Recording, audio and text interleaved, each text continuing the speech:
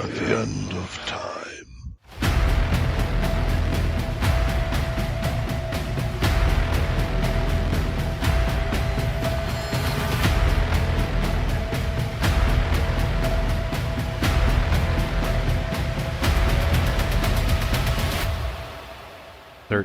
O'clock.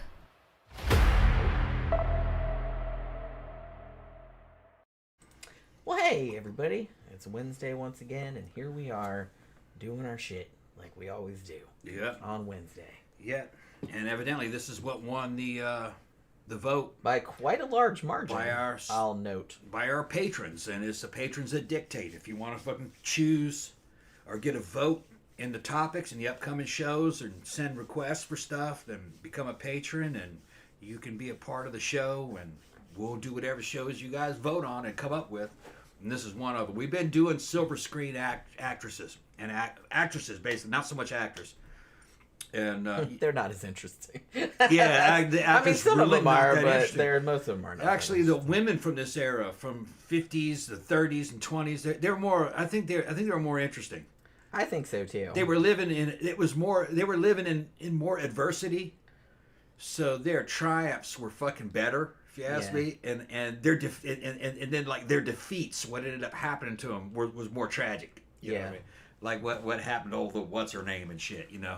And I'm talking about fucking Louise Brooks. Louise Brooks, as the last one we did. She ended up waiting around in fucking hotels all day just to have fucking sex with fucking college boys. She ended up losing her career and just ended up having to be an escort. And such a talented actress who was way ahead of her time, you know, just fucking Hollywood, man. Old Hollywood. Actually, all Hollywood. They're all fucking scum. The interesting thing, like I said, and I will note that I think it's a lot better than it used to be. Yeah. But I think that Bette Davis and Joan Crawford, it's interesting because, as many people have pointed out, and very famously, they hated each other. And we'll get into that. I kind of want to talk about each of them individually, and then we'll talk about like the big feud thing, like what caused it and like what kept going and stuff. And I kind of love, man, I watched some documentaries where they had there's great fucking quotes out there, particularly from Bette Davis, because she was like super witty and she was very savage, you know what I mean? So some of the shit she said about Joan Crawford was just, yeah, she knew how to throw some shade, is what I'm saying. But what's interesting about these two is how similar they were. They were about the same age. There was only a couple years in between them. They both were raised by single mothers. They both kind of came to Hollywood a little bit, and they both kind of got shit on, but Bette Davis more than Joan Crawford, like for their looks. And also they kind of competed for a lot of the same roles. And one thing too that was interesting was that prior to them, there really wasn't much precedent for actresses sustaining their careers for that long. I mean, I watched a few documentaries about them, and, you know, a lot of the kind of old guys and stuff that were around back then, or new guys that were around back then, were kind of like, you know, the actresses particularly, and the actors too, but to a lesser extent, you know, everybody wanted the new hot young thing, you know what I mean? It's like, so most actresses' careers were not really that long. 4 or 5 years. Yeah, and it's like, and then, you know, everybody be on to the next one. Yeah. And so for these two to have careers like spanning 50, 60 years, and they're still doing stuff in their old age, even though they kind of got shit on for it in a lot of ways, as we'll get to, was kind of unprecedented. Like, it just wasn't done. The first in this series we did Louise Brooks and Mae West, they were before these two. And really what happened to them, there were two different examples. What happened, Mae lasted a long time, but what happened to Louise Brooks is actually spurred on a lot of the Hollywood stars to like form unions to where they couldn't get fucked over as badly as they were fucking over the young, all the actors really, but especially the young women of the silent screen era. Louise herself said that, you know, when they paid you money, but then they made you rent huge expensive fucking mansions, and then they made you buy your own clothes. And those are the clothes that you wore in the movies. So every penny that you made, they sucked back out of you. Yeah. And she was doing, when she realized what was happening, her and another girl, and I don't remember what other actress it was, tried to do an investigation to find out what happened to all the other girls before them. They realized that they only lasted 4 or 5 years. And there was no way to save any money to exit the industry. You know, you were eventually going to get blackballed or just fired, or a younger one was going to replace you. And to keep afloat, they were basically pimping these girls out. Okay, like, yeah, to get your next picture made, you're going to have to go sleep with this dude and go hang out with him in his mansion for a couple weeks, you know, and he's going to produce your movie. You know, he's going to front the money to get this shit made. So they were hookers. You know, they weren't titled as hookers, but that's basically what they were doing to them. Now, these two here, they were kind of in the next generation after that. It went a little bit differently, but they were both they're all endangered species, really. If you weren't on top of the female pile in the Hollywood celebrity world, then means you were gonna fall, and when you fell, you wouldn't be able to afford your fucking mortgage, because they all lived in mansions. So they were under a lot of pressure to stay relevant, and most of them didn't stay relevant. These two kind of did. These two did. Yeah. Like I said, they kind of got shit on for doing shit they did in their old age, you know, and we'll get into whatever happened to Baby Jane and things like that they did together, which is a great fucking movie. We reviewed it a while back. But I think it was recognized as a great movie at the time. Shit, Bette Davis even got a fucking Oscar nomination for that. But it just wasn't done, because like I said, I kind of feel like a lot of those old school Hollywood actresses, and that was one of the reasons that Bette Davis was, as Tammy said, like very ahead of her time, is that she was willing to, acting was her craft. She was much more an actress, so she was willing to let herself look like shit on screen, or like look unsympathetic for the role, which back then was something that actresses absolutely did not do. Even if they were dying of cancer or something like that in the movie, like they still had to look beautiful and their hair had to be perfect and all this other kind of shit, where she was like pretty adamant about wanting everything to look realistic. Yeah. You know what I mean? Go back and watch, like, say, King Kong. Fay Wray looks gorgeous in every frame of that movie. Yeah. Even when she's fucking, you know... Well, that was very common. On the island getting ready to be sacrificed and shit. It's not realistic. Because nobody wanted realism, I guess. No, they wanted stylistic glamour. And it's kind of weird, man, because the hoi polloi, the fucking layman in the fucking film watching these actors and actresses, they're like gods and goddesses on fucking Mount Olympus. They're projecting, boy, they must live these fucking gorgeous, glamorous lifestyles because that's the setting they're in constantly. They didn't realize that, no, they were disposable and they lived like hunted animals on borrowed time, all of them. Well, and particularly back in those days, they were beholden to the studio system. Yep. And they were like vampires. Which Bette Davis very famously kind of bucked back against, which we'll get into in a bit. But I think Zach asked Tom specifically, which one do you think is hotter? Who? Bette Davis or Joan Crawford? Yeah, Joan Crawford. I'm inclined to think Bette Davis is hotter. Joan Crawford is probably more classically beautiful. As you know, we'll kind of get into it a little bit because, like I said, Bette Davis kind of had a hell of a time, like when she was first starting out. The thing is, though, is that hot is like, I guess you could say that kind of like not a real well-defined term. Neither one of these are really something I'd be interested in the real world.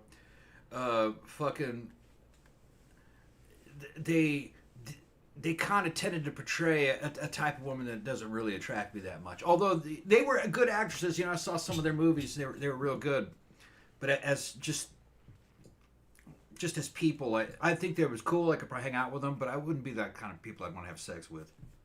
So out of the two,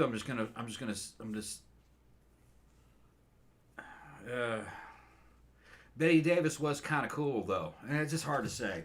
It's hard to say what makes a woman like hot. Funny as shit, and I think that's kind of what I think she's beautiful, but which I think people recognize nowadays. But back in those days, like she got a lot of flack for being funny looking or whatever. Yeah, out of everybody that I mentioned, I'd say Louise Brooks. Well, yeah. Well, I think Louise Brooks. is hot, too. But like I said, the choice is between those two. So yeah, I could hang out with Louise Brooks. We could take Louise Brooks to the club and have a good time with her and just fucking love her. You know, she's the right personality type. She was goth before there was goth. I need a piece of paper. Give me a piece of paper. What's that? I thought I had one here, but I don't. Yeah, she was goth before there was goth, and I could relate to her story, and I could relate to what I read about what she said and how she reacted to things, and yeah, she did a lot of stuff that wasn't wise, but she was young, you know, and but yeah, her complaints were valid, and a lot of the shit, you know, I've seen the interviews with her. The only thing I'd say about Louise Brooks that I think would kind of a little bit like, is that she, even when she was an old lady, and she was still a pretty old lady, even as an old lady, she kind of, when in her interviews, kind of has a fake Hollywood style persona way she's presenting herself. I know it, and that was just kind of the way you did things when you were a star back then. Yeah, you know, that's not really her. She's very theatrical. Yeah, real theatrical. You know, that's not really her. She was more kind of like a street kid, really. You know, but fucking cool. You know. Yeah. Whatever. That. I liked what I read about where she came from and the shit she went through. But her Hollywood persona was an act. That's not who she was. Yeah. Well, I think that was true of a lot of them from this era. Zach says, apparently, Betty did an early movie. Oh, this is true. I heard this story, too. Where she got beaten up in the movie. Not for real. She didn't like the makeup. She's like, what they would used to do. And I saw an interview where she was talking about this. She's like, what they used to do, whatever, if you got beat up or something in a movie, she's like, they would always do the same bandage on you that just, like, went around your forehead and, like, under here so you could still see your face. And she's like, that's bullshit. That's, like, not, like, the real bandage they would put on you. So she went to her doctor, like she drove out the studio, went to her doctor and said, I got beat up, put the bandages on like you would really put them on. And then she drove back to the studio. And the guard at the studio gate thought she'd for real been in a car accident. Yeah. And that was but that's what they put in the movie. That's what she wanted, yeah. That's what they put in the movie. Yeah. And she was like, that's more realistic. But yeah, she did tell that story. I saw that documentary where she told that story. I'm like, that's a great fucking story. One of the things that I like about the modern internet, you know, and YouTube and everything is it's kind of breaking down the illusions that Hollywood casts. And it kind of cast on the minds of people, especially our generation, who grew up in between worlds, in between Hollywood and the internet. Man, a lot of shit they did was fake as fuck. You know, everything they did was fake as fuck. It was all illusion. You know, it was like a carnival. And, you know... Shit, I forgot where I was going with that. I had a good one, but we were drinking already. But the movies, Andy Warhol said that fucking art, fucking life imitated art. And that, you know, in other words, like people would see things in a movie, they would internalize it and think that's the way that things really were. But that's not the way things were. And it's just, you know, it's kind of interesting. Oh, Tammy said Tom just wants to get smacked around with a wire hanger. No, I don't even. Joan Crawford was when the symmetry of her face and everything, and what kind of her build and everything. No, she was attractive. She looked kind of like she looked like a 50s model or a 40s model, kind of like that. She was good looking. Bette Davis was a little more.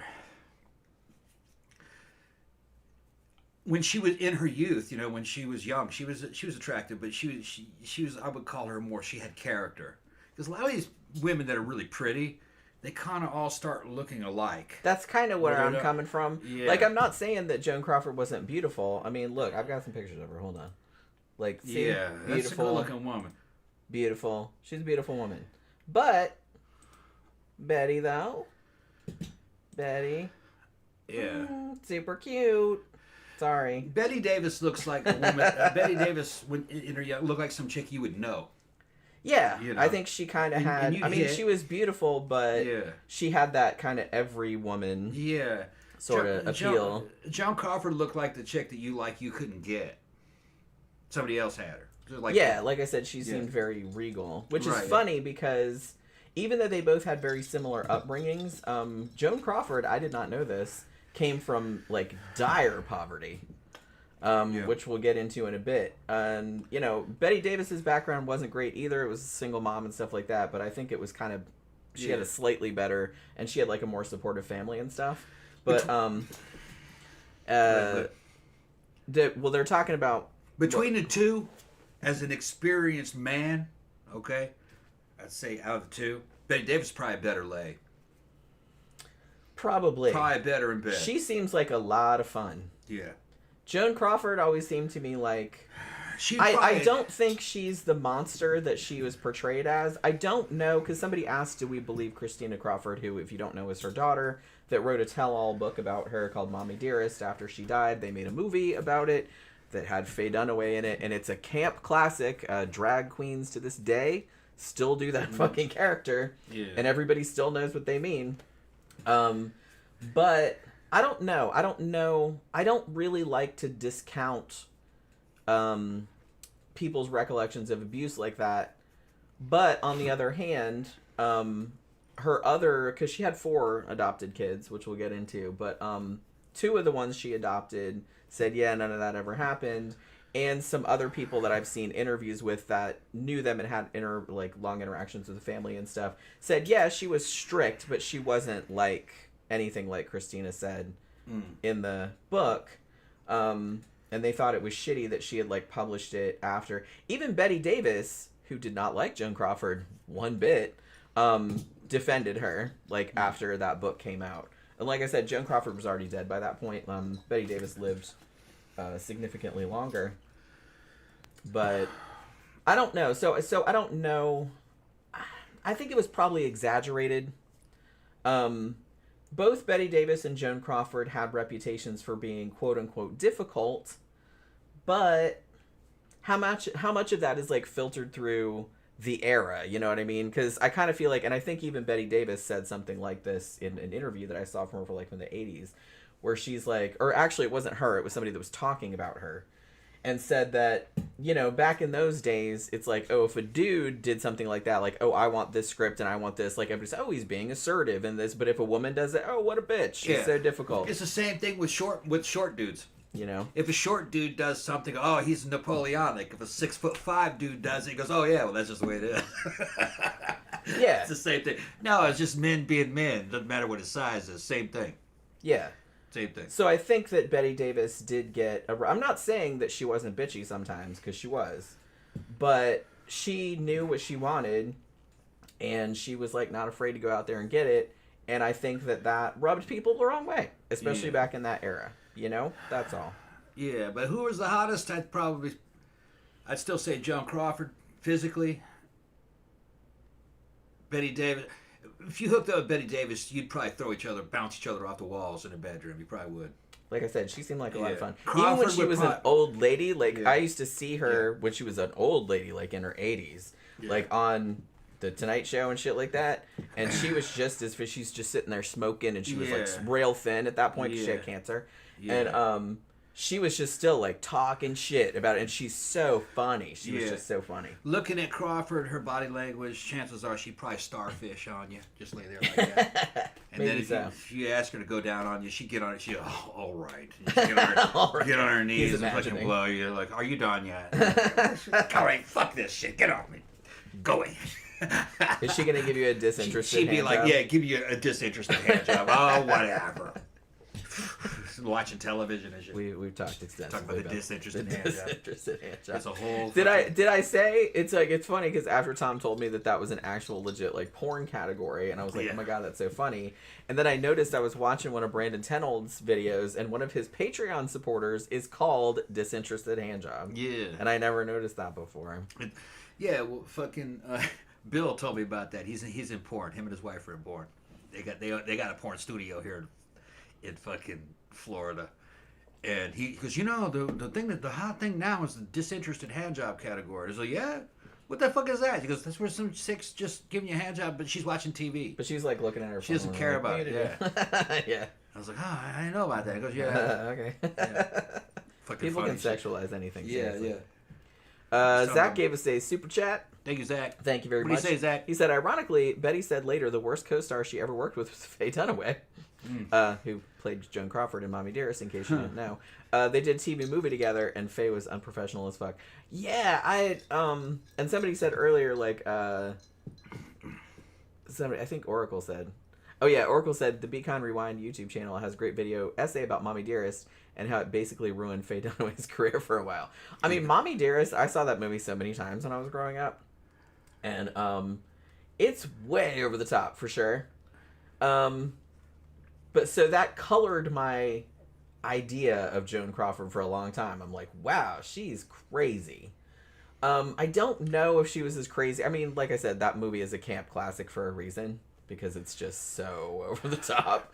But I don't know. Like I said, I don't know where I fall on that because, like, as somebody, I think Randa said, I believe her daughter mostly because someone can treat one person very differently than how they treat anyone else. Yeah, and that could have entirely been the case. Like, maybe she was just really smart about doing shit to Christina when no one else witnessed it. You know what I mean? Because some abusers will do that as well.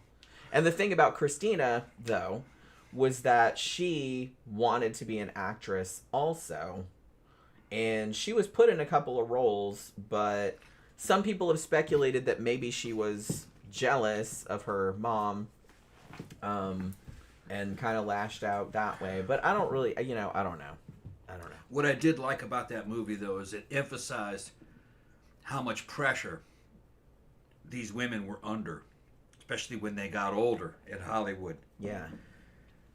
To get some kind of role so they could get money to pay the bills. Yeah.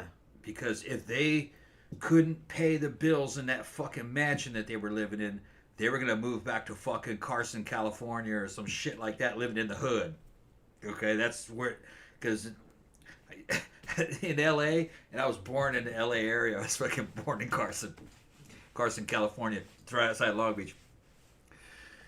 Fucking L.A., that whole area is, got a killer reputation, but it's really only just rich people or the fucking hood. It's ghetto. And especially back in those days, and fucking long time ago. And that's what would happen. That's really where all the abuse was coming from. You had rich people in Hollywood fucking basically picking up really hot chicks out of the ghetto and turned them into stars, and you owned them completely because you could send them right back to the ghetto where they came from. Yeah, because you're like, oh, know, what? Don't you have any gratitude? You don't have any gratitude. You go right back to you're going back to Carson, bitch. Yeah. Yeah, there pretty you much. are. Go back to Compton. They knew what they were doing. They knew exactly what they were doing. Yeah. So, Big Dog says, disinterested handjob sounds like my first wife. Yeah. Dude, you should have fucking recorded it. You'd have made all kinds of money. You can make all kind of money nowadays. Who knew that was going to be a porn category at some time in the future? But yeah, so I don't know. So I don't know, because the thing about it, I didn't realize this, but Bette Davis's daughter, her one biological daughter, she had a couple adopted kids too, but also wrote a book about her, kind of shitting on her a bit, but she did it while her mom was still alive. And her mom was like, what the fuck? Like, and she had only talked nice about her daughter. But the thing about it is that I don't think people believed it about Bette Davis the way they did about Joan Crawford, which make of that what you will. I'm not really sure. But she didn't, I don't think Bette Davis's reputation was as tarnished as Joan Crawford's was, posthumously, obviously, because like I said, the book didn't come out until after she was dead. But I don't really, because like I said, Mommy Dearest, everybody knows what that is. But the book that Bette Davis's daughter BD wrote, most people, I don't think, it's called My Mother's Keeper. But most people haven't heard of that, so it didn't become the cultural touchstone, that Mommy Dearest, for better or for worse. I'm not really sure. Like I said, I kind of love that movie. Pretty sure we reviewed it. I saw it many times growing up, but like I said, like everyone else, she was a complex individual, and I'm not really sure. So I don't know where I come down on it. Like I said, because I grew up thinking it's like, oh my god, she was this crazy monster that did all this insane shit like to her kids, and maybe she did, but I don't know. I've seen a lot of people come out and be like, yeah, that's not what happened, or something like that. So I'm not really sure. Like I said, I wasn't there. And to be honest, I don't know. She didn't get quite the reputation of being a difficult diva, as they were both divas, absolutely. But I feel like Bette Davis was probably a bigger diva in the sense of just kind of saying what she wanted, like, pretty overtly. Whereas Joan Crawford was kind of more... She did it too, but she wasn't quite as hard-nosed, I feel like. Both of them... It's kind of sad because both of them, I feel like, were very insecure. As I guess you would be after being told the shit they were told, like... Living under a microscope like that, especially from a young age, because they both started out, you know, pretty young. Not that young, but like 18, something like that. And sustained their careers over a long time. I was going to say, it's funny because when Bette Davis was older, I don't remember what year this happened, but she actually, you know, she wasn't really getting that many roles anymore. She worked pretty much up until she died, as did Joan Crawford. You know, they weren't maybe in, like, prestige movies or anything like that. Their time had kind of passed. And Bette Davis did a lot of stuff for TV, but some of that shit was pretty good, you know what I mean? It's like, I'm not shitting on it. And, like, I kind of feel like one documentary I watched, like, kind of threw a little bit of shade on, they had to do these horror movies. I'm like, some of those horror movies were good. Like, what the fuck are you talking about? But Bette Davis, at one point, ran an ad, like, looking for work, like, in the Hollywood Reporter or whatever the big paper was. And she said, yeah, that just wasn't done. And everybody was horrified that she'd done that because she was like an old lady at that time. But she just wanted, they said, you know, she just wanted to work. Yeah. She loved acting and she just wanted to do that forever. You know what I mean? She probably needed the money too, I'd imagine. But they all had bills to pay. Yeah, that's the thing. And that if that's what you've done your whole life, like, why would anybody expect you to just...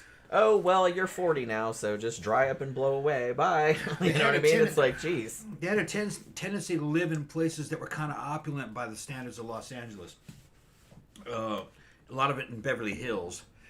And a lot of them didn't really ever successfully pay off everything that they owned. So they had bills, and they didn't want to get thrown out. When they'd make a score, they'd pay their bills, but then they'd spend money on the shit too. They'd go out and fucking, you know, party and shit. That was, I think, part of the problem. But I think a lot of them ended up just living in two-story kind of Spanish colonial houses about the size of this, even though they were, you know, we're in a two-story house right here in Florida, but they were the size of this, but they were, you know, fucking in a very expensive area, which made them multi-million-dollar places just because of the real estate. If you wanted to live in Beverly Hills, a certain place in Palos Verdes and shit like that, it was fucking expensive. You know, and the houses were well built. They're still there. They're not modern houses, but you know. Yeah, Stevie said Betty's last film was Wicked Stepmother from 1989. Yeah, that was a TV movie. And I believe she died in 1989 too. So like I said, she worked right up until she died. Unfortunately, and I think that was an okay movie. I mean, as TV movies go. Unfortunately for Joan Crawford, her last movie was Trog, which was fucking terrible. That was Joan Crawford's last movie? Yeah, that was from How old was she? The 50s? 50s probably? 60s? No, she was older than that. 60s? She was, but no one's entirely sure when she was born. Trog. Which one was Trog? It was the one where she plays a scientist, and they find like a Neanderthal man. Yeah. And it's a terrible mask and costume. Like, it's obviously just a dude with a cheap ass mask on. Well, I've seen bits of it. Like, I've seen Brendan Tenold's take on it. And it is kind of sad because look, I mean, it is kind of sad to see her in those reduced circumstances. Just about that movie. I don't, you know, Straight Jacket, she was in like some other, and she was in a movie called I Know What You Did, and like that was late 60s. So she was in horror movies back then, and like some people were like, oh, How the Mighty Have Fallen. But those movies are pretty good. Trog is terrible though, and sadly that was her last movie. Bette Davis though, she was in fucking Burnt Offerings. Good movie. She was in Watcher in the Woods, that Disney movie that was 1980. Yeah. And she was in like some pretty decent like TV horror kind of movie. She was in one called The Nanny that was pretty good. Burnt Offerings also had Meredith Burgess in it. Meredith. Meredith. He was in all of them. Yeah. He was in every movie. That's how many movies he was in. Even if you don't see him, if you didn't see him, he's in that bitch. He's in that bitch. He's in all the movies. Even now that he's dead, he's still in every movie. You just can't see him. They hired Burgess Meredith. His ghost is in every movie. They hired Burgess Meredith to class up the joint. I love Burgess. He was in every fucking movie. He's so rad. And Yeah, that's fucking funny. 404 Error gave, gave us a super chat. Oh, okay. I think that's our friend from Dollar General. All right. Hi, everyone in chat. Love y'all. Thanks. How are y'all? We're good. We're doing good. One of the things, though, that it wasn't just fucking Crawford doing these shitty ass fucking movies towards the end of her career. What happened to old Bela Lugosi? Ended up in the fucking hood out in fucking L.A. I would argue his shit was worse because he ended up in Ed Wood's movies, which are entertaining, but yeah, he was a junkie, fucking shooting fucking heroin and morphine and shit, and living on unemployment. Little bitty fucking house. It was all black, with his vampire shit, from Dracula, and that poor dude was fucking just languishing, and Ed Wood gave him something to do. Yeah. So it can get bad. It got bad for a lot of them. It did, yeah. Well, and I mean, these two, like I said, it could have gone a lot worse. Yeah. They were both pretty heavy drinkers, and Bette Davis in particular, smoked a lot. But honestly, she lived until her 80s, and she worked until she died. Yeah. You know what I mean? So one of the few that I remember that had a good run and died wealthy, John Wayne. Still living the high life when he died. I guess some of them do die when they're doing the, I don't. The thing is that John Wayne wasn't making movies by that point, but I think everything was paid for. Yeah. He was a little wise with his money. He had a lot of properties. Tammy says, Hush Hush Sweet Charlotte was a good Bette Davis movie. We should probably review that. We've done Whatever Happened to Baby Jane, which is great. But Hush Hush Sweet Charlotte, which I'll get into in a bit, was actually meant to be not necessarily a sequel, but kind of a spiritual follow-up. And Joan Crawford was supposed to be in that too. And she did actually show up on set and everything like that, but it didn't work out. So Olivia de Havilland ended up being in it. It's a Southern Gothic. But yeah, I've been wanting to review that one for a while too, so maybe we'll get around to it one of these days. But yeah, I think most people remember Baby Jane more because, one, Bette Davis got the Oscar nom. Actually, I think Victor Buono got the Oscar nom for that too, for supporting actor. But because it was finally, you got to see these two women who very famously hated each other, being in the same movie together. And it was magic. It was really magic. And I don't know how accurate, because there's a lot of stories about stuff that went on the set of that movie, all the shit they were doing to each other and everything like that. And I don't know. I've heard differing claims about it. I've heard all kind of stories about it, and then some people that were like, no, that's not how it happened, and it's you know what I mean. But I'll get into it later. But it's pretty fun. Like I said, I want to get into the whole feud thing because I know that what's his face that made that series called Feud. And like I said, I think each season is a different famous feud, but I'm pretty sure the first one was Bette Davis and Joan Crawford. And I think it was Jessica Lange and Susan Sarandon were in it. I haven't seen the whole thing straight through. I've seen bits of it and stuff. And it looked really good. But they said some of it was slightly exaggerated, but obviously they're going to do that for fictional purposes. You know what I mean? So let me go to the bathroom real quick. And then we're going to talk about, like I said, we'll talk about each of them individually. And then we'll talk about the whole feud thing. Because that's talk pretty funny, actually. All right, so we're going to take a break here in a bit. Yeah. So just see what everybody's talking. She just says, go talk about something. All right, we're going to talk about something. See what's going on.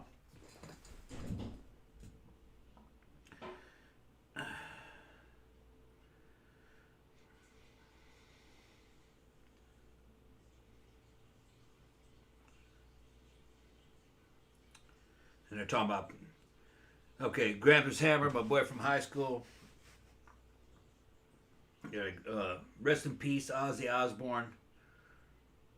Who else ever sang songs about Mr. Crowley? I don't know, man. That was a good song, but a lot of Ozzy's best stuff was from the Black Sabbath period. I mean, I liked early Black Sabbath. The first album had the Wizard and fucking the song Black Sabbath. That was fucking wild. I think it's called MIB was another good one from off that first album. And shit, they had Technical Ecstasy, which a lot of people didn't like that album when it first came out. That had some really good shit in on it. I liked Black Sabbath too. Although, you know, when he went solo, of course, you know, Randy Rhoads and everything, you know, they were good albums. I really like Diary of a Madman. Are you talking about Ozzy Ozzy passing away? Yeah, I liked. Yeah, that was. But as Ozzy went on, he got real mainstream, and I had to check out.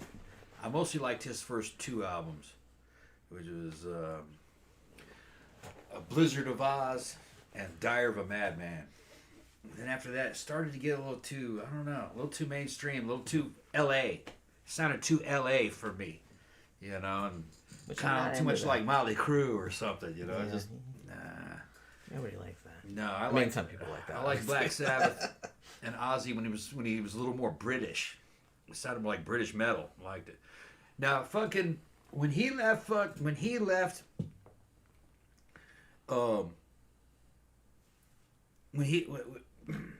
Ozzy left Black Sabbath, Ronnie James Dio joined it. All right, fucking, and I liked Ronnie James, and Ronnie was an American, if I remember correctly. He was an American guy, a little bitty dude, you know, long curly hair, and fucking his voice. He sounded like he was 6'5", 6'8". He sounded like he's 600. That's how fucking big he sounded. He was a little bitty, like 5'3" dude, but he could put on a good show, man, and he wrote cool lyrics, man. So Ronnie James Dio, fucking Black Sabbath was good. I even like Ian Gillan, Black Sabbath. Fucking, he did one album with it. Fucking, fucking yeah, trashed. That was that song. Fucking weird album. And Ian Gillan was fucking from Deep Purple. Another good band. Okay, we're gonna get back to the show. All right, you could make me another drink though. Yeah, Well, I'm out too.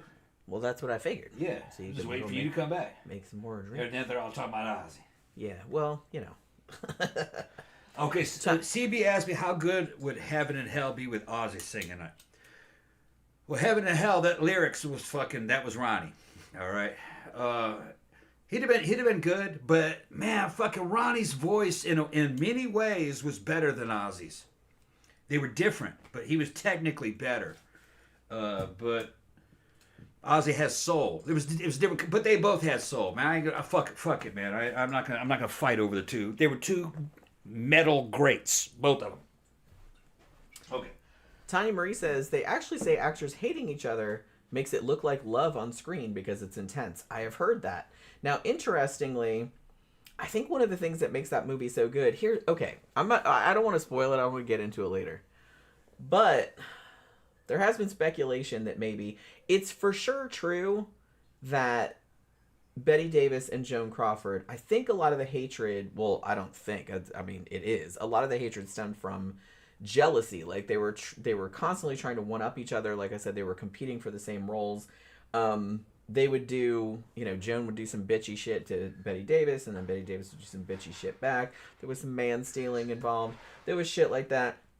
But honestly, the crazy thing about it though is that they really genuinely respected each other as actors. Like, and they would talk each other up as if they're like, look, I don't like her as a person, but they didn't go so far as to be like, oh, she's a shitty actress or nothing like that. Like, they were always just kind of like, man, she's a great actress. I just, you know, personally don't like her. You know what I mean?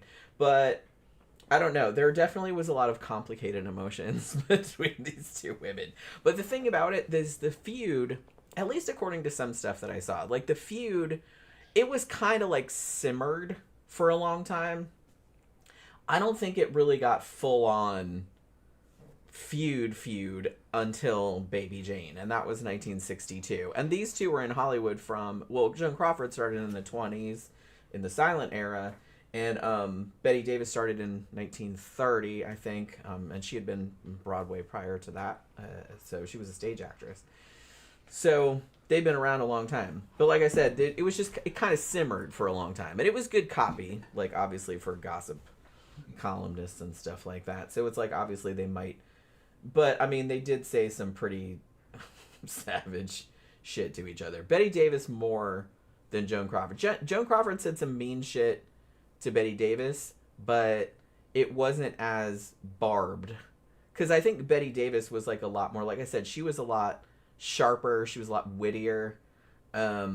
She was like really, I mean, Joan Crawford was really intelligent too, but I mean, fucking Bette Davis was something else. You know what I mean? She had that real like razor sharp wit, so she could just say some throw off some offhand line, and I was like, oh shit, like, you know what I mean? Like, get some fucking ointment for that burn kind of thing.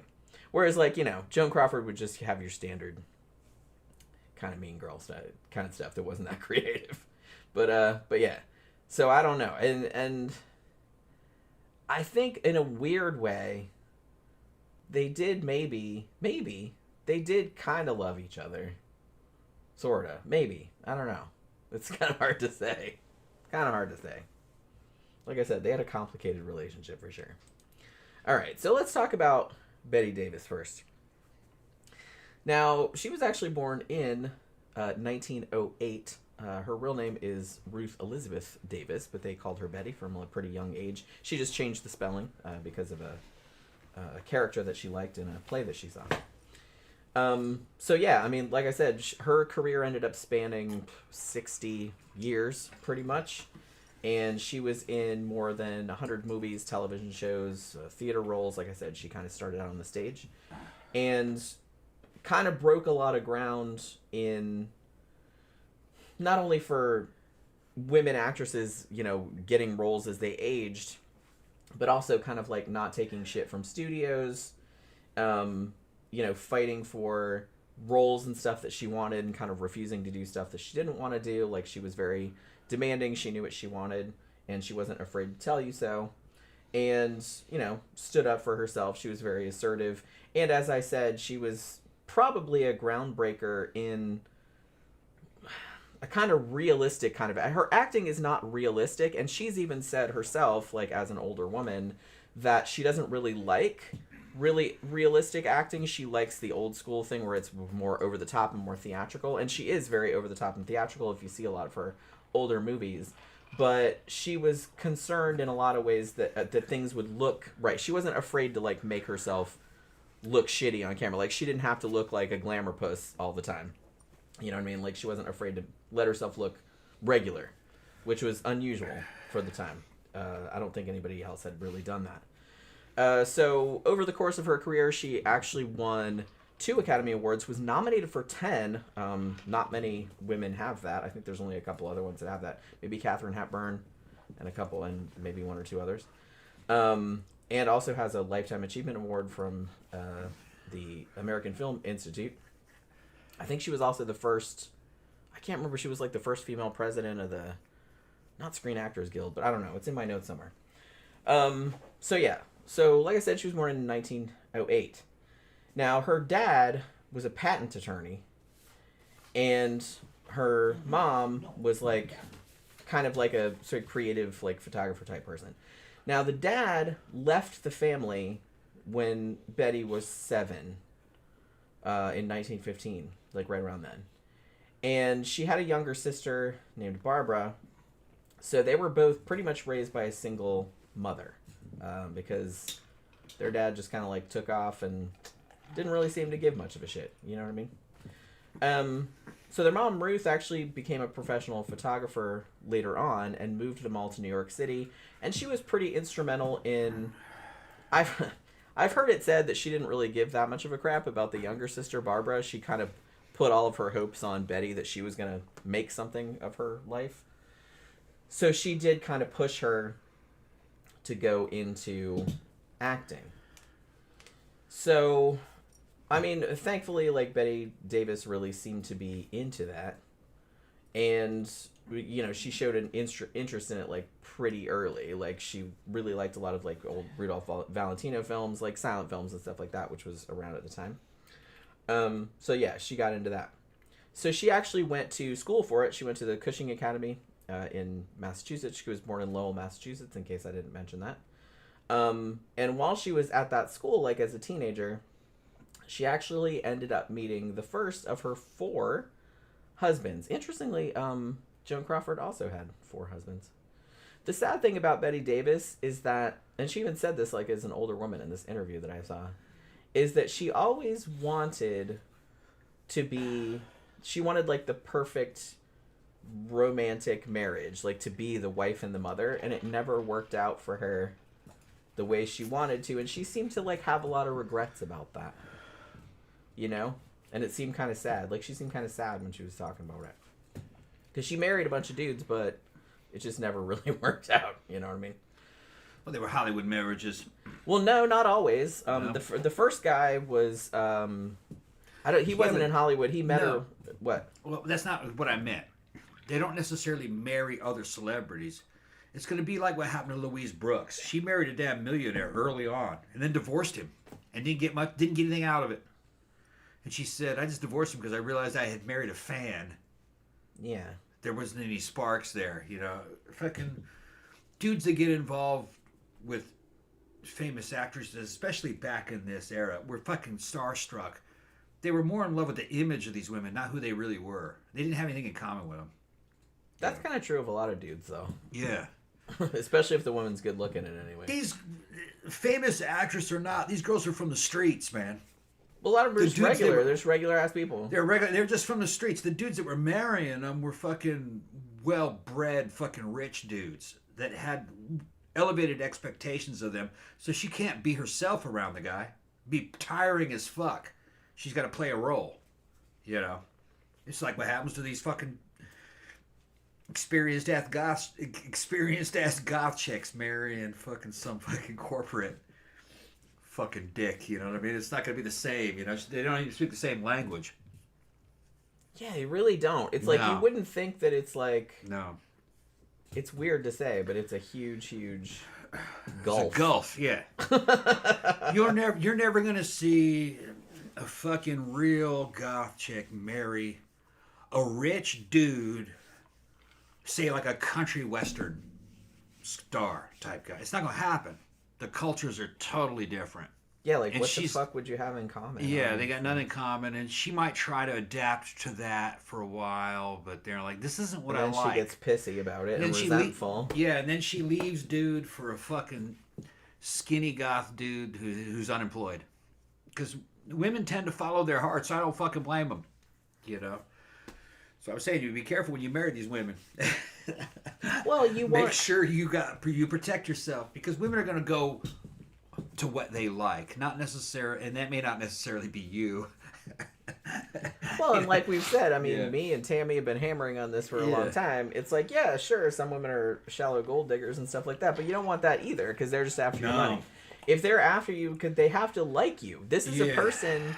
She's thinking to herself, this is a person I have to be around 24/7. Yeah. I better like that person. I better have something in common with that person. It doesn't really matter necessarily what they look like or anything like that, but they have to bring something to the table in the terms of... This is experience now. The shallow gold digger is always going to be fucking another dude who isn't you. And that was probably me that she was fucking, not you. Okay. Because a lot of times I didn't have any money and I was fucking somebody else's woman. I was the other guy in many relationships. Fucking Jen knows my stories. Yeah. And some of those dudes had money. But, you know what I mean? She was just kind of into it for the fucking superficial paying bills and status. It's like, but she wasn't really into that dude. Right. And chances are those marriages didn't last anyway. It's nice to have your bills paid and have a house and everything like that. But it's like I said, you have to put up with this person. Right. So you better have something to talk to them about. Yeah, and when I was in my youth, I had no problem being the other man. Yeah. Tiny Marie says, the perfect romance is rarely possible in real life. When people start putting the toilet paper the wrong way, it's war. Yeah. Luckily, we have our own bathrooms. Yeah. Although, I'm sorry, but over is the correct way. So. CB said, you have to feel sorry for some celebrities who can't find someone that loves them for them and not for the money. Yeah, it's like, you can't really feel bad for them because they have $1 bajillion, so I don't cry about it, about them or anything, but it's like... In the case of the woman, it's not the money. He doesn't love her because of the money. It's a rich guy marrying her. He loves her because of her fame and her celebrity and what he saw of her work on the screen. Okay? Yeah. The image that she portrayed then. But that's not who she is. She's acting. Yeah, it's acting. That's the what thing, that job fucking me and Graptors, he said, in high school, we were drama kids. All right? You're not going to fucking win some starlet's heart by telling her you fucking love her because you saw her movie. All right? I love you. No, you don't. You don't know me. You just saw me acting. Yeah. The best compliment you could ever give to an actor is that I fucking love your work. Yeah. They like that. Oh, you like it? He says, yeah, what you did on that movie and this movie, man, it was fucking great. Never for 1 minute confuse that role that you saw with that person you're talking to. And you make sure that you communicate to them. I'm giving y'all a secret, okay? Make sure you communicate to them that you've differentiated the two between those roles. You know that's not. And that who that person is. Right. Because that person usually has real humble origins. They're talented and they're in a system and they've made a bunch of money. And from that, they got a lot of fame. But that's not who they are. Yeah, I mean, like I said, if you're a good actor worth your salt, then you're supposed to make people forget. Right. Who those people really are. Like that you are the character. You're supposed to, convey If you dial that. the time back, before they were famous, they were probably like club kids. They're like that.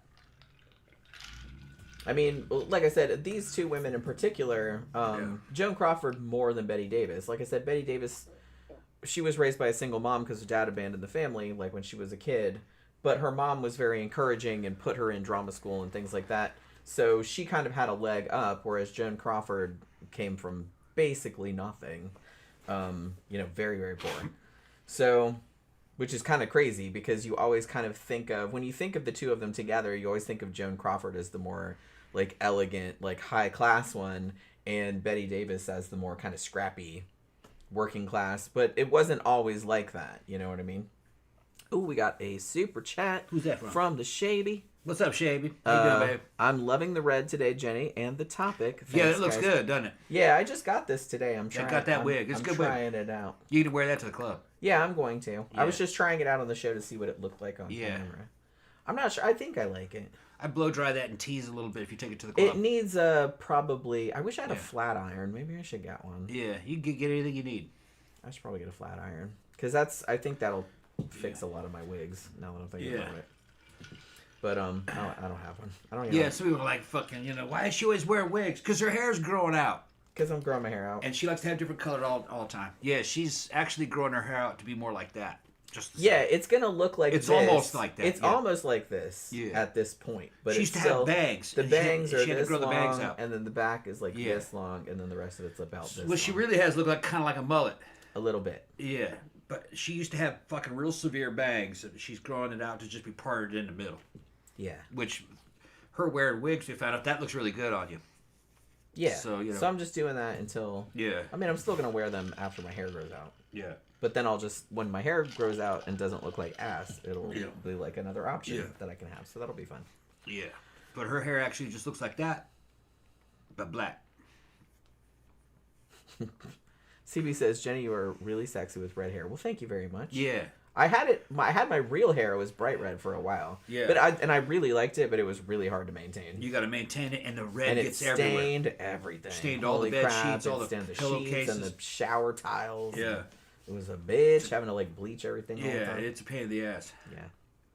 I was living with her during that time. Everything was red. Everything was red. Yeah. Because I had to do it like every week or two. Because otherwise it would fade and it looked like shit. Yeah, it can't be in between. It was bright red. Yeah, and I wanted it to look like that all the time. So you had to keep combing dye through it and like combing through with conditioner and all this other kind of shit. Look good. So we had red fucking dye on everything. Yeah. Luckily I have mostly, well, not anymore, but back then we had mostly black and red towels, so it didn't really make a big difference. But now I have gray and green towels, like absinthe green, so can't really do that. Papa says she could wear the hair and nothing else. What's that? You could wear the hair and nothing else. Oh, yeah. Well, not on YouTube. Not on YouTube. They'd fucking kick us off. They'd kick us off. If you want to see what that looks like, we got videos. Well, not with this wig, because I just got this today. But you know what I mean. Okay, so she married her first husband when she was 18. And like I said, she wasn't famous at this time either. She's just starting out. She's still like in drama school and stuff like that. And he was, I can't remember what he was. He was like some kind of performer, but he wasn't like famous either. So she decided that she wanted to be a theater actress. And she decided this when she saw a production of the Henrik Ibsen play, The Wild Duck. And there was an actress in it named Peg Entwistle, who I've actually heard of, strangely enough.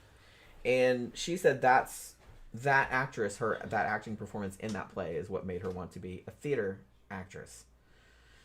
Now, she kind of went around different places, got rejected and stuff like that. But she eventually got into the John Murray Anderson Dramatic School and then, kind of became the star pupil there. And honestly, she had like a pretty decent, when she was, 18 to 20-ish, a very decent off-Broadway career. Like, she was in several plays. She was in The Earth Between. She was in Broken Dishes. She was in one called, I think it's called Solid South, or it was called something like that.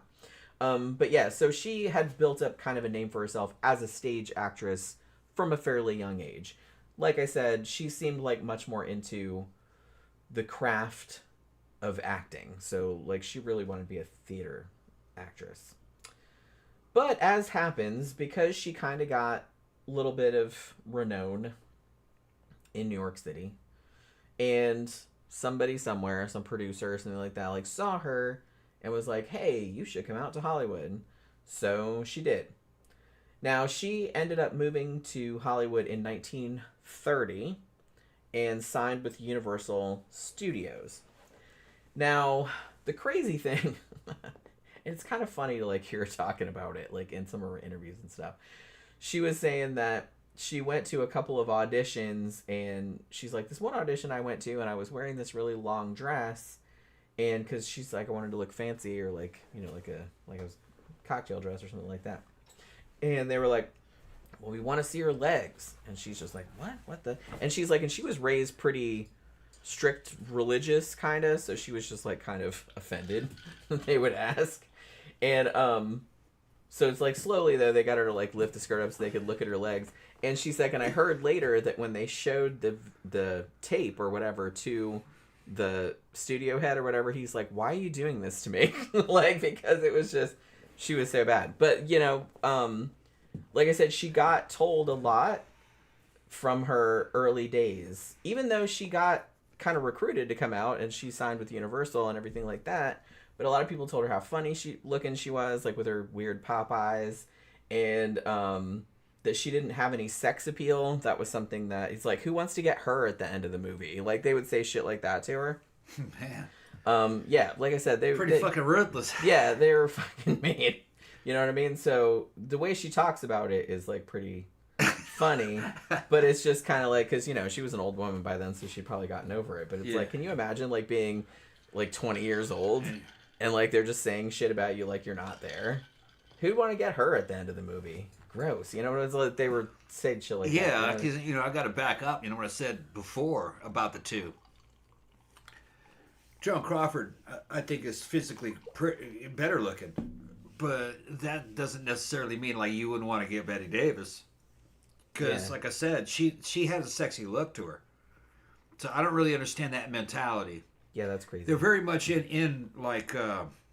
They very much had. They're very much in the box. That was very narrow. Yeah. That's particularly during this time period. That's not the way guys actually are. Fucking, there were some sexy ass women out there that they weren't pretty. They were just sexy. You know what I mean? Fucking, or the not really. I'm trying to fucking nail it down for y'all women out there. How guys think it's very difficult to predict. If not being fat is a big factor, you could take a girl, and if she's slender, she looks really good. You put a bunch of weight on her, she's not attractive anymore. Even though that's the same girl. I would say that was the key. But the thing is, I'd be lying, because they also have women out there, you put a bunch of weight on them and they look great. Yeah, it just. But it depends on how the distribution is. Depends on a lot of things. Depends on where it goes and fucking how, and then how she's presenting it, what she wears, fucking what her personality's like. you can have a bunch of weight on you if you've got a decent waist, big boobs, and a big ass, and you know how to play it. Some of the top Instagram girls that are running fucking OnlyFans and shit like that, some of them don't even do any porn, just nude stuff, and they do a lot of like cosplay or of that body style. They're big, that never would have been acceptable in this era. But they didn't know what the fuck they were talking about. Had they presented that to dudes, they probably would have gone for it. They'd go, oh, hell yeah. Because in the 1800s, if you look at the drawings and the paintings that cowboys were into, because they put that shit up in the saloons, they liked thick. They liked that big full up, because that's not what they were seeing. What they were seeing usually skinny, scrawny girls, which meant poor, malnourished. Yeah, what they liked is they liked big boobs, and they had that was a fantasy woman for a cowboy. I kind of feel like it's more often through human history. Thick is usually preferred. Just look at in Arabic culture and in Islamic culture, fucking going all out through the Crusade and pre-Crusade periods. Evidently, fucking Arabs liked big, voluptuous, because that's not what they normally encountered.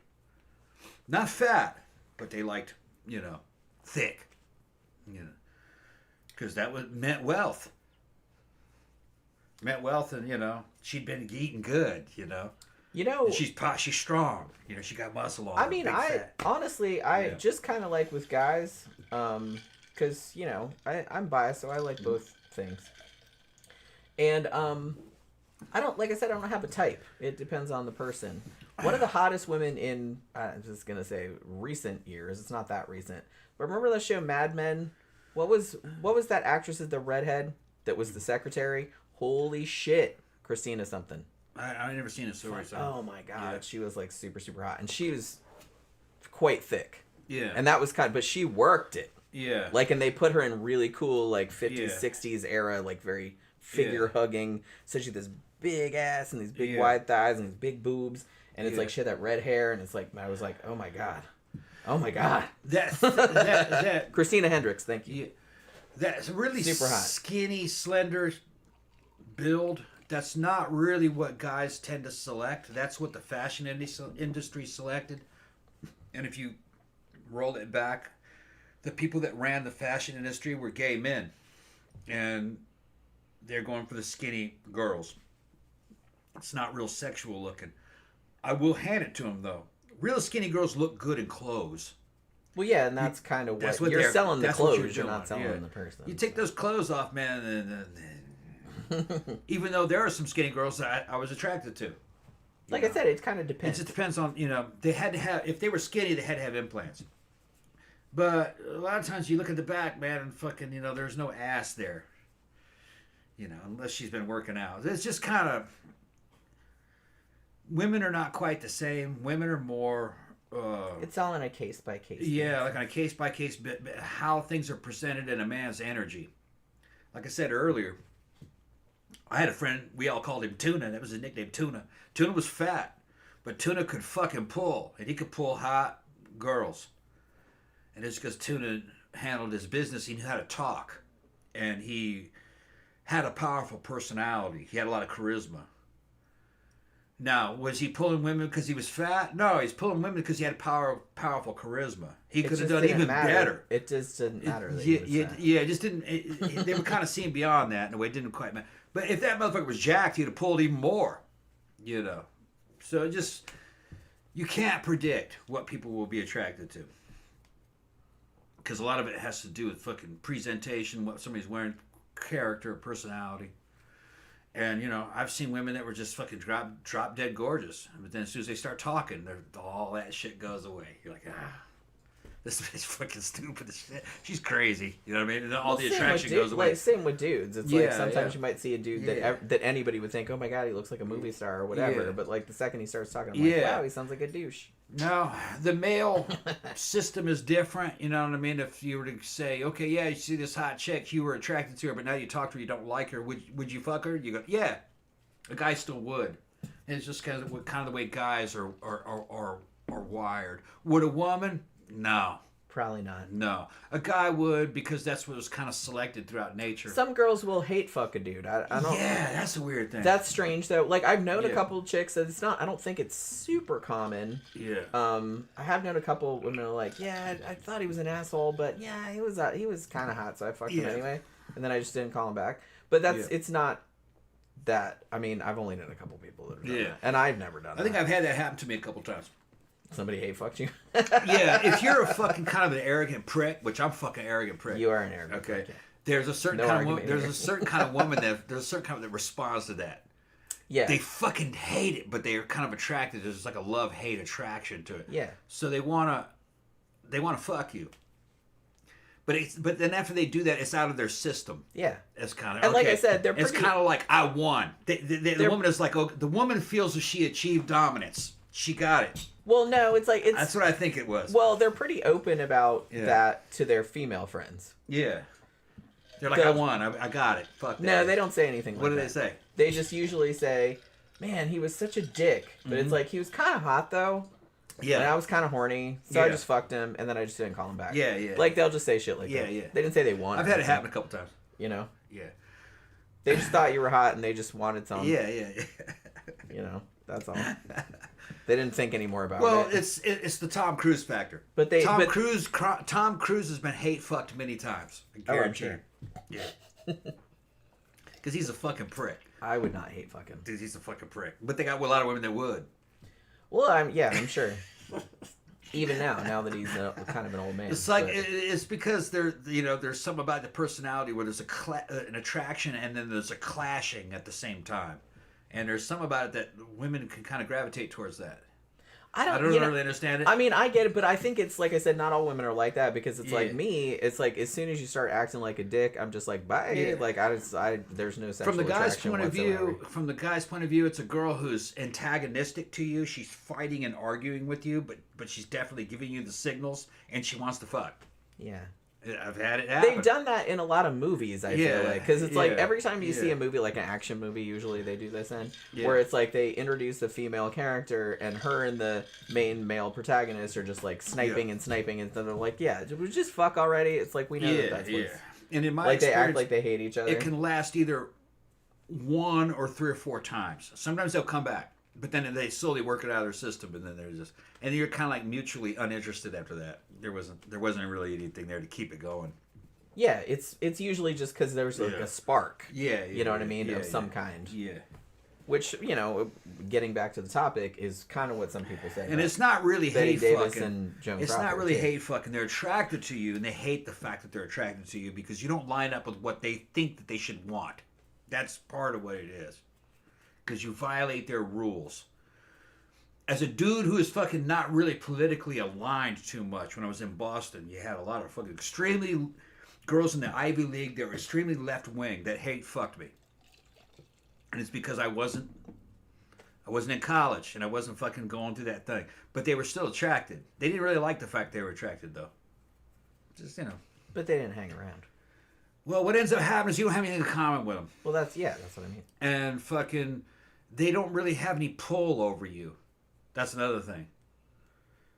They kind of want somebody that will kind of like fall into alignment with them, but you don't have anything in common with them. It's not going to happen. So both sides get disinterested, and usually the sex isn't that good. Well, like I said, a lot of people Yeah. will fuck people that they don't Yeah. really have any intention of Right, having a right. relationship with because they don't have anything in common with that person. Yeah. Because, having a sexual spark with a person is not the same Yeah. as being in a relationship with a person. So, all right. So, where were we? Okay. I got a lot to go. So, you know what I mean? All right. So, where was I? So, she goes to Hollywood in 1930 and signs with Universal Studios. And at first, they gave her some roles. Like, she was in a movie called Bad Sister in 1931. But no one really noticed her, really. They were kind of like background roles or whatever. And like I said, a lot of the executives at the time, and even later, as we'll get into in a bit, thought, oh, she's not sexy, like, she can't be a leading lady, and anything like that. So they kind of stuck her with kind of shitty roles in sort of like forgettable kind of movies.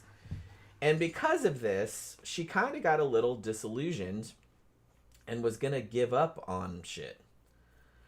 But then another actor she knew recommended her to Warner Brothers, and Warner Brothers was making a movie called The Man Who Played God, which came out in 1932.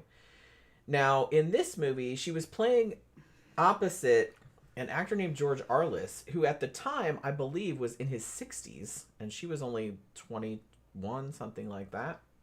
I mean, the whole story was about like an old man, and she falls in love with this old man who's old enough, and they even have a scene where he says, I'm old enough to be your grandfather, and all this other kind of stuff. So it's like they were acknowledging it, but it was still kind of going on. And I kind of feel like that was kind of her breakthrough role. And because she did so well in that, and that movie did well, she got a long-term contract with Warner Brothers.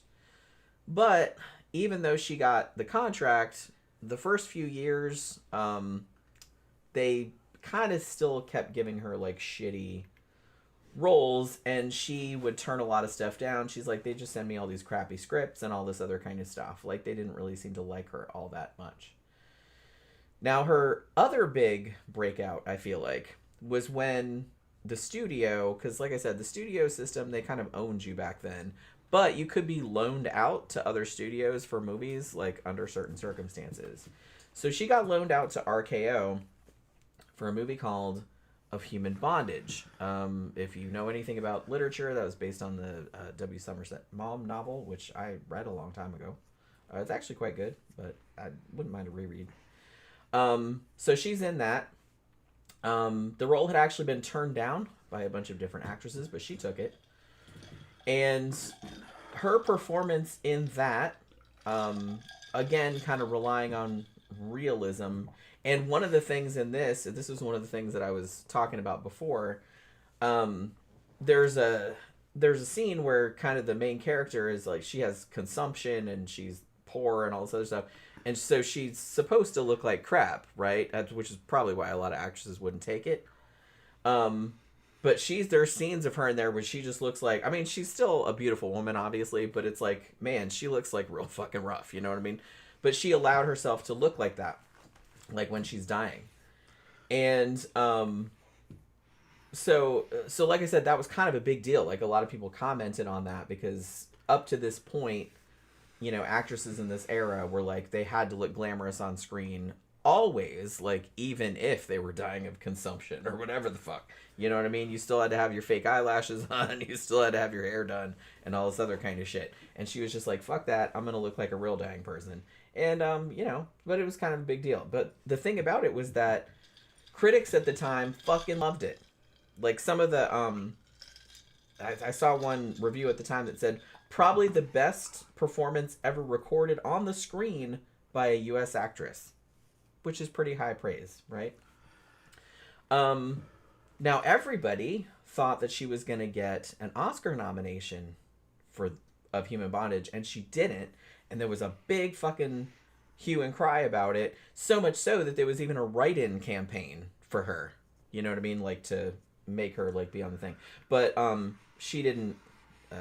she did get a write-in allowance, but she didn't win. Now, the thing about it, though, was that her next movie, I think it was her next movie, or one that wasn't that many further along, was Dangerous, and that was 1935. And she played an actress in it. And this one, she did get an Oscar for. And some people thought, well, it was probably because they felt bad that they didn't give her one for the earlier movie. You know what I mean? And so she did get an Oscar for that. She got a second Oscar for her role in Jezebel, which came out in 1938, which was directed by William Wyler, who I believe she kind of had an on-again, off-again sort of relationship with.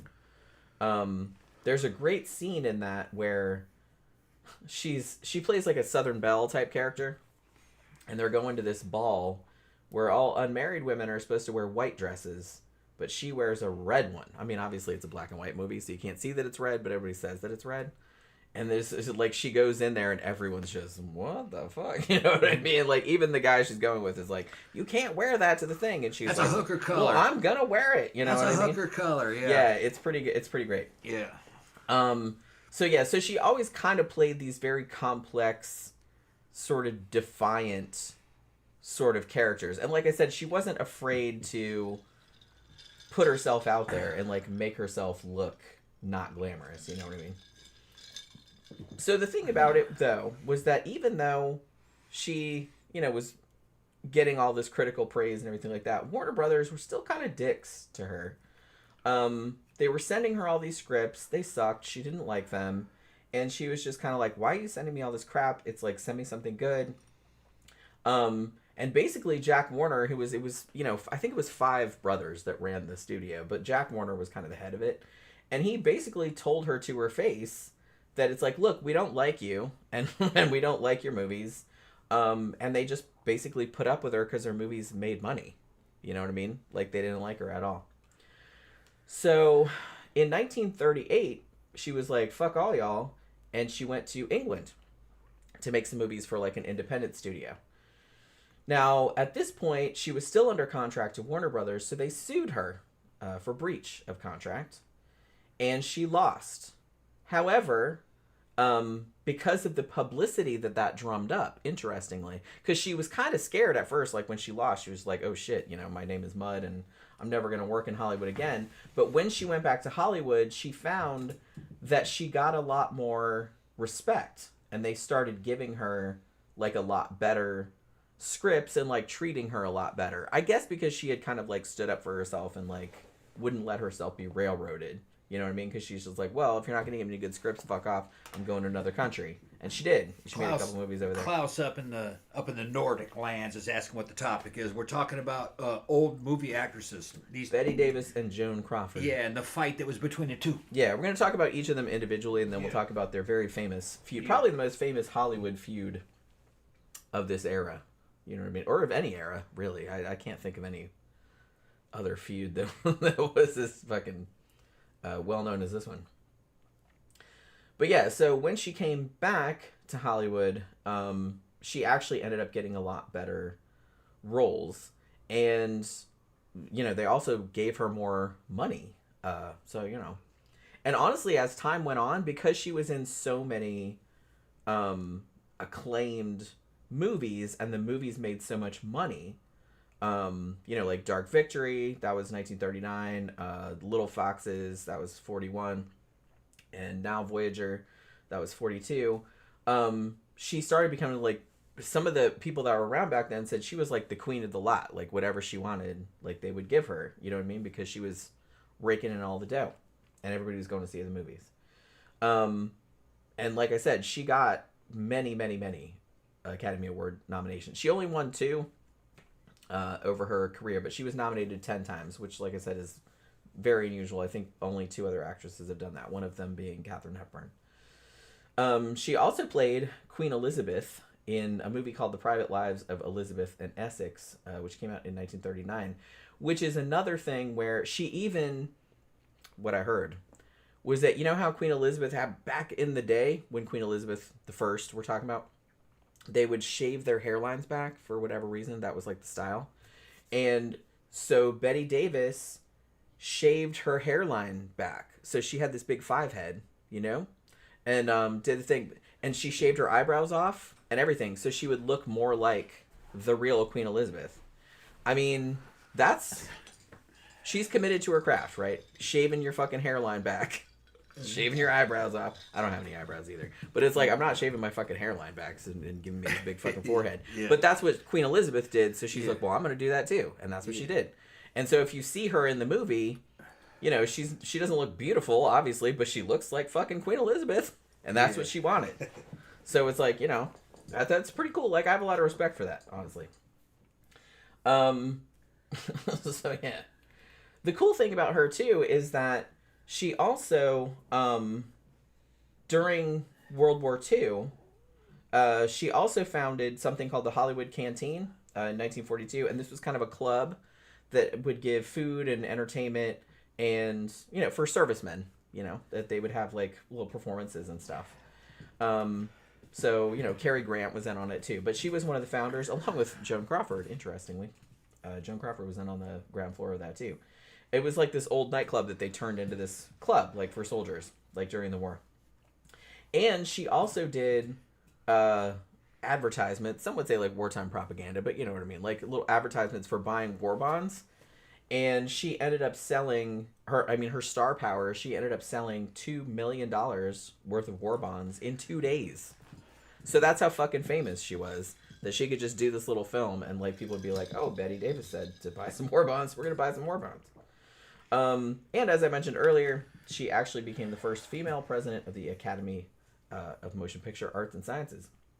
The people who vote on the Oscars. What'd you move this up here for? You gave me that. Oh, okay. No, you asked for it. Well, I asked for it, but I said I just wanted a piece of paper. I didn't want the whole notebook. Okay. I said, don't give me the whole notebook because it's in the way. You know what I mean? All right. I was just writing down Judy Garland because somebody said we should do a show about Judy Garland, which I think has been brought up before. Yeah. I think I just forgot. Right? Yeah, that was pretty shitty. She was the original Britney Spears.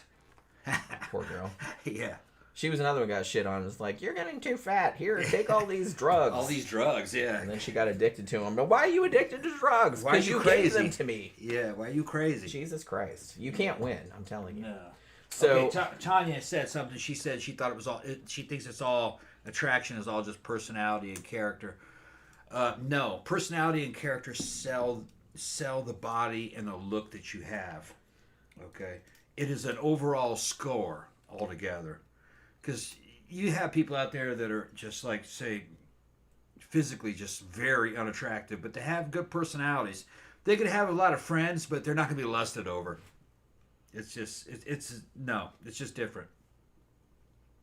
Yeah, I mean, maybe so. But like I said, your personality can ramp up your physical attractiveness quite a bit. Quite a bit. But that's not all. It's a combination of a bunch of features. Charisma.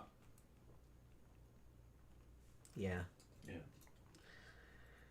Charisma. Man, I think I broke my glasses.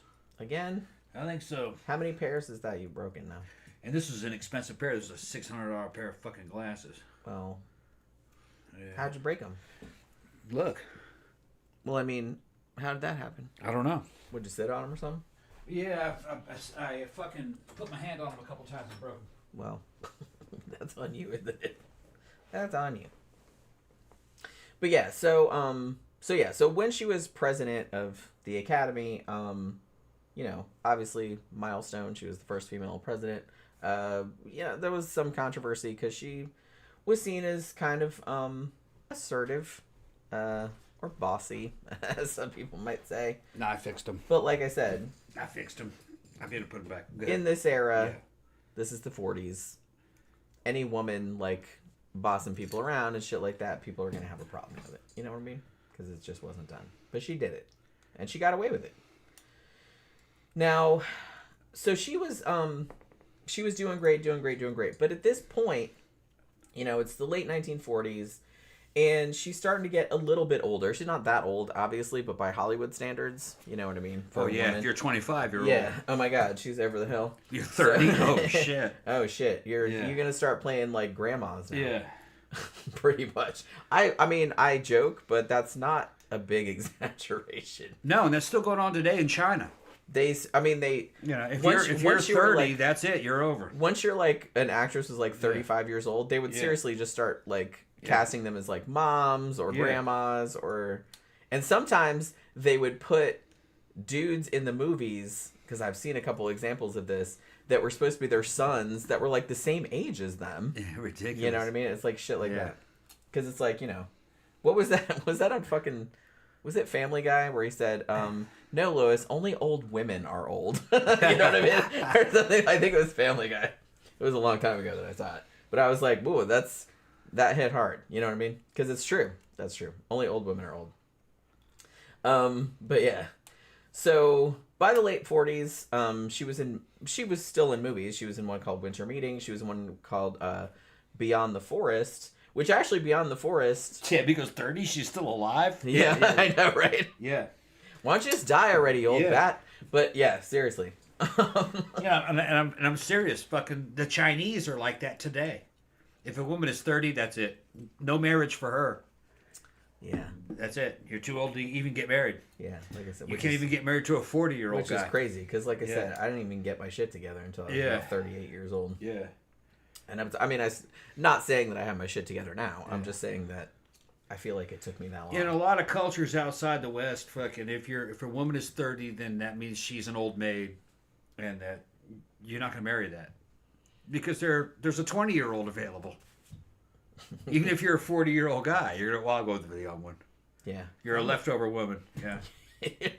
Leftovers. Yeah, that's what they call them. Women seconds, women irregulars. China calls them leftover women. Yeah.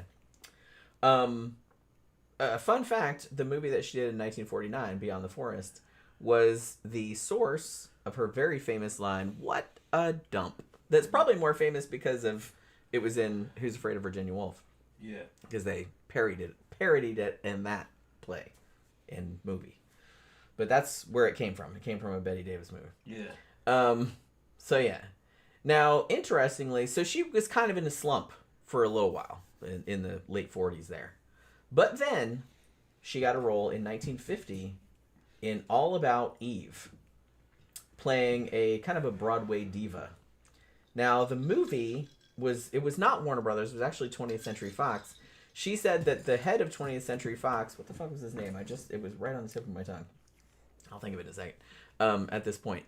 But he called her and wanted her for the movie. And she didn't know that it was him. She thought he was kidding, like somebody was pranking her or something. And then finally he was like, "No, I want you to be in All About Eve." So she was in it. And that's probably, I feel like All About Eve is probably her most remembered role or her most lauded role. I mean, I don't know. There's a lot because she was in a lot of movies. But I kind of feel like that's probably the best known one. And just people fucking ate it up. She got another Oscar nomination for that too. And honestly, that probably cemented her status like as an icon. If everything before she, that she hadn't done that already. Like All About Eve for sure did. Now, as the 50s came on though, she was kind of, I don't know, it was kind of a mixed bag. I will note, I'll talk about this a little bit more in the feud section later on. But she was in a movie that came out in 1952 called The Star. And this movie was very loosely, but very obviously based on Joan Crawford. So the fact that it was based on Joan Crawford and the character was a very, very unflattering portrait of like this has-been washed up actress. And so Bette Davis is probably like, "Oh yeah, sign me up for that." Because like I said, the feud had been going on for some time at this point. So she's like, "Oh, I'm going to play like a Joan Crawford kind of character as like a washed up loser. Awesome. I'm going to do that." So, you know what I mean? So I thought that was pretty funny. But yeah, so she's in that. And, but like I said, she didn't really have any huge hits like in the 50s. And then in the 60s, as we'll talk about too when we talk a little bit more about Joan Crawford and about the feud and everything like that, both her and Joan Crawford, they're not hugely far apart in age, only a couple years apart. But they were both old at this point, and especially by Hollywood standards. I mean, I think they were both probably in their 50s, although I will say, because they were both very heavy drinkers, and Bette Davis was, in particular, was a very heavy smoker also. She was kind of known for that. Like everybody that parodies Bette Davis, you got to have a cigarette, right? That's what she always had, a cigarette. So they looked kind of rough because, like I said, I was watching some documentaries about it, and some movies that they were in when they were in their 50s. I'm sitting there thinking, ooh, they look rough for 50s. I'm like, I'm that age. Like I'm 52. Yeah. I'll be 53 in a couple of months, and it's like I don't look like that. No. I hope. People aged differently back then. I don't know what it was. I think it might have been. They didn't look bad, but they looked older than I look, I think. Yeah. And older than most 50-odd-year-olds that I know nowadays look. That's the ones we know, though. That's true. We know club people. the ones that are still going out to the club, the ones that aren't going out to the club that we knew that are now 50s, they're not around anymore. Yeah, they're using AI pictures of themselves online. It might just be that it's like a biased sample because we're just seeing the people that still look good enough to go out. Yeah, like the other people are like, nah, I look like crap. No, they're not going out. Yeah, I don't want anybody seeing. Yeah, there's some of the girls that we knew from fucking 15 years ago are using fucking AI to slim themselves down and make them look younger and shit. But you never see them in real life. They Not don't gonna come out. lie, I've been tempted to do that, but I never do that. You don't see them come out.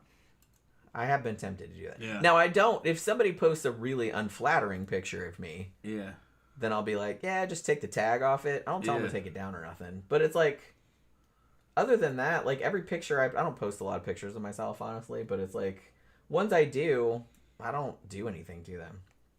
I don't put any weird filters on them or nothing. I could if I wanted to, because like I said, I'm a graphic designer. I can do all kind of crazy shit. I could make myself look like whatever I wanted to. But I just, I don't know. I think that's a little... Yeah, like that's one of the things I was talking about. I think it's a little dishonest. Some of those girls on Instagram, you don't really know what they look like. And it's useless because it's like we live stream all the time, so it's like you bitches know what I look like. You look like so it's just kind of like, so if I posted some picture where I suddenly... soon they'll have filters for that. Well, Guaranteed. I think they already do. Yeah. But but like I said, so if I posted some picture of myself, I'm just like, bitch, you don't look like that. You know what I mean? So it's just silly to me. Like, everybody knows what I fucking look like. Just deal with it. So yeah. All right. So in 1962, very famously, she starred in the movie Whatever Happened to Baby Jane. Now, this was seen as she really wanted to do this. And the idea was that both her and Joan Crawford would be in it as kind of it's like it's we've reviewed it. It's like a psychological horror film about two sisters, and Bette Davis plays the titular Baby Jane, who was a child star, but obviously is an old lady now, and has a sister played by Joan Crawford who is in a wheelchair and who Jane, Bette Davis, like torments endlessly in pretty kind of sick ways. Yeah, it's a good movie. It's a great fucking movie. Yeah. It's so good. And it's like I said, it's high camp, but it's like super hilarious. Now, it was not high camp at the time when I was watching. It wasn't, no. You're like, damn, that the bitch is funny actually thing doing about it is that Bette Davis, you know, the makeup, she just that super exaggerated, like that white makeup she did like that clown. herself. That wasn't nobody. She came out of the dressing room to shoot on the first day like that. Like in the dress with the curled hair and everything, and everyone was aghast. Yeah, they're like, what? They're like, what the fuck? Like, why? She's like, yeah, I'm a crazy bitch. She's like, this is what we're doing. This is what a crazy bitch is gonna look like. And see, that's what I mean. That's why I kind of think she's cool, because she knew that looked crazy and fucked up. Yeah. But she wanted it to look like that. And the funny thing was that Joan Crawford was kind of like trying to look prettier and prettier. And you can kind of see it in the movie. Because Joan Crawford looks fairly normal. She looks like an older lady, but she looks like fairly normal. She doesn't look crazy or nothing. And they had to tell Joan Crawford to like knock it off because she was looking like too pretty, like in the comparison. But it's funny though, because in Baby Jane, I mean, Bette Davis still fucking upstaged her. Cause she looked crazy as shit. Because she looked crazy as shit. And she was was great, but if you haven't seen she was great. She was great. If you haven't seen it's that a movie, great movie. If you haven't seen that movie, we got to review that movie. We did. We did review it? We did. We haven't done Hush Hush Sweet Charlotte, right, which was kind of the spiritual follow-up to this movie. But it didn't have Joan Crawford in it. It's called Whatever Happened to Baby Jane, right? Yeah. We reviewed it a while back. That was a fucking badass flick. And it was kind of ahead of its time in a lot of ways. I put it on par with Psycho. Well, it came out a couple years after Psycho. Did it? Okay, yeah. All right. So yeah, but like I said, it was a psychological horror film. Yeah. And one of the early... well, let's talk about this for a second. One of the early examples of what later became known as hagsploitation. Hagsploitation. Hagsploitation. I was watching a documentary about it because they were talking about these kind of movies and the hagsploitation genre in general. And they said it is, and I do kind of agree with this, it is an inherently misogynistic subgenre because the whole premise is that old women are inherently grotesque. and monstrous. Because that's pretty much the premise of every single hagsploitation movie, is that generally the idea is it's an old woman that used to be something back, and usually like some famous actress or something like that. But now she's old, and she's crazy, and she turns into an axe murderer or something like that, or she, you know what I mean? So that's a funny way to look at it. Well, no, but it's like that's what they are. I mean, I've seen some hagsploitation movies in my time. I don't think the idea was to say that that's what happens to women when they get old. I think the idea was that. But it's interesting how they made when good-looking women get old, some of them don't react to it well. That's what they're talking about. Yeah, I get that. But it's like it's funny how saying this like just the fact that an old woman is old. The hidden lesson might be, hey, maybe your value shouldn't be in your beauty alone, especially when you're aging. I think that's how I fucking and I think that's why a lot of hagsploitation movies, the women were specifically like actresses or something like that had something to do with their looks when they were younger. And that was kind of what they based their whole career around. Now that they don't have that anymore. Now they don't have that, and they don't like, have then anything. They just flip out. So I always thought crazy. It was like a warning to women that, don't base yourself on your looks only. You got to have other things. Because really, in reality, when these good-looking women got older, they were okay. Nothing happened to them. Life just changed. Their priorities changed. They had kids and their fucking grandkids and shit. It doesn't.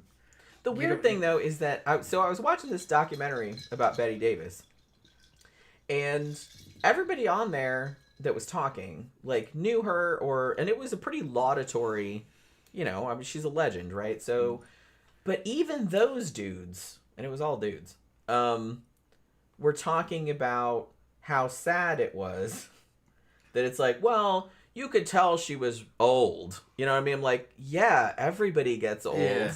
You know what I mean? It's like the way they were talking about, like, they didn't get old. I'm like, your bitch ass is old too. You know that, right?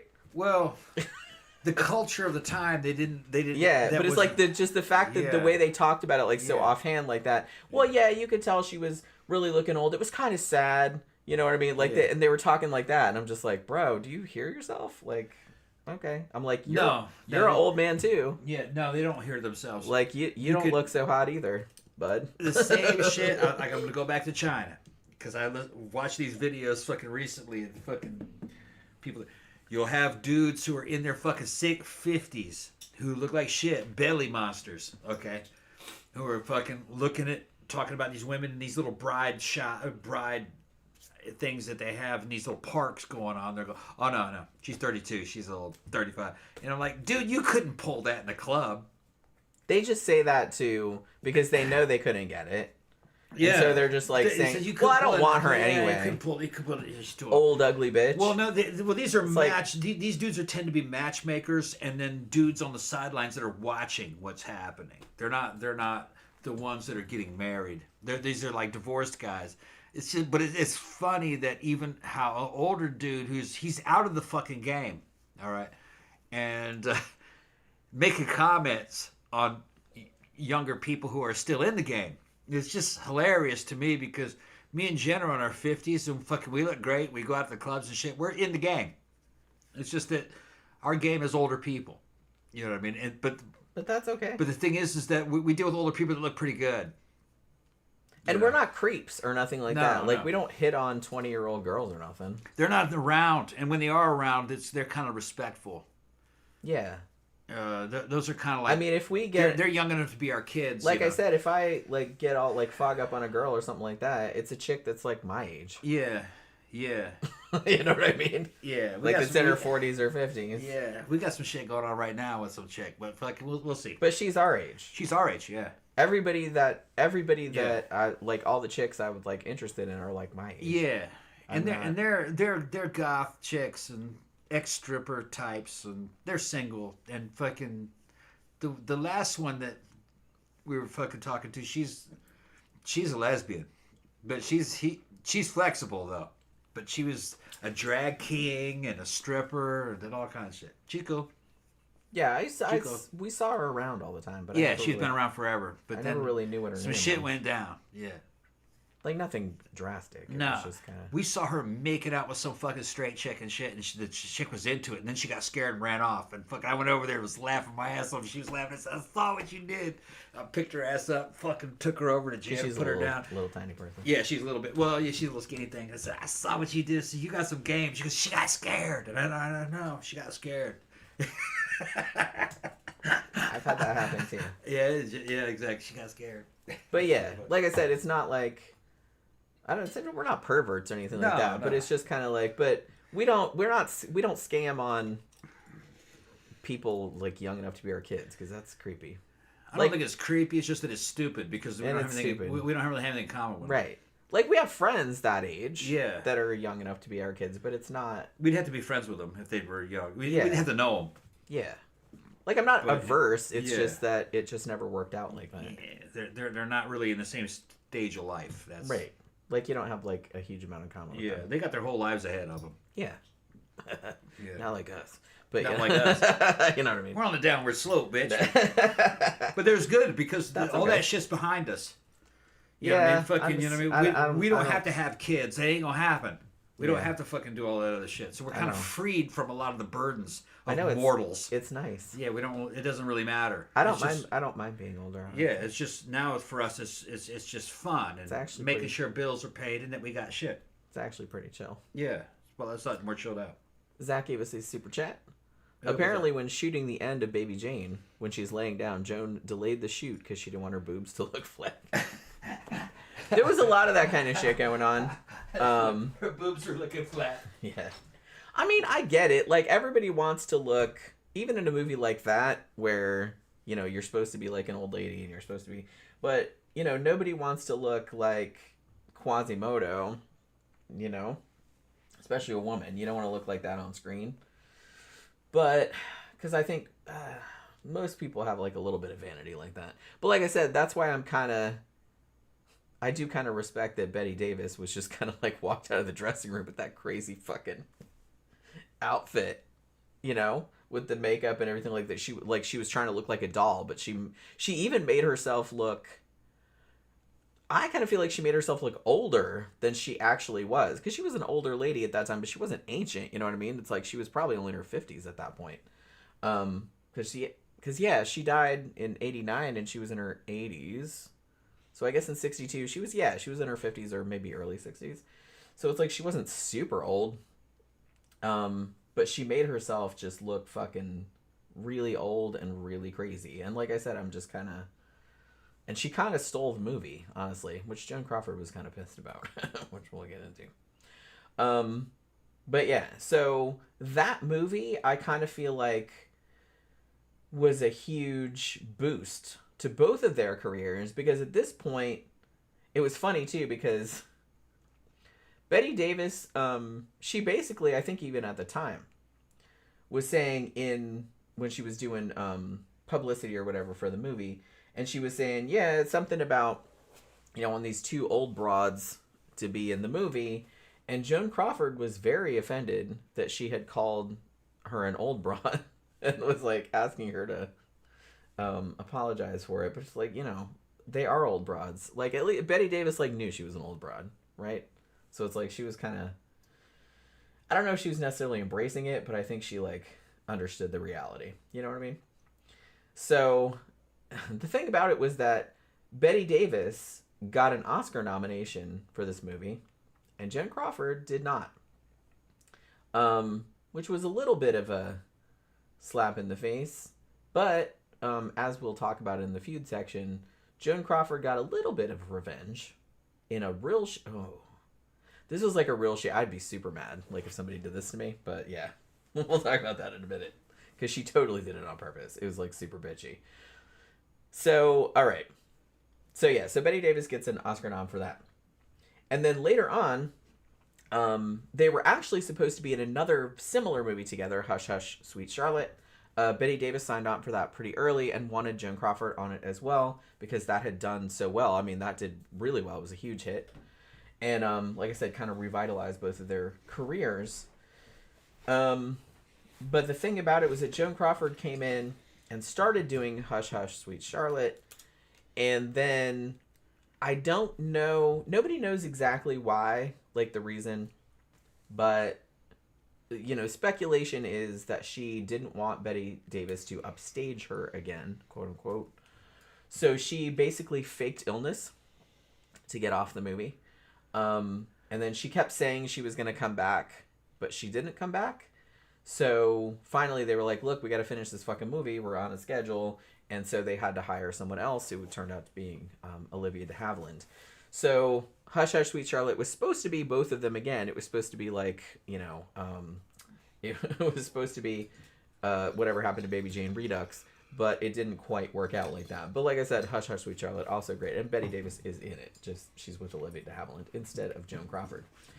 So as I mentioned earlier, Bette Davis, her personal life was a little all over the place. I think she was always trying to find that one true love, that romantic marriage, kids kind of thing, and she just never found it.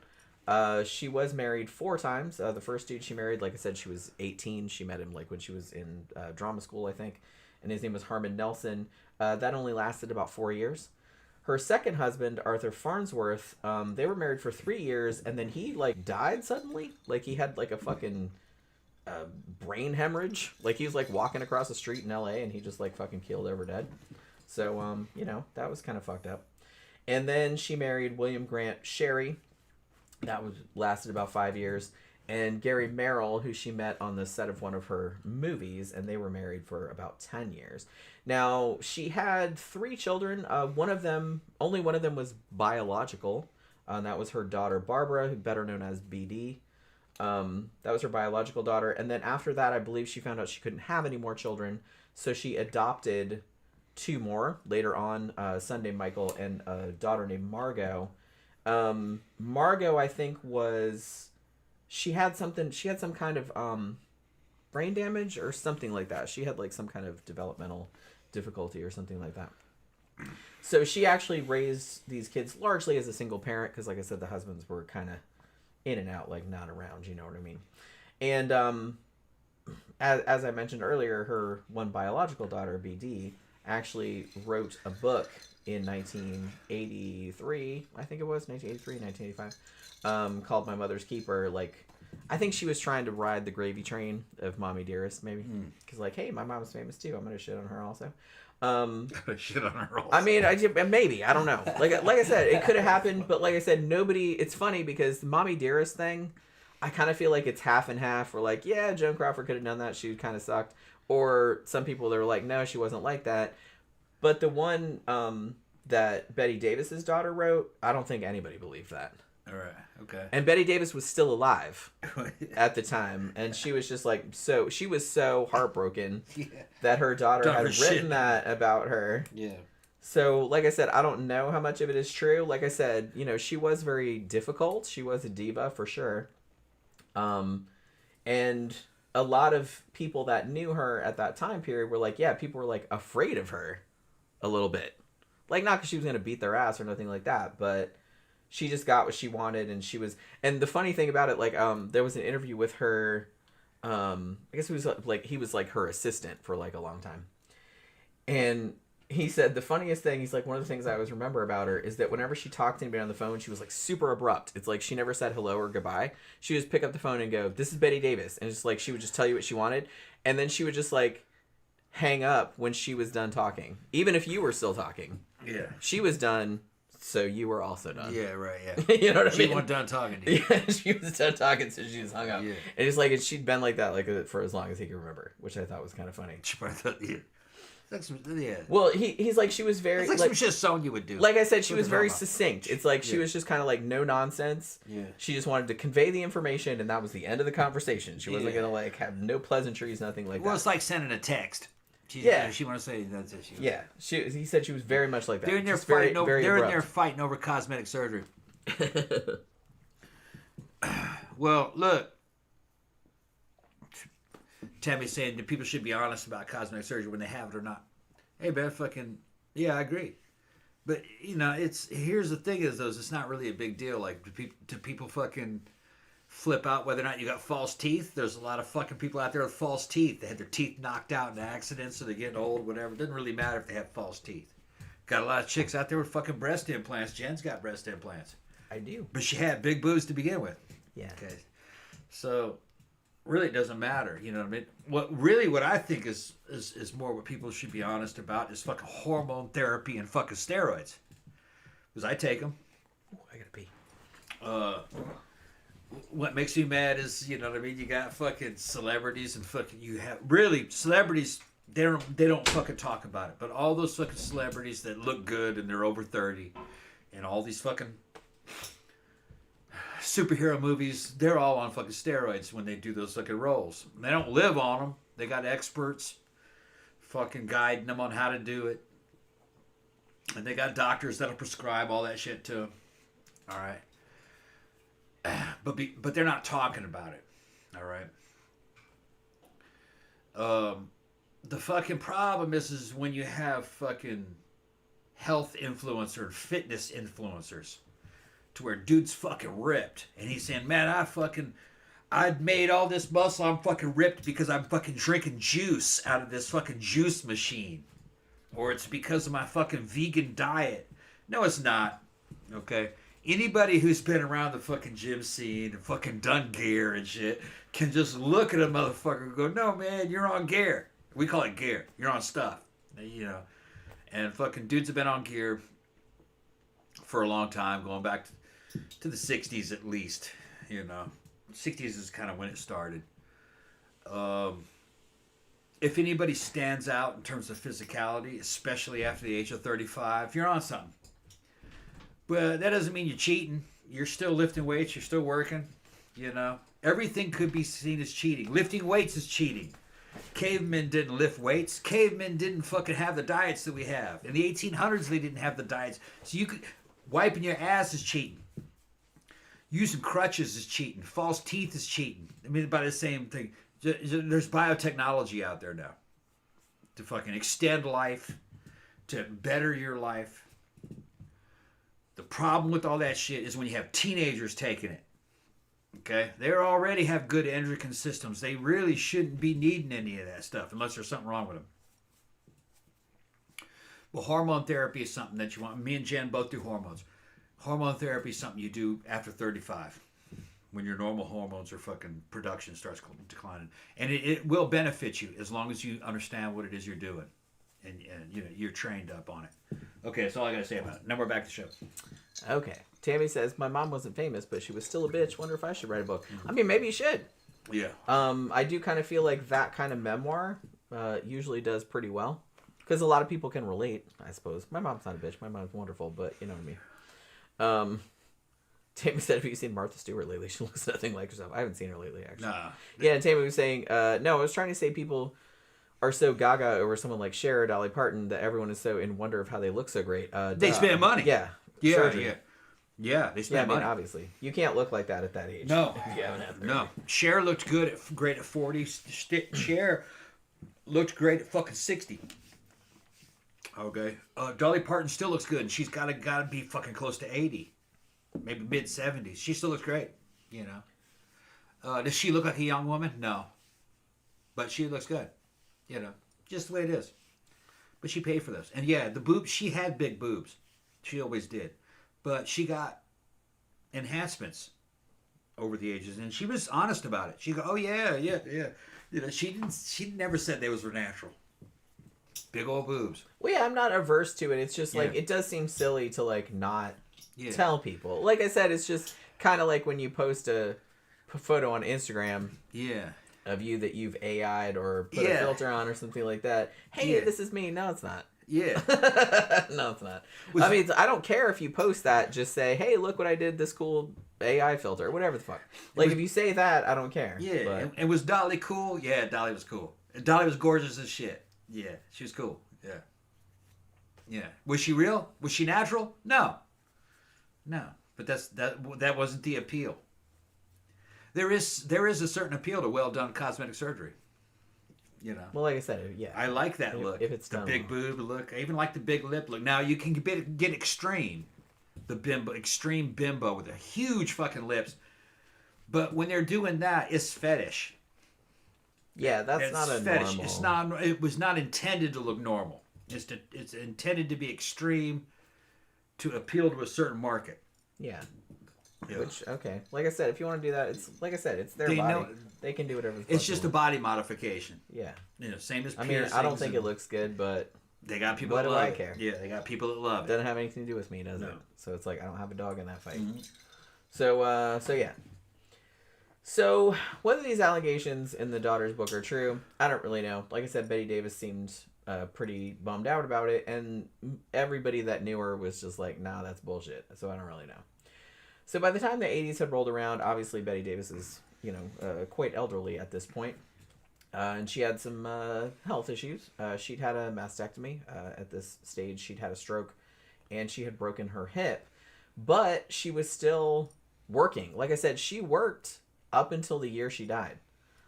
She was in some TV movies. She was in one called Strangers, the story of mother and daughter. That was 1979. She got an Emmy for that. And then she was in one called Murder with Mirrors, 1985, with Helen Hayes. And her final movie, I believe, was, as someone mentioned earlier, was Wicked Stepmother, which was 1989. That was the same year that she died. Basically, like I said, she worked until the very end. She ended up dying of breast cancer in October of 1989, and she died in France because right before she died, she had gone to Spain to the San Sebastian Film Festival because they were doing like a retrospective or whatever, and she was there like giving a talk. And I saw some video of it, and she said she had this glamorous like black dress on. She got her cigarette. She's up there at the fucking podium, like on the stage, and everyone was losing their shit. They were just like cheering and everything like that. And she was there for a little while, like giving a presentation or whatever, and then I guess she got so sick that they couldn't fly her all the way back to the U.S., so they flew her to Paris, I believe, and that's where she ended up dying. But, I mean, the fact that she was just at this film festival that was, like, honoring her, like, that quickly before she died, like, so much so that they couldn't even fly her all the way back home. So, yeah, she worked until the very end. Which is probably, I mean, that's what she would have wanted, honestly. So, yeah, you can see why people still fucking talk about her nowadays. I think somebody brought up that Bette Davis Eyes song. Yeah. That was early 80s. I like that song, actually. Yeah. He played it at Barbarella for a couple weeks back. Kim Carnes. Yeah, Kim Carnes. That's a good song. I remember seeing it on MTV. Yeah, she had that smoky-ass voice like she was doing steroids. Got Bette Davis eyes. Yeah. Although, I mean, Bette Davis kind of had a voice like that, too, but I think it was all the cigarettes. Yeah. Honestly. Yeah. You know what I mean? So yeah. So let's talk a little bit. Let's talk about Joan Crawford, and then we'll get into the whole feud thing. So Joan Crawford, she was kind of like I said, really, I didn't know a great deal about her history, other than, the mommy dearest shit, which, like I said, that's not great because that's kind of a little bit of a biased portrayal. But she's kind of an interesting character, too. And, her and Bette Davis have a lot of similarities. I can see why they were such rivals, because they were so similar, in a lot of ways. Now, Joan Crawford, obviously not her real name. Her real name was Lucille Lesueur. And she was born, not entirely sure. She said 1908. Other people have said 1904. Somewhere around there. Somewhere between 1904 and 1908. I think she was trying to make herself seem younger than she was. She was actually born in San Antonio, Texas. Now, her childhood was, I mean, this was like extreme poverty. Now, her dad was a laborer, and he also, much like Bette Davis's dad, abandoned the family. But not, I mean, she was still a baby, I believe. And so her mom, whose name was Annabelle Johnson, basically had to bring up kids on her own. And she had a brother named Harold and a sister named Daisy, but Daisy died as a child. So they were brought up in San Antonio, then later they moved to Kansas City, Missouri. And her mom married again, but the second husband was like super abusive, and they never had enough money. So there was a lot of financial instability. And starting at 9 years old, the soon-to-be Joan Crawford worked as a waitress when she was 9 years old to bring in money for the family. Yeah. And Back in she those days, yeah. only went to school every now and then. And I saw an interview with her later that said she never got past the 6th grade. Doesn't surprise me. Yeah. She learned shit later, obviously, Yeah. because she was very intelligent and very well-spoken. You would never know. But, yeah, she started working when she was very young. I don't think the education system is what people make it out to be anyway, especially not the high school. I mean, shit, man. Fucking, I learned...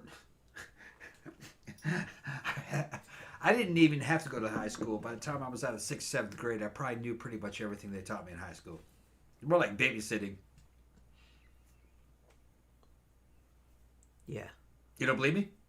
No, I'm just, Okay. I was thinking about All right. the topic. Yeah, because I was shitty at math and algebra. I wasn't. It didn't even matter if they I showed... was good at it. Algebra, I was terrible at it. Really? So it wouldn't have mattered. It's good to know. It wouldn't have mattered. Honestly. That was the only thing that I didn't know by the time I was out of the 7th, 8th grade. But I went to good schools. Yeah, I went to military schools and fucking international IB schools and stuff. So it didn't really matter. Not to me.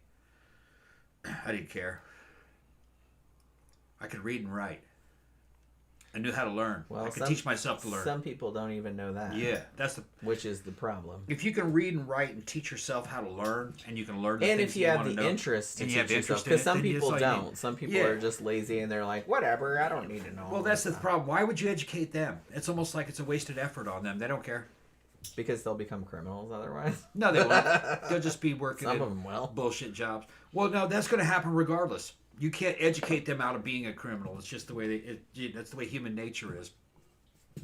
There are people out there that you can put them in a classroom and they won't absorb anything. They're going to become a criminal. Just the way it is. Tammy said, that's why everyone loves Dolly. Oh, because she's honest about it. Yeah, she made jokes about it. She I goes, live "Oh, just a those couple titties." hours north of Dollywood, and Yeah. she is next to a saint around the area. Yeah, I she- mean, how can you? Everybody loves fucking. Yeah, they'd be like, Dolly. they asked me if these are real. I says, of course they're real. I paid for them. Yeah. Fucking, it's just... I mean, they're real. You can see them. They're right? real, yeah. They're not And imaginary. she paid every penny. Yeah. Sure. But she had big boobs before. She just liked having big boobs and made sure they stayed big. It's kind of what Jen did. She had big boobs and made sure they stayed big. Yeah. It's like an internal bra. Yeah. Well, like I said, I had a lot of weight loss and kind of reinstalled them. And, little short southern girls, curvy. And, fucking... But you can go back and look at pictures of Dolly when she was in her late teens, and before she had all that, and she was big, probably G cup. So she wasn't really trying to be bigger than what she was born with. She was just trying to maintain what she had, because hormones decline, and women's boobs are going to change. And I don't know how many kids she had, because that can influence it too. But yeah, so Joan Crawford, like I said, started working at 9 years old as a waitress, also in laundries and shit like that. Like pretty much anything she could do to like bring in money for the family because they didn't have any. You know what I mean? So like I said, pretty fucking poor. Now, she actually started out as a dancer. And when she was a teenager, she would enter like amateur dance contests of various kinds. And she won a lot of them too. Like her stage name at the time was Billy Cassin. Like her stepfather's name was Henry Cassin. So she kind of started doing that and then got into traveling reviews. And then she went to Chicago and then into Detroit. And then she ended up dancing. She was like a chorus girl, essentially, is what she started. She wasn't like leading roles or anything like that. She was always like in the chorus. And she danced in something called Innocent Eyes, like a stage show. And it so happened that a Broadway producer saw her in 1924 and put her in a show in New York, like on the stage. And it was at that show that scouts from MGM saw her. And so in 1925, she ended up signing a contract under what was then the name Lucille Lesueur, which is her real name. Now, this is kind of funny. So the head of publicity at MGM, because they renamed a lot of actors back then. I mean, Bette Davis, her name was Ruth Elizabeth Davis, but that's pretty close to her real name. Joan Crawford, like I said, not her real name at all. How they got that name was there was this magazine called Movie Weekly, and they ran a contest in there as to who could come up with the best name for this actress, right? Now, the name Joan Arden was the first pick, but it turned out when they tried to apply that there was already a working actress that had that name. She was did bit parts and shit. And she was like, hey, that's already my name. I'm going to sue you or whatever. So they ended up using the second one, which was Joan Crawford. That was the second winner. Joan Crawford reportedly really did not like that name because she's like, what, like crawfish? No thanks. But as time went on, she's like, okay, whatever. And she just kind of leaned into it. The thing about it, why they wanted to change her name, her real name, which was Lucille Lesueur, was the studio head said, what, like in a sewer? We can't have her named that. Everyone will think of sewers. Yeah. So that's why they changed it. So that's what that was the level that we're thinking of there. Now, so she started out kind of much like Bette Davis, real small roles, right? She was kind of a chorus girl type background type of role. Her first movie, I think, was Pretty Ladies. That was 1925. And again, just bit parts. Now, her breakthrough role was a movie called Our Dancing Daughters, which came out in 1928. And she played a flapper, which for a little while was kind of her type. She went through a few different types as her career went on. Which, like I said, I kind of feel like I only kind of knew her from later stage, later stage of her career, post Mildred Pierce, you know what I mean, which was 40s, where she had the kind of big shoulder pad, the kind of thing from Mommy Dearest, where they showed that, the big shoulder pads and all that kind of stuff. So it was funny to me to think she went through several iterations of her typecasting. Early days, she was always a jazz baby type character, because that was kind of the first movie that she was when she was real young. So they put her in she was always a flapper kind of character. And the success of this movie, Our Dancing Daughters, that was kind of her big breakout role, right? And she was kind of for a time they thought that she was going to be the answer to Clara Bow, who at that time was with Paramount. So she was the competing studios, Clara Bow kind of thing. That's what they were kind of trying to market her as. And as time went on, like I said, she came from very, very humble origins. So she took lessons. She took lessons in diction and fencing and all kind of shit. And she seemed she had a very, very strong work ethic, which a lot of people admired about her. A lot of people brought that up. And she was just very, very willing to learn whatever they wanted to teach her. So this actually served her really well. And so they started putting her in more sort of leading roles. So she ended up being in a movie called The Unknown in 1927 with Lon Chaney, as the leading role, and Douglas Fairbanks Jr. in a movie called Our Modern Maidens. That was 1929. Now, Douglas Fairbanks Jr., she would actually end up marrying him in 1929.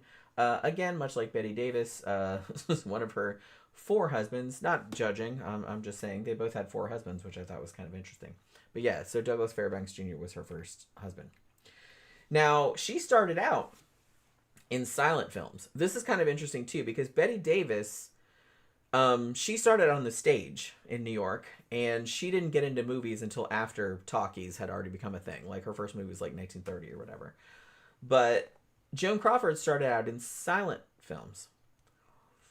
But as silence films kind of morphed into talkies, she actually made the transition much more successfully than some other actors did, obviously, because I know that was kind of a thing where a lot of actors that were very famous in silent films, when it went to talkies, sometimes their voices, people weren't having it or whatever, so they didn't make the transition. But she actually made the transition really well. I'm going to say that might have been an excuse, though, too. Because Well, yeah. there were some actors that there was nothing wrong with them. It's just that going over to the talkies gave the Hollywood studios an opportunity to blackball fucking actors and actresses that they didn't like. They said, well, they they would just blame it on, they didn't recruit. I mean, that might have been one reason was among many. Yeah, because Louise Brooks was like that. They said that, her voice and she couldn't make it in talking. No. What it was is she wouldn't sleep with a certain guy they wanted her to sleep with. That's what really happened to her. Klaus says, when did silent films end? When did audio come along? I think it was somewhere around, 30s, right? Well, early 30s. Yeah. Well, because by the time Bette Davis got there, her first movie was 1930, and that was a talkie. And Dracula came out in 1931, and that was a talkie. Yeah. So I think like late 20s. Yeah. And Klaus, if you ever seen the Dracula with Bela Lugosi, that talkie, you also want to see Spanish Dracula. We reviewed it.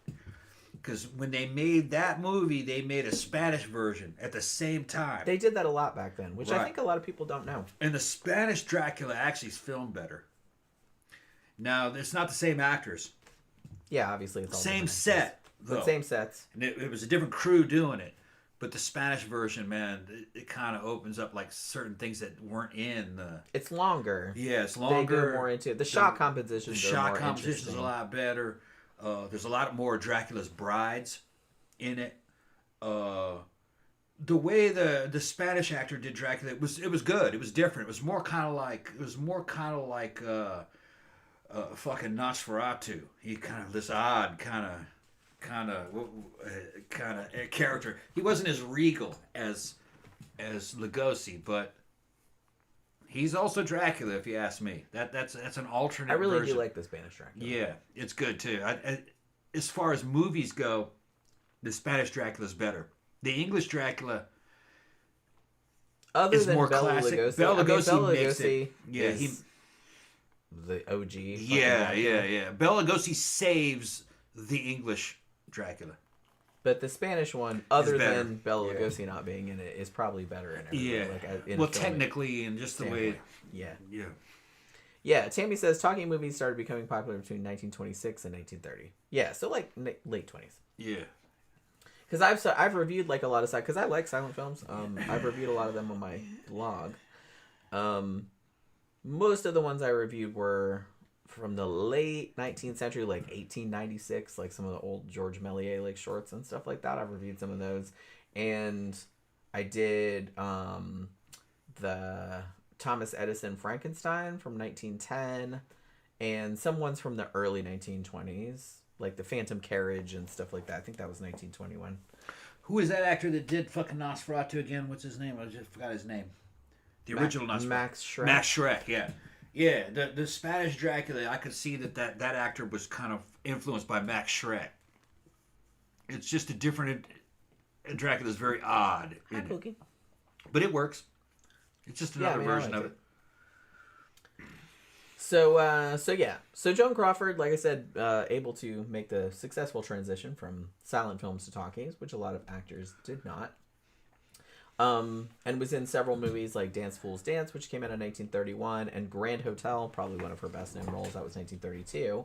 And Grand Hotel also had Greta Garbo and John Barrymore, two hugely famous. And I think that was kind of one of the, because she ended up getting put in movies with big bankable stars, like from a fairly early on in her career. I think that helped her a lot. You know what I mean? It makes people take her a lot more seriously. Now, interestingly, because of her real life origin story, she was generally cast, like in the early silent films, she usually played like flapper type characters, like I said, or what they'd call back then like a jazz baby. But in a lot of her early movies, she played roles that were kind of like rags to riches type stories, like working girl or shop girl, like makes good. And I think people, I mean, it was kind of during the Depression, so people really liked that, and those movies like particularly resonated with women at the time, I think, because it was like aspirational, I suppose. So she got cast in those kind of roles a lot where she was just like, hey, I work in a factory, or, you know, I work behind a counter or something like that. But then, like, you know, she makes good at the end. And I think, like, a lot of people really responded to that, especially because it was during the Depression. So, like I said, it was kind of aspirational. So she was in a lot of movies like that. She was also in a movie in 1933 called Dancing Lady with Clark Gable, which, like I said, was another kind of big hit at the time. And honestly, by the time 1933 rolled around, she was actually one of the highest earning stars, like, in Hollywood. But, as happens with a lot of actors, I guess, because she was getting typecast in these sort of rags to riches, you know, shop girl to star type roles, she was kind of getting bummed out because every script they were sending her was kind of the same, right? And she didn't want to be typecast. So she started, like, agitating to the studio that she wanted something different. Like, she wanted more complicated roles. She wanted something other than the roles she was always playing. So they did give her a role in a movie called Rain, which came out in 1932. And the movie actually was kind of a flop, but got a lot of critical praise. So I think she got a lot of, like, props for that because it was, like, playing a different kind of role than she would normally play. So by the time the mid-1930s had rolled around, I mean, she was kind of like one of the most prominent movie stars, one of the highest paid women in the country, really. But even though she's still pretty young at this point, as I said, her movies started losing money. And by the end of the 1930s, like I said, when she's still young, she was branded box office poison. And only a few years before, everyone had been lauding her performances. She's this up-and-coming star. And then suddenly, a couple years later, nope, nobody wants to see your old ass anymore, even though she was probably, like, in her late 20s or early 30s. Ridiculous. Yeah, That's crazy. the market at the time. Crazy. Man, like I said, like, people bitch about it nowadays. It was way worse back then. I kind of feel like once you were past, like, 25, everyone was like, nope, you're an old hag. Yeah, well, it had something to do with it. People got married young. I guess. And fashion didn't really show off a woman's body. There wasn't much physical fitness. They couldn't really do anything very sexy. So you could really only showcase a woman's fucking youth. You know what I mean? Well, you couldn't say, no, they got older women that are fucking 50 that have fucking gorgeous bodies. You know what I mean? Well, the thing about it, too, is that nowadays... Midwest, maybe, was the closest to that. Yeah. Yeah. I mean, nowadays, I think because of a lot of things, because of, better cultural understanding, but also, like, better health standards, better plastic surgery, better makeup, better awareness of things, I think, because a lot of actors and actresses have very long careers. I mean, and are still considered sex symbols well into their 40s and 50s, which I don't think would have happened back in this era. But I think that might be why, because, like, back then, the only people that looked really, really good were young people. You know what I mean? Because, like I said, I saw some film roles from Bette Davis and Joan Crawford when they were just my age. Yeah. And they looked old. They looked like old ladies. Yeah. And they were just the same age as I am right now. The first people to really kind of, break the ceiling for being sexy when they're old were men. And I'd probably underline Peter Cushing. Peter Cushing was fucking an old man in the 70s, and he looked fucking sexy. This fucking jawbones and shit in Star Wars. Playing Grand Moff Tarkin and shit. I love Peter Cushing. He was fucking this icy cold fucking bastard. But the women liked him. You know? And it was just the way things were portrayed, and his physique. He was skinny. That helped. And he had a fucking intense look to him, and he could play a bunch of different roles. But and Tammy said Vincent Price. Vincent Price. Yeah, Vincent Price. A lot of women liked Vincent Price. Me too. When Vincent Price was old, they thought he was sexy. Me too. Yeah. Shit, my first crush was on fucking Ted Cassidy, the guy that played Lurch on the original Addams Family show. He wasn't very old during that time, though. Well, no, but, like, they made him look old, but he wasn't very old. And shit like that. He's also from my neck of the woods, which I didn't find out until later. He's from Daytona Beach. He went to Mainland High School. Presentation has a lot to do with it. Fucking health, fitness, fucking workout, diet, clothing has a lot to do with it, I think, too.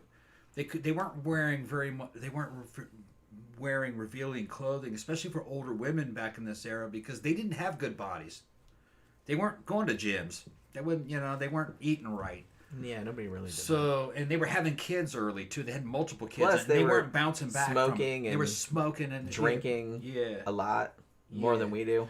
Way more than we do. Many of the things that were predicted in science fiction a long time ago, that people would live longer and be beautiful for longer and more, that did come true. It's just that it happened slowly and people hadn't realized it. Yeah, because look at like some of your sex symbols nowadays, like dudes that are in action movies. Yeah, women that are in action movies in their 40s. They're in their 40s. Yeah, and they still look great. Yeah, and they still look good. Nobody's gonna like throw that. You're out like, oh, that's old. He's old. And you're like, no, that's fucking hot. Yeah. Well, back then people was like, yeah, that's an old woman.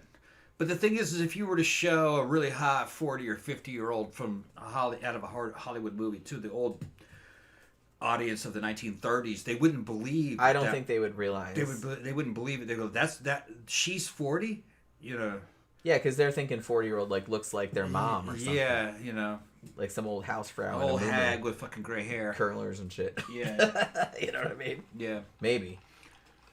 I don't know. Like I said, it's crazy, but I understand. Like there were some exceptions. Fucking Mae West was older when she was famous, and she still looked great. Yeah, she didn't actually even go to Hollywood until she was almost 40. Yeah, and she was considered sexy in her day. But I mean, she's kind of the exception that proves the rule, right? Because that was very unusual. And I'm trying to put myself in the shoes of a younger guy in the 40s and 30s watching a Mae West flick, and that's cougar porn.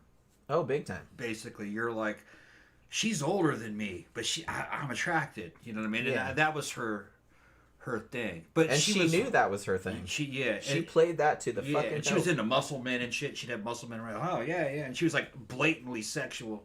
Yeah, that's why it worked. That's why it worked. Yeah, because she wasn't like coy about it. No, she was very overt. She's like, I'm gonna fuck you. Yeah, yeah. I think that's why it worked, because it was just so overt. Yeah.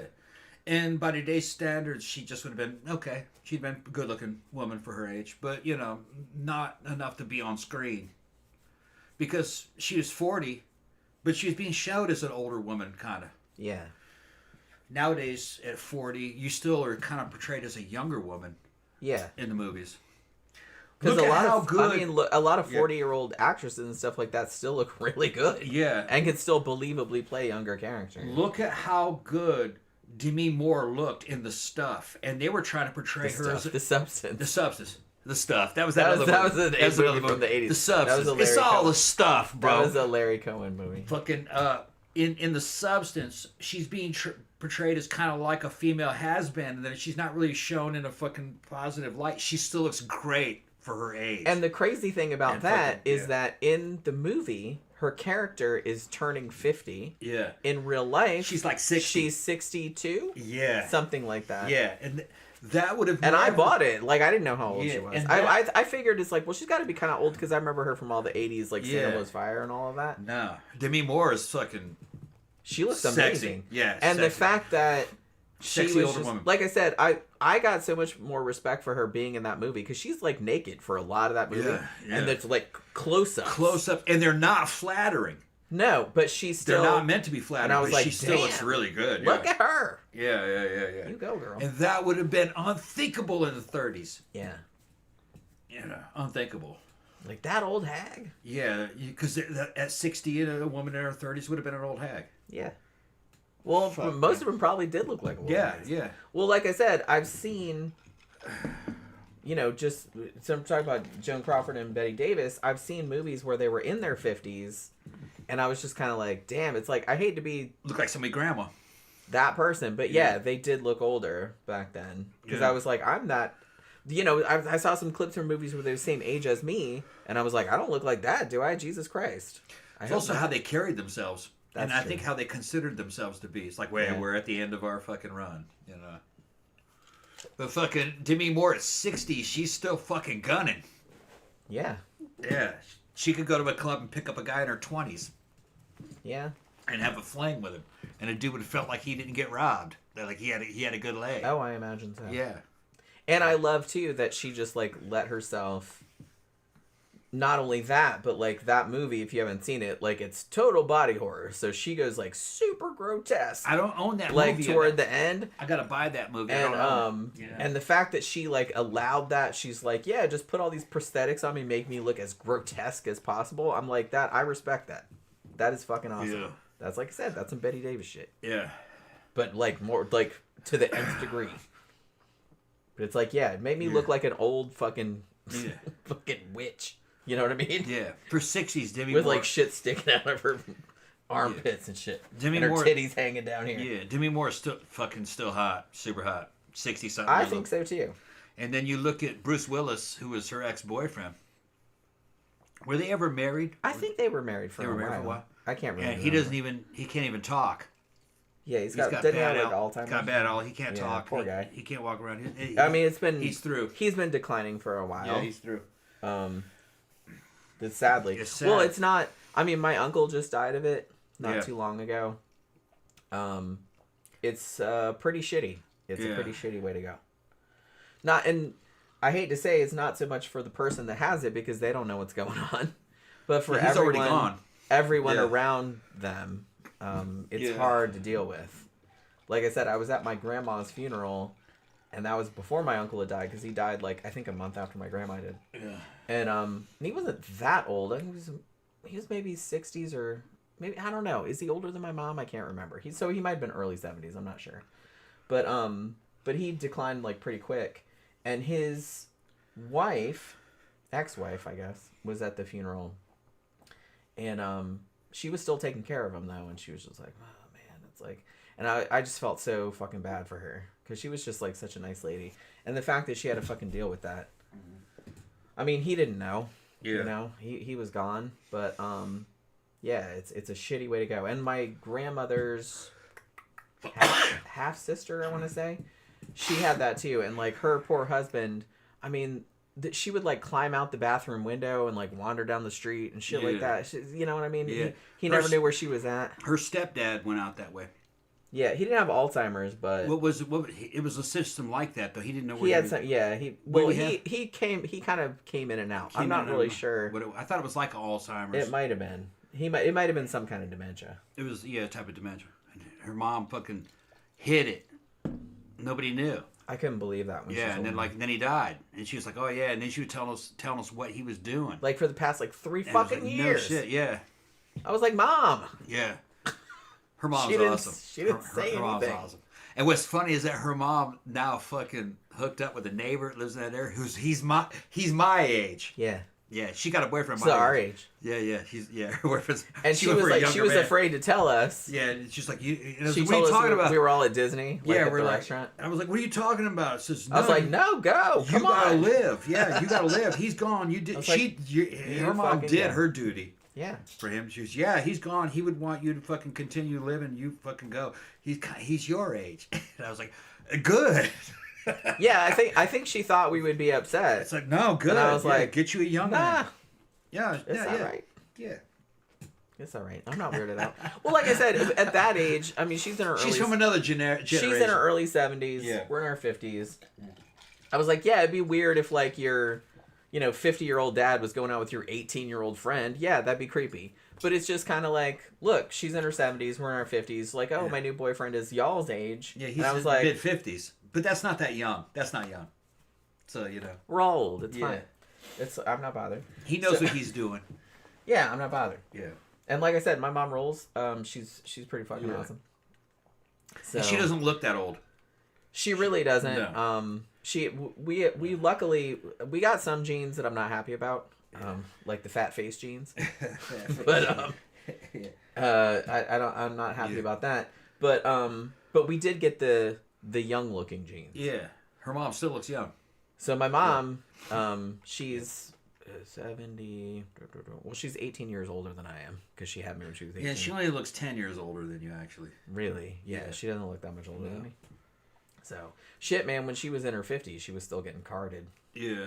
At places. Her mom looks like Pia Zadora. Mm. Yeah. Yeah. So the fact that she was with this dude for a long time and he was falling out of bed and forgetting who she was and all Sleeping this other on the kind floor of and all this other kind of Yeah. shit, and she never told anybody. Yeah. And I was just kind of like, I couldn't believe it. Like, I didn't know until after he died. She was protecting his reputation. I She didn't guess want so. anybody to know that he was dying or weak. Well, and I get it Yeah. because I'm kind of like that too. It's very southern. You don't Her want mom's to. very southern. You don't want to ask anybody, even though she's from Baltimore, actually. Yeah. But Very much southern culture, though. you don't want to ask anybody for help. You don't want to Yeah. burden anybody with your problems because Yeah. everybody got their own problems. So it's like, so she's like that too. I'm also like that. Yeah. It's like, look, if people got their own problems, I'll figure it out. You know what I mean? And she's the same way. So we're very similar in that regard. So when she told me, I was mad, but then I was kind of like, I kind of get it though. I probably would have done the same thing. You know, I wouldn't have told anybody. But you know, so yeah. So where was I? Okay. So yeah. So by the time we got into this whole age thing, which is crazy to me. Yeah. So she's still pretty young by our standards, by the end of the 1930s, but still box office poison. Like, you know, nobody wants to see her movies anymore. You're an old bat now. Well, they got So- younger ones that are fucking. That's what I mean. It's a constant, like, constantly rotating. yeah, it's a constant like factory of like new ones coming in, and everybody wanted to see new shit. It was the audience's fault too, Yeah. to a degree, because they always wanted to see new shit.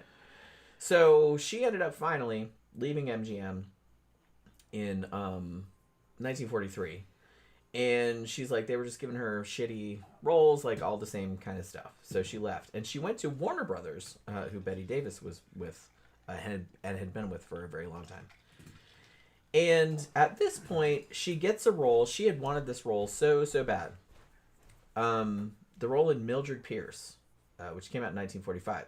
Now, interestingly, Bette Davis was the first choice for that role. They had offered it to her, and she said no. So Joan Crawford took it, and it's kind of a noir drama type of movie. And she got an Academy Award for it, which must have pissed Bette Davis off. So she's like, I turned that fucking role down, and then that bitch went and did it and got a fucking Oscar for it. Even though I will say that Bette Davis had more Oscars and more Oscar nominations, ultimately, than Joan Crawford did. But they were always, like, competing in that way. So I'm sure that probably was, like, she probably got butthurt about that. So because of Mildred Pierce, and because it was, like, this big, you know, she got an Oscar for it and everything like that, that was, like, really career revitalizing for her. So she ended up getting other roles, like in a movie called Humoresque, which came out in 1946, and one called Possessed in 1947, which I believe was also, if I'm remembering correctly, I think that Bette Davis also turned that role down. But Joan Crawford went in there and scooped it up and kind of killed it. And she also got an Oscar nomination for that. And as I mentioned with Bette Davis, Joan Crawford also contributed and performed at the Hollywood Canteen, which Bette Davis had founded, was this club for American servicemen and stuff, because it was during World War II. So she was kind of involved in all of that kind of like war effort, like charity and stuff like that. So now by the 1950s, Joan Crawford, her star began to wane, as they say, as she started aging out of leading lady roles, because that's all that's really important, isn't it? She was in some movies. She was in one called The Damned Don't Cry in 1950, and one called This Woman is Dangerous in 1952, that made some money, but, you know, critics were not super kind to them. And then she left Warner Brothers because she was kind of getting frustrated, and she was in some indie movies. She was in one called Sudden Fear in 1952, which actually got her another Oscar nomination. And she was in like kind of an indie western called Johnny Guitar from 1954. But at this point, the movie roles were kind of drying up. So a lot of times she would kind of be on TV. Like, you know, she'd be on The Lucy Show or GE Theater or whatever. And so, as we talked about during the Bette Davis segment, this is when she got offered Whatever Happened to Baby Jane, which ultimately came out in 1962. So, yeah, we'll talk about the shit that happened on the set of that like later on. But she was kind of pissed that she was in this movie, and I really feel like she thought that Bette Davis upstaged her. Bette Davis got an Oscar nomination for Baby Jane, and she did not. And I think she was pretty pissed about that. She got back at her in a very shady way, which I will talk about later. But, I mean, they're both great in it. They're both great in it. But, I mean, Bette Davis obviously was the much showier role. She went the extra mile with the craziest. Well, the thing about it, Bette Davis, when they were first talking about doing the movie, she's like, I will do this movie, but you have to let me play Jane. She wanted to play that crazy character because she knew that would be the showy role. Yeah. I mean, the role of Blanche... She became the anti-hero in a way. Yeah. The role of Blanche, which was Joan Crawford's role, was... I mean, it's a good role. They're both very meaty roles, but it was the more submissive role. Yeah, you had the good guy, you the didn't bad get guy. to crazy out. You weren't like the villain, the cackling villain. The villain steals the show. It's fucking Right. Betty understood that. And that's what happened. That's why she specifically said, I want to play that role, because she knew that it was going to overshadow. Yeah. You know what I mean? So, as happened kind of with Bette Davis, after that, the success of that movie, which, like I said, was a huge hit,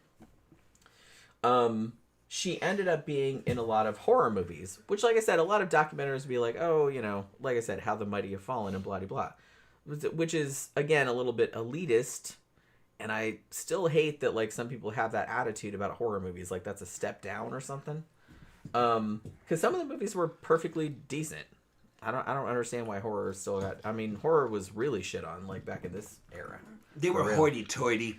Well, it's, like I said, it's a lot better nowadays. Like, at least horror is seen as, like, a more legitimate genre, whereas I feel like up until probably the 80s, maybe even past the 80s, horror movies were still seen as, like, oh, that's, like, some genre shit. Like, that's... I have a theory.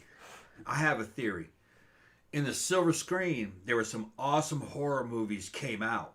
And the one I'm thinking about was The Black Cat with Bela Lugosi, Boris Karloff. And that bitch was edgy even by today's standards. Satanism, torture, necrophilia. All kinds of weird shit happened. Flaying someone alive. Yeah, and it flaying someone. And that was the torture I was talking about. And it was classy as fuck. It looked great. All right.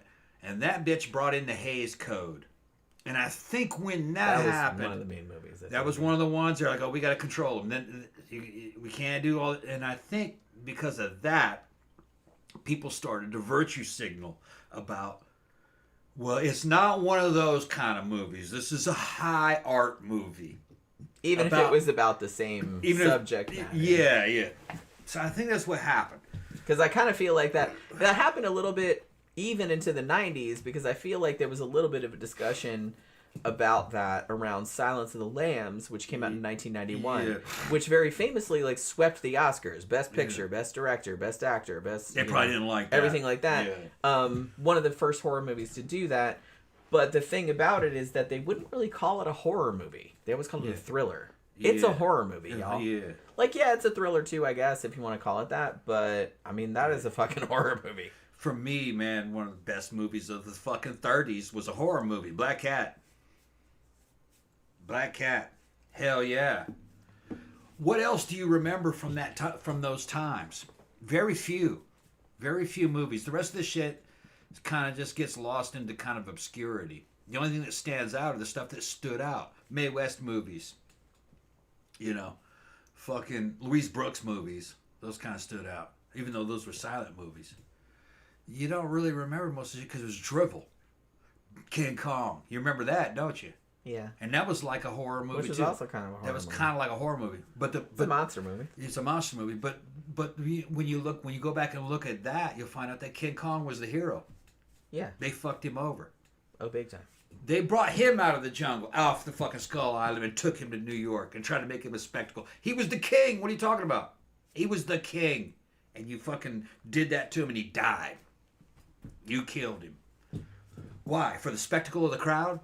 That was the whole fucking story about that. It was actually an animal rights movie.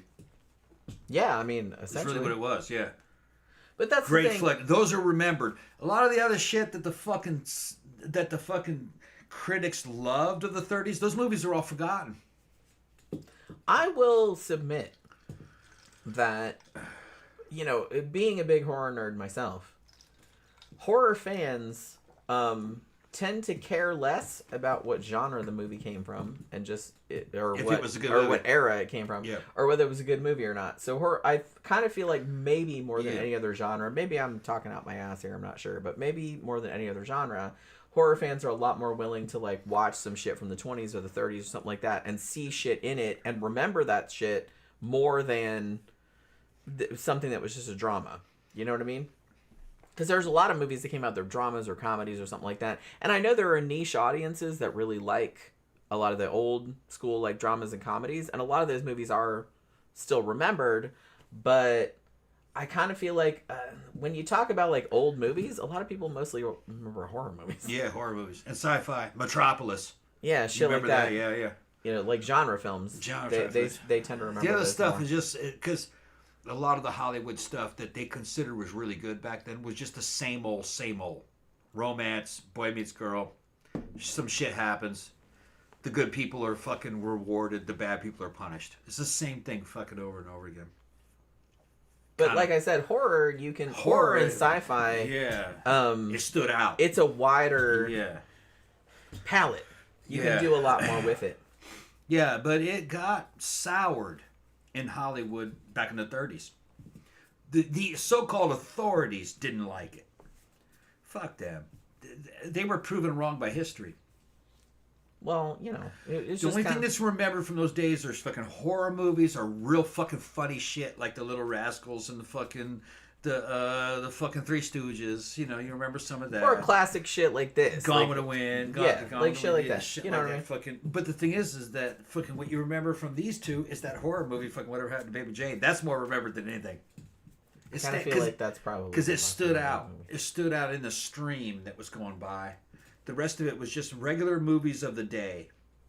Yeah, I mean, they made a lot of those. Yeah. And like I said, and a lot of those movies are really good. Like, I've seen some of them. But they made a lot of those. You know what I mean?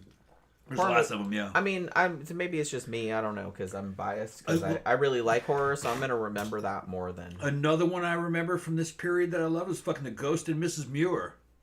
And you didn't know that one. I showed you that one. We reviewed that, yeah. It's a good movie. I'd heard of it, I just never watched it all the way through. And it's a paranormal romance.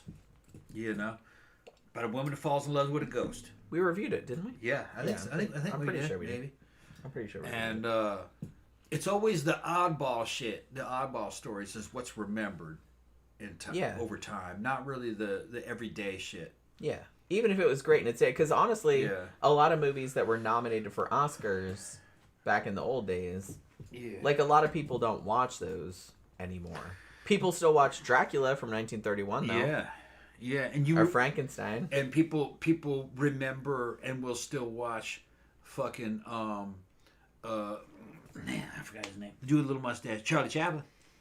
I was gonna say Hitler. Yeah, Charlie Chaplin because of all the physical humor. Yeah. You know. Yeah. It was stunts and physical humor. Okay, those are still fun. You can still watch it. You can watch it for free. We even watched some of the not Charlie Chaplin, but who was the other guy that was famous? The other guy that was doing that shit. Those were good too. Yeah, we were watching a bunch of those on Amazon. What was that guy's name? I'll think of it in a second. They're very simple stories. You can still relate to them. They're very much like regular life between a guy and a girl, and the funny shit that happened, and him trying to ask her out on a date, and just stuff like that. And it was 20s, silent film. Charming. No, it wasn't Buster Keaton. It was Harold Lloyd. Harold Lloyd. I knew I'd think of it in a second. Charming movies, very normal Americana. It could even, a lot of that could apply to today. Actually, a lot of stuff that was happening in those. And they're only like 15, 20 minutes long each little movie. And it's him and a young woman who's his girlfriend in real life, and they're doing all this little romance type stuff, and you know, chasing each other around town and trying to ask each other out, and things happen, and fucking it's just kind of physical humor, kind of Charlie Chaplin type stuff. You know, going to a club and drinking, and fucking weird shit happens at the club, but you're like, you can relate to it. You're like, yeah, that's still kind of like normal life today. You still, you know what I mean? Yeah, it's not that. It's not that different from today. And you go on like, yeah, those are normal people. Fucking, that's like somebody you would meet today. It was 20s though. Yeah, we had. I don't know if they're still on there, but Amazon Prime for a time had a whole bunch of like Harold Lloyd shorts, and we just for some reason like over a few nights we just got like all into them. Watching Harold and Lloyd. like watched a whole bunch of them. Yeah, they're cute and they're super entertaining. Yeah, they're entertaining. They're cute. And you're like, and they're very human. Yeah. Anybody from anywhere in the world, or at least the Western world, would understand exactly what's happening. You know, you're dating some chick and you're in the club and you're drinking and it's a speakeasy and her dad shows up and you gotta hide. That, you know, it's that kind of shit. Yeah, everybody can understand the situation. Yeah. So yeah, okay, so like I said, okay. This is funny to me because so after whatever happened to Baby Jane, 1962, like I said, both of these actresses, like around the same age, only 2 or 3 years apart in age, but they were both older at this point, and you know, people are like, oh, they're on the decline, but oh, look, they're in this movie where, because you have to think this hadn't really been done, where like two older women who were once very, very famous actresses are now doing a psychological horror film where they're just like beating the crap out of each other, and they're not afraid to look like old women. Like, I think that blew people's minds a little bit. Like, that hadn't really been done. So it was kind of like a big deal. It was a big hit. There were like lines around the block and shit like that. So, but after that happened, this also happened with Bette Davis, but to a slightly lesser degree. I kind of feel like Joan Crawford got a little bit of the short end of the stick as far as this was concerned. But so they started offering her more like kind of B-grade horror movies, right? So she was in one called Straight Jacket from 1964, because after Psycho came out in 1960, there was a whole slew of movies about crazy people. You know what I mean? Like, and so she played an axe murderer in that. It's not bad, actually. I don't mind Straight Jacket. It's actually pretty good. But yeah, so she was in that. She was in one called I Saw What You Did. That came out in 1965, which was kind of more focused on the teenager character. It was kind of a teen, I don't want to say slasher, but kind of a teen horror movie. And she was just, her and her husband were like the older characters, or whatever it was.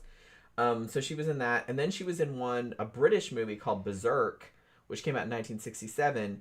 And she played like a circus ringmaster.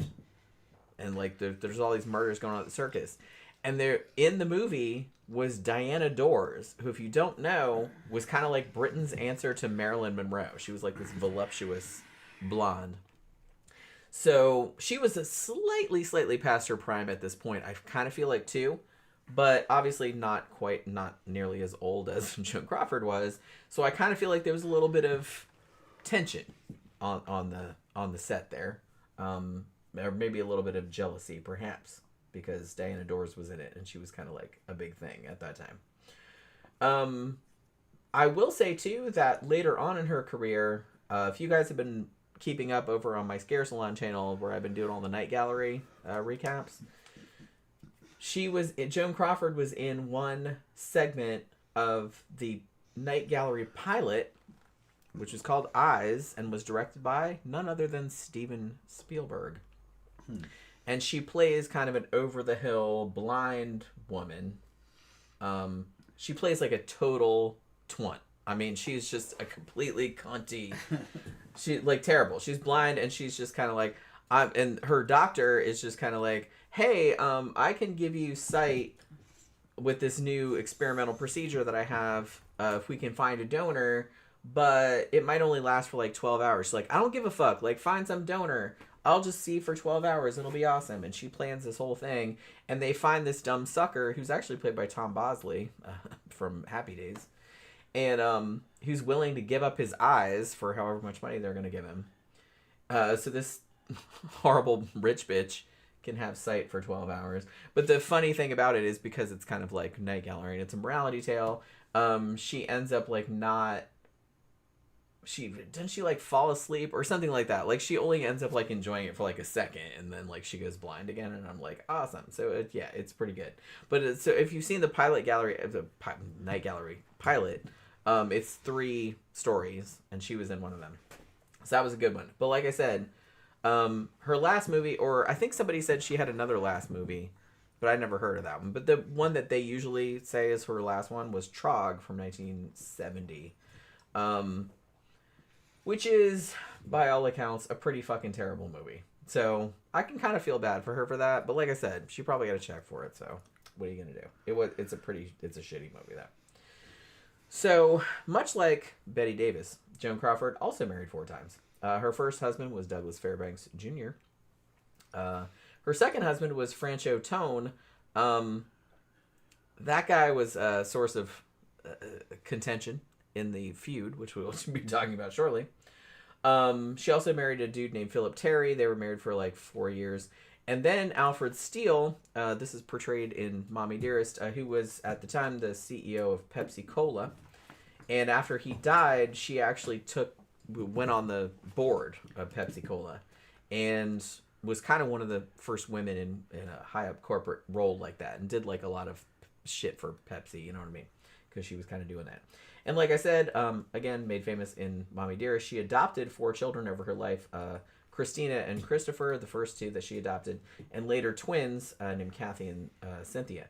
She actually she tried to have kids of her own, but she had several miscarriages, after which she decided that she was just going to adopt, because I guess they told her she couldn't have children biologically. So she started adopting them.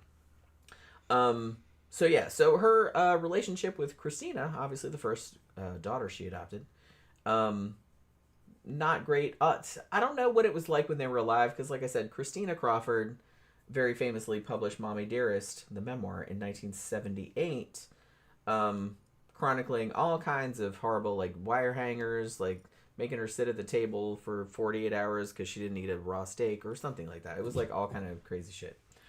And the book came out, I think, a year after she died, because I think she died in 1977. And they made a movie about it in 1981, very famously starring Faye Dunaway. And I think that's kind of what most people remember about Joan Crawford.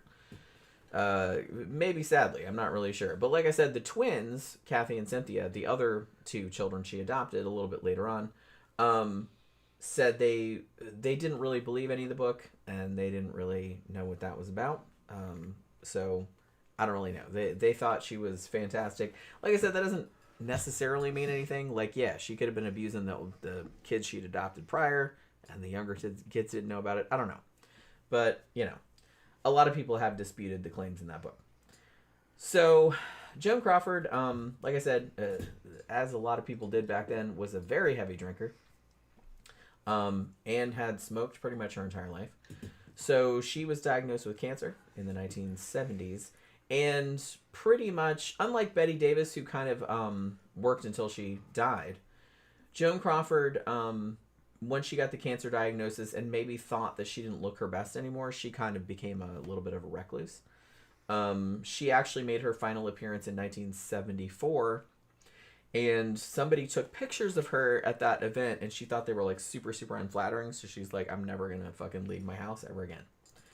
So she really didn't come out much after that. So she ended up living, or dying of a heart attack in 1977 in New York City, and ended up leaving a couple $1 million to her kids. She had a lot of money. Wow. Not Christina and Christopher. But was that a couple million in real estate, or a couple million in cash? I'm not real sure. That was just her estate, I guess. She left some to charity. She left some to charity also. Must have been total value of everything she owned. Yeah. So she left some to charity also, but she left some to her kids. But I don't think she left any to Christina and Christopher. They did say that in the movie. I'm not sure if they got anything. You know what I mean? The first 2 kids she adopted. Yeah. And Christina was the one that wrote the book. But like I said, the book didn't come out until after she died. I don't know. So I don't know what that relationship was like. Like I said, I wasn't there. But I kind of feel like that's a lot of people are. But the thing about it was that even though they did kind of portray this in the movie Mommy Dearest a little bit, and a lot of people did say this about her, even though she seemed, to me, she always came across, like from seeing some of her movies, she always came across as very glamorous and very haughty. I didn't realize that early on in her career she'd played flappers and kind of working girl type characters. Not sex workers, but I mean, you know, actual women that worked in factories and stuff. So I didn't realize that she always played these very glamorous characters. But, so she always kind of came across like that to me. But pretty much everybody that knew her said that she was very, very magnanimous, like toward her fans and stuff. Like she was very insistent on every time someone would write her a fan letter, she would by hand like write a letter back to them. Like that was really important to her. So she cultivated her fan base like pretty steadfastly. Like she kind of knew that was a thing. And most of the people that I heard at least like said that if they'd met her, said she was very gracious and very, and the thing about her was that she was always, and I guess a lot of actors at this time were like that, but she was like always on, you know what I mean? Like she couldn't even go, if she was going to go outside of her apartment or whatever, she was going to get dolled up, you know what I mean? She wasn't going to go out in her fucking sweatpants or nothing like that, you know, which I get that. I've gone out in my sweatpants before, but I think most people have done, but they wouldn't do that back then. One of her very famous quotes was she said, "I never go outside unless I look like Joan Crawford, the movie star. If you want to see the girl next door, go next door." That's what she said. She goes out when she only looks like Joan Crawford. Yeah, and she's even, what I heard was that she would even advise like younger actors. She's like, look, she didn't say this, but she meant it's like a brand. Yeah. So it's like you never know who you're gonna meet. So if you're leaving your fucking house, you better look like fucking you better look like you don't want a Danzig moment when you're going exactly, through and you're just with your cat litter. Yeah. Right. Nobody wants that. I get it. You don't want to be just like with no makeup on and you haven't washed your hair and you got fucking sweatpants on, no bra. I get it. Like, you know what I mean? Nobody wants to be photographed like that. No, they got some girls that are making a living off of being video recorded without a bra, though. They got some chicks that can pull that shit off. Well, I know that, but I'm talking about like older women whose boobs are maybe saggy or something like that. Yeah. So I'm just saying nobody wants to go around looking like that. So I get it. I get what she's saying. Like I said, it's a brand. It was marketing. She understood that, and she's kind of like, whenever you go outside, you have to look like the movie star. You can't so I get it. Yeah, you're keeping your public image up. Yeah. So I get what she's saying. All right, so it doesn't work today. You got the internet; they know what you look like. You got social media. And that's the thing. It's like even if you did like curate your public image as tightly as you could, you got people fucking at the club taking pictures of you, tagging you, and they might not take the most flattering pictures. I've had it happen to me. Yeah. You're in the middle of fucking drinking some shit. And everybody's like, everybody looks like that. So it's like, now that's forever. That's all over the fucking internet now. Yeah. I mean, not for me, because I'm not that famous, but you know what I mean? For super famous people, yeah. If you go out, it's like, look, I'm literally walking next door to get some tampons. Yeah. And then like I'm not even gonna put makeup on or put like real pants on or anything like that. And somebody out there is just like, ka-chunk, hey look, it's this fit. Look, they look like shit. That's awesome. I'm gonna put that all over my fucking and then funny. It's all over the place. You know what I mean? I get not wanting to like get fucking dressed up because it takes a long time. But you know what I mean? I won't even go to the Dollar General unless I at least have makeup That's on. True. I've been there. I was just going to go to no, I'm not dressed. I don't have makeup on. Yeah, I'm not going any place. I'll be back in a second. Yeah. And I don't think I look that bad with that makeup on, but it's like I'm still not going over there. No. I don't have eyebrows. I think that's the thing. Her eyebrows are fucking shaved off. I have shaved eyebrows, and I feel like people will look at me crazy, even though I'm probably like look better than most of the people that are in there. But you know what I mean. I'm not worried about it. But I'm not going if I don't have makeup on. So let's talk about the feud, the very famous, probably the most famous Hollywood feud of all time. I feel I can't think of one that's more famous. And if somebody can think of a more famous one, please enlighten me, because I can't think of a more famous one than this. I mean, the two of these women, very, very, it's legendary how much they fucking hate each other. Like I said, they made a whole fucking series about it called Feud, which I haven't seen yet. I've seen clips of it, but I haven't seen the whole thing straight through. So how did this start, you might ask? Like I said, I kind of feel like it started a little bit low key and like simmered for a long time before kind of going full blown toward the end. So it wasn't like it was just, that they were at each other's throats for like decades and decades. I don't think it was exactly like that. I think it was just like petty sniping for several decades, and then bam, like it got bad later. So this is like, okay. This is what I'm talking about when I said they would say like sideways shit to each other, like in the tabloids and whatnot. And Joan Crawford would say some fucked up shit, but Bette Davis was, I mean, she said some real fucked up shit. Like I said, she was like real shady like that. So her shit was always funnier. For example, Bette Davis once said of Joan Crawford slept with every male star at MGM except Lassie. It would be better if she said. It would be better if she said, including Lassie. That would be fucking. That would. But I mean, you know what I mean. So it's like she said, and she also said she had eyebrows like African caterpillars. Yeah, that's fucking funny. So she said shit like that, and then Joan Crawford would say shit back to her. Like she said, poor Betty, she looks like she's never had a happy day or night in her life. Yeah. Which is also funny, but not quite as funny as what Betty said. Yeah. Like I said, Betty was always like way meaner and way funnier, like I thought. Like she had like way more of a razor wit. So some of her, like I had to write down some of the Bette Davis quotes. Some of the stuff she said about Joan Crawford over the years. I wouldn't piss on Joan Crawford if she were on fire. Damn. She said that? Wouldn't piss on her. Joan always... Oh, this is my favorite.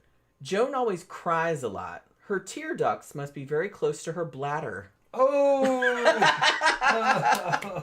That's my favorite. I'm like, oh my god, that's so cutting. I love it.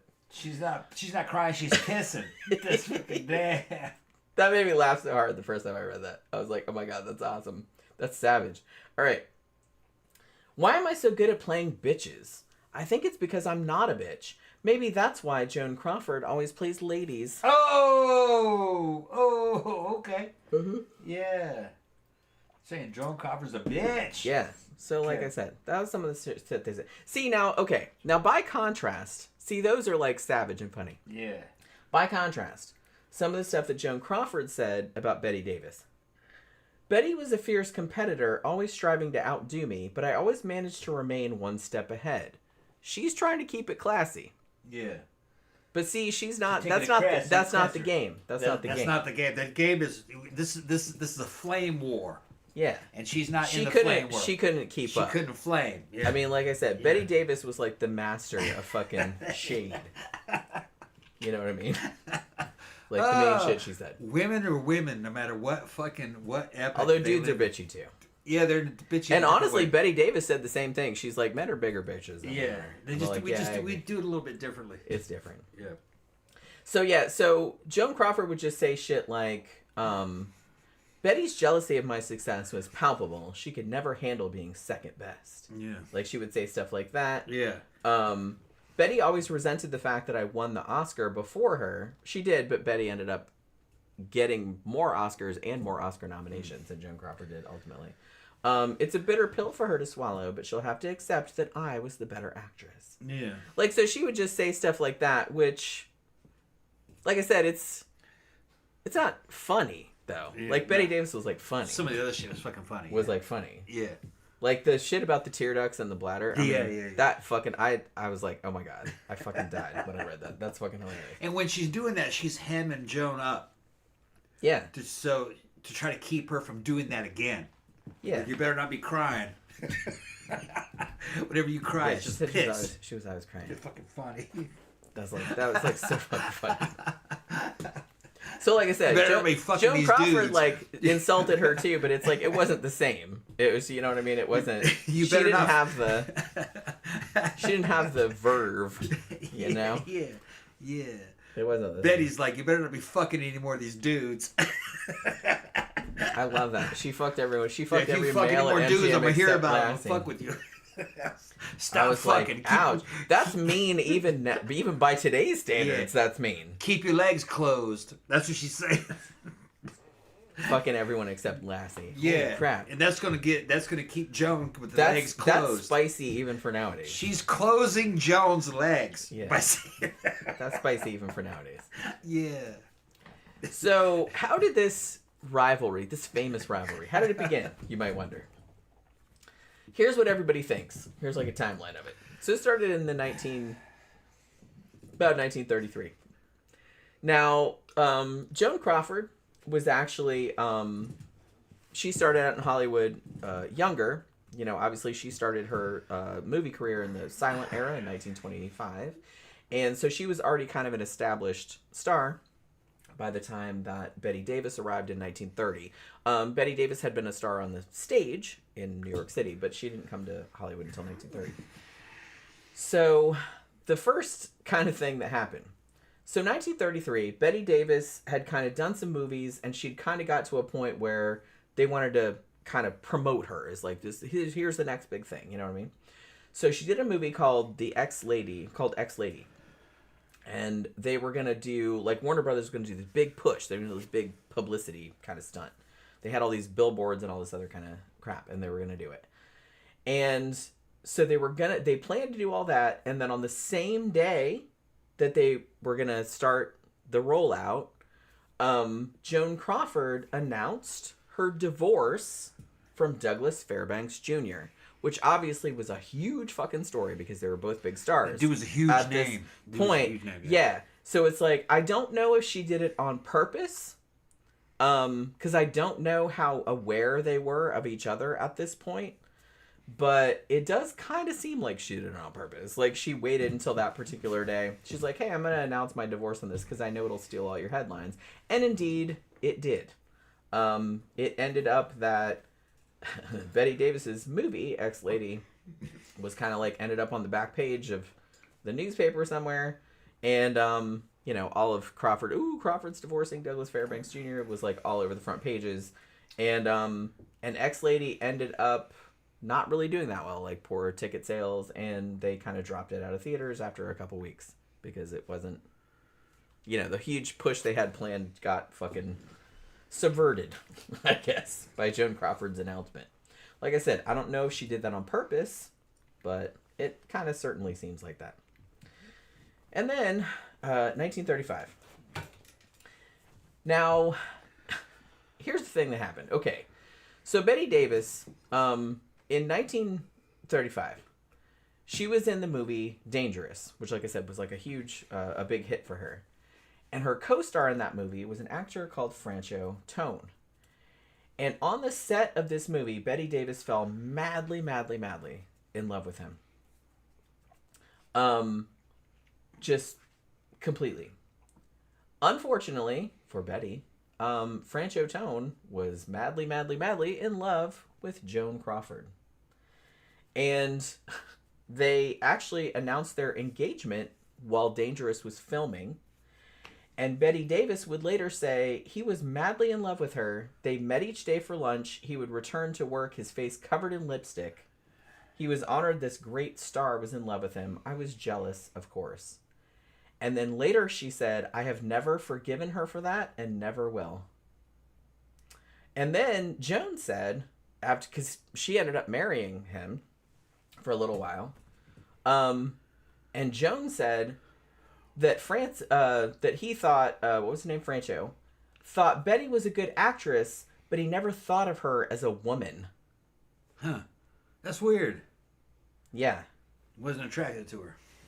Yeah. And like I said, Bette Davis was like completely in love with him, and she never, ever, ever forgave Joan Crawford for stealing him from her, pretty much. And basically, never thought of her as a woman. She was a man. Even in 1987, many years after the fact, Bette Davis was quoted in an interview saying, she took him from me. She did it coldly, deliberately, and with complete ruthlessness. Yeah. And she still believed that many years later. Dudes from this era, I'm just gonna tell you, you know, fucking, I'm gonna lay it down on the real. Dudes from this era, if you ask me, had little dick energy. They fucking, if a woman had anything about her, like a backbone or a spine, then they felt emasculated by that. Oh, big time. I don't really understand it. I think that was Bette Davis's problem, honestly. It's that she was too She was assertive. Too tough and assertive. Like, she knew what she wanted, and A real man, though, is kind of said- turned on by that, which I don't understand that. I mean, fucking, you know, I know I'm a fucking man. I do military, all kinds of fucking shit. I can beat ass. She's seen me fight and everything. Fucking, I like it. I like a tough woman. You know, I think it's sexy. If a woman is fucking working out, she's muscular. I think that's. I hear these dudes going, "Oh, she's far too muscular," and I look at the dude who's saying this shit online. He's a fat fuck. I'm like, what the fuck do you know about, man? Aren't they always? You know, a woman that is athletic, I think that's hot. Fucking, or voluptuous, I think that's hot. I never understood this thing with these dudes who, because a woman has her own opinions on things that she's masculine. I understand it. They're threatened.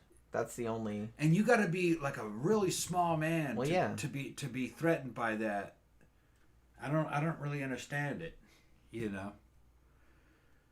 Yeah, I mean, they're like wildly insecure. Yeah. Why would they care? That's the only thing I would think, you know. Some of my ex-girlfriends were fucking butch lesbians. I thought they were fucking cool, you know. Yeah. It don't matter, you know. And I think a lot of guys would be threatened by that. Well, it's just like, oh, I like girls. I like girls too. You know, I mean, you know. I don't give a shit. I like boys and girls. Yeah. So, you know, I don't really understand the thinking that's just like little dick energy to me. It is. That's exactly what it is. Yeah. Anybody that's threatened by another human being. Yeah. Just being just being themselves and having their own opinions and likes about stuff. Yeah. That's oh my god. Do you mean that women aren't all that different than men? Oh shit. Yeah. You mean you're not just gonna do whatever I tell you to do without complaining? Yeah. Fuck that. Yeah. Women are not that different from men. Not really. No. And fucking if you're a dude and you're fucking got problems, go look in the mirror and look at yourself. Take your fucking clothes off and look at yourself and just ask yourself, if I was a chick, would I fuck me? You know what I mean? And I think a lot of guys don't want that answer. You know, fucking. You know, there's a lot of different kind of women out there, different kind of. But I think that's probably the problem. Why the hell would you say that Bette Davis is not a woman? It's just not. Well, fair for that's me. Joan Crawford saying that. So that might have been. Well, no, didn't she say her man said that she wasn't a woman? Well, I don't know if her man really said that. Okay. Joan Crawford claimed. Joan Crawford claimed that he said that. Okay. All right. Maybe she was just trying to make her feel. Maybe. Bad. Okay. Maybe the dude didn't say that. He might not have said that. I don't really know. I've heard shit like that come out of dudes' fucking keyboards online, though. Because I mean, maybe like Bette Davis was not manly in any sense of the word. No, she wasn't manly. She wasn't cute though. She was good looking, but I wouldn't call her like a cute neotenous kind of, you know, fucking baby looking, baby face looking. She wasn't like that really. She was a good looking woman. I think Joan was better looking physically, but Bette Davis had an edge to her. You know? I like that she just took no shit. Yeah, I would say that. I always like that. I would say, as an experienced man, Bette Davis probably would have been a better lay. Oh, I'm sure. Yeah. And that's really what matters, guys. Come on. Because, man, I've fucking nailed some fucking hotties that are just fucking gorgeous, terrible in bed, and then you're immediately not interested in her anymore. Starfish out, no effort. You know, just like, why the fuck am I doing this? You know, might as well have a sex doll, you know. Papa said if I was a chick, I would not fuck me. LMAO. Thank God Shaby thinks I'm sexy. Get to work. What's that? Thank God Shaby thinks I'm sexy. Yeah. Get to work. That's all you got to do. That's all you got to do. Yeah, so Bette Davis was still pretty salty about Joan Crawford. Like I said, I don't know like if Francho Tone, he didn't seem interested in her in Bette Davis as anything more than a friend. And I think Bette Davis was like pretty bitter about that. And she kind of took it out on Joan Crawford. You know what I mean? So there was that. 1936. So the movie Dangerous that Bette Davis won an Oscar for. At that Oscar ceremony, Bette Davis actually didn't want to go because her and Jack Warner, the head of Warner Brothers, were fighting, which they did. They really didn't like each other all that much. So they were kind of always at loggerheads. And he kind of like was making her go. And she didn't want to. So she kind of protested by wearing, it's not, kind of a dowdy she didn't dress up. It was just like a costume she took from like the Warner Brothers, whatever. It was like this little navy polka dot thing. And it was kind of plain. So she wore that to the Oscar ceremony. But she won. And then, so they announce her win. And she gets up to go accept the award. And Francho Tone, who at that point was married to Joan Crawford, he hugged her. And the story goes that Joan Crawford turned her back on her. Like, nope. And Francho even was like, what the fuck? Like, why are you being such a bitch? Like, don't be so rude. And then at that point, Joan Crawford turned around and said, oh, dear Bet, what a lovely frock. Like, all bitchy. Because she was wearing this kind of dowdy-looking dress. You know what I mean? So there was that. I think she was, like, super pissed that, like, she won a fucking Oscar. You know what I mean? Because, honestly, I saw an interview with Joan Crawford when she was much older. And she said something which was kind of interesting. She said, I don't think that regular people understand how important an Oscar is to us. It's like the best thing ever. Like if you win one. Which, like I said, I get that. Although I have seen like some actors that like win an Oscar and then they fucking disappear off the face of the earth. Like that happens sometimes too. But I can see that. It's like, because that's voted on, right? So it's just kind of like, oh, everybody recognizes like the job that I did and everything like that. So that can feel really good. I get it.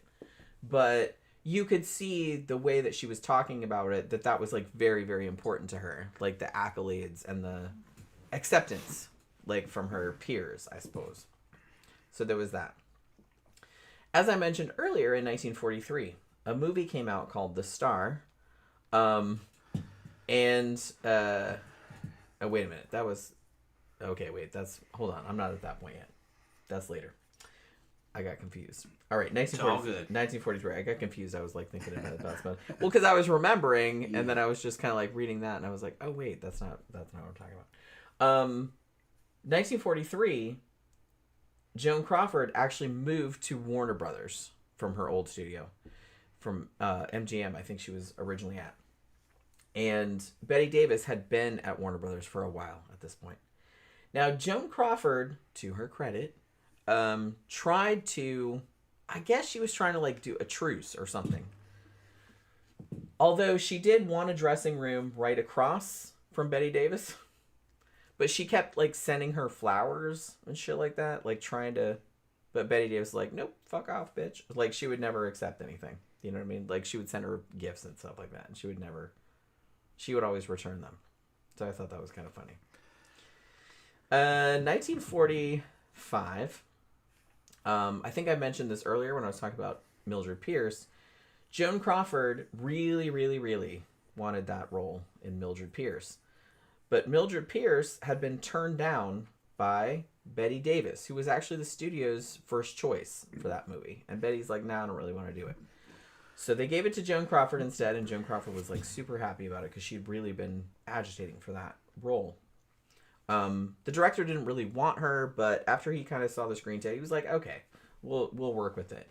And as it turned out, Joan Crawford ended up winning her only Oscar for that movie. So I think Bette Davis was a little bit pissed off that a movie that she had turned down, like, ended up like with Joan Crawford winning an Oscar for it. And like I mentioned earlier, the same kind of thing happened a couple years later. Joan Crawford took a role in that movie Possessed, which was originally intended for Bette Davis, and got an Oscar. She didn't win an Oscar, but she got an Oscar nomination for it. So, you know, there was that too. So, like I said, they were always in like competition. Somebody said earlier that Joan Crawford is bi, and I'm about to talk about that right now. Most women are. Well, believe. women are a lot more flexible. They're more flexible about shit, yeah. Than men. Yeah. For sure. They like who they like. I don't know if most women would identify as that, but that's not the reality. But given the circumstances, Yeah. I think women are a lot more flexible than dudes are in that regard. Yeah. Women don't like to be labeled. I mean, as far as I know, everybody I've known. Nobody really likes to be labeled. And it's just that women tend to follow their hearts. And they like what they like at the time. You know what I mean? And you know, just because some chick is fucking making out with some dude and she's straight, and then she meets some chick she's attracted to, and they do some. That doesn't mean she's one thing or the other. I don't really like to categorize it. I don't either, honestly, because it's just kind of some people. They got all these young people. Well, it's gender fluid. It's not even that. It's just people like to have fun, and people. Well, there's just a word for it now. Like people are like, "Oh, I'm pansexual," or "I'm gender fluid." That's fine. But I don't even know if that describes. I know what you mean. Yeah, I know what you're talking about. I know what you mean. But I don't even know if that's what it means. I don't know if that's actually accurate. It's just I think people are how they are, and everybody likes to have fun. And some things are just temporary, some things are permanent, and then everything's for a different purpose. I don't like to categorize anything. You know? But, yeah, sometimes... Women, if you were going to say a category, I would probably, in my experience and everything that I've seen and everything going... Now, granted, I'm in clubs a lot of times. Seeing our view might be biased, might be a little bit skewed. I think like 70% of women are fucking bi. Probably. They'll fuck around. Will they marry a woman? No. No, they won't. But 70% of them will do some shit. Yeah. Probably more than that, honestly, in my experience. More of that, right. There's just so many people that with threesomes or just fucking around or making out with one chick, making out with another chick and fucking nothing really... Does that mean that she's gonna fucking like not go out with guys after that? Or does that mean she's not... No. It's just people do what they do. Yeah, I don't really think there's anything unusual about it. No, all you do is just look back in human history. In every civilization, it was like that. You know, anything that is a higher civilization where people have abundance and money, and there's a lot of good entertainment going on, and there's kind of a high, you know, you can go back to fucking Rome, ancient Persia, Greece, whatever. There was always like flexibility in things. Nothing was ever like cast in stone. Being cast in stone, actually, if you ask me, is a sign of poverty. Most of the cultures of super religious cultures that are like things like those are poor cultures, man. They don't have any damn money. And then the guys that do have money in that culture are fucking doing whatever the hell they want. They got harems and all kinds of shit. They're fucking little boys. So, you know, people do whatever they want to do. Papa says, I am straight as a gate, LOL. I tried once and didn't like the whisker hair down there, LMAO. I understand. Like I said, I lean more toward dudes, but not that heavily. You know what I mean? I got a fucking... It's kind of... Yeah. You know. You guys know my background, you know what I mean? I'm from the warrior culture from early on, military schools and the army and shit like that. But I have a lot of gay friends too from the club, and I can vibe with it as long as they're masculine. Like one of my best buddies, fucking Toby, he's leather daddy, and we speak a lot of the same language. Fucking it's more about power, the power dynamic, and we're interested in a lot of the same things. There's very little differences between me and Toby, and we vibe. I can hang out with him. He's like my fucking bro. It's not the same as say like in the gay scene you'd call it the twinks. You know what I mean?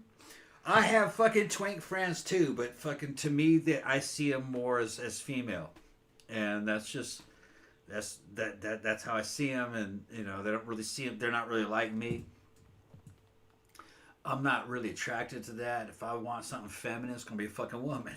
You know what I mean? But that doesn't mean I'm fucking disparaging towards them. You know what I mean? It's just that's their thing. They're into that.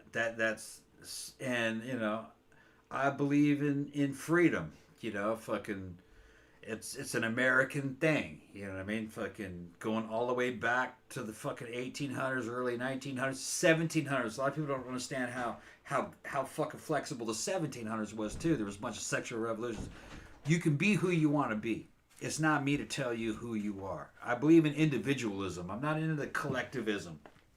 If you have some people that fucking are alternative, that's fucking their right, And I'll fight to defend their right. I'm not into this thing where collectivism, where everybody has to be the fucking same thing. Political collectivism, racial collectivism, fucking class collectivism, which is communism or Nazism. I'm not into any of that shit. I'm into individualism. But as individuals, we gotta fucking, make sure the area that we're working in is safe so we can all be individuals. Because if not, you're gonna let in collectivists. There's a bunch of them. Religious collectivists. Racial collectivists. Class collectivists. No. We are individuals. That's the American way. Hold on, I'm going to go to the restroom. All right, so here's what where I was going with that.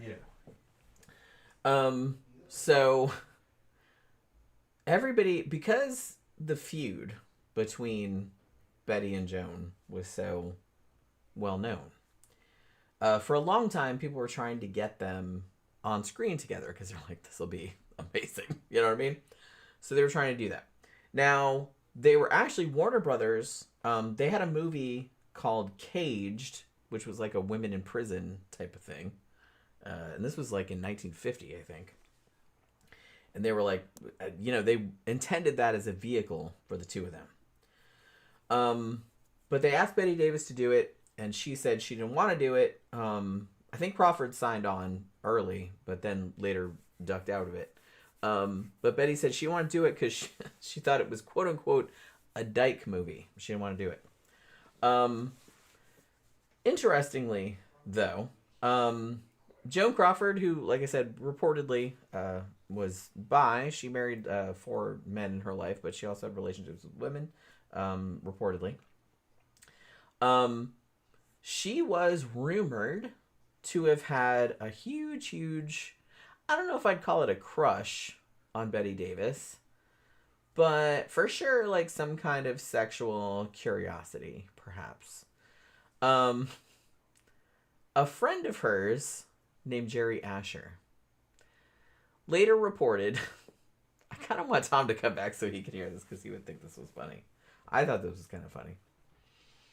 This was when Joan was still married to Francho Tone, who, like I said earlier, was Bette Davis had fallen madly in love with him on the set of Dangerous, and Joan Crawford, quote-unquote, took her away from him. Joan once said to her friend, Jerry Asher, allegedly, and this is a quote, this is what he said that she said. I don't know if this is true or not. He said that she said that Francho, her husband at that time, who Bette Davis was super in love with, isn't interested in Betty, but I wouldn't mind giving her a poke if I was in the right mood. Wouldn't that be funny? Apparently, Joan Crawford said that to a friend of hers. And he reported it later. He wasn't sure if she was joking or if she was serious, but there were like a lot of rumors that maybe this whole feud thing was just because they were kind of madly in love with each other and couldn't admit it, perhaps. Or that Joan Crawford was in love with Bette Davis and couldn't admit it. Maybe. I'm not really sure. I don't know. Because I think Bette Davis also kind of thought, oh man, Joan Crawford is like so in love with me. That's why she's always fucking with me like that. Which probably, I mean, that could be true. But I thought that was so funny that I wouldn't mind giving her a poke if she was in the right mood. That kind of cracked me up. As I mentioned earlier, this is what I was going to talk about before. We talked about in 1952, the movie The Star came out, and Bette Davis was in it, but it was actually based on Joan Crawford.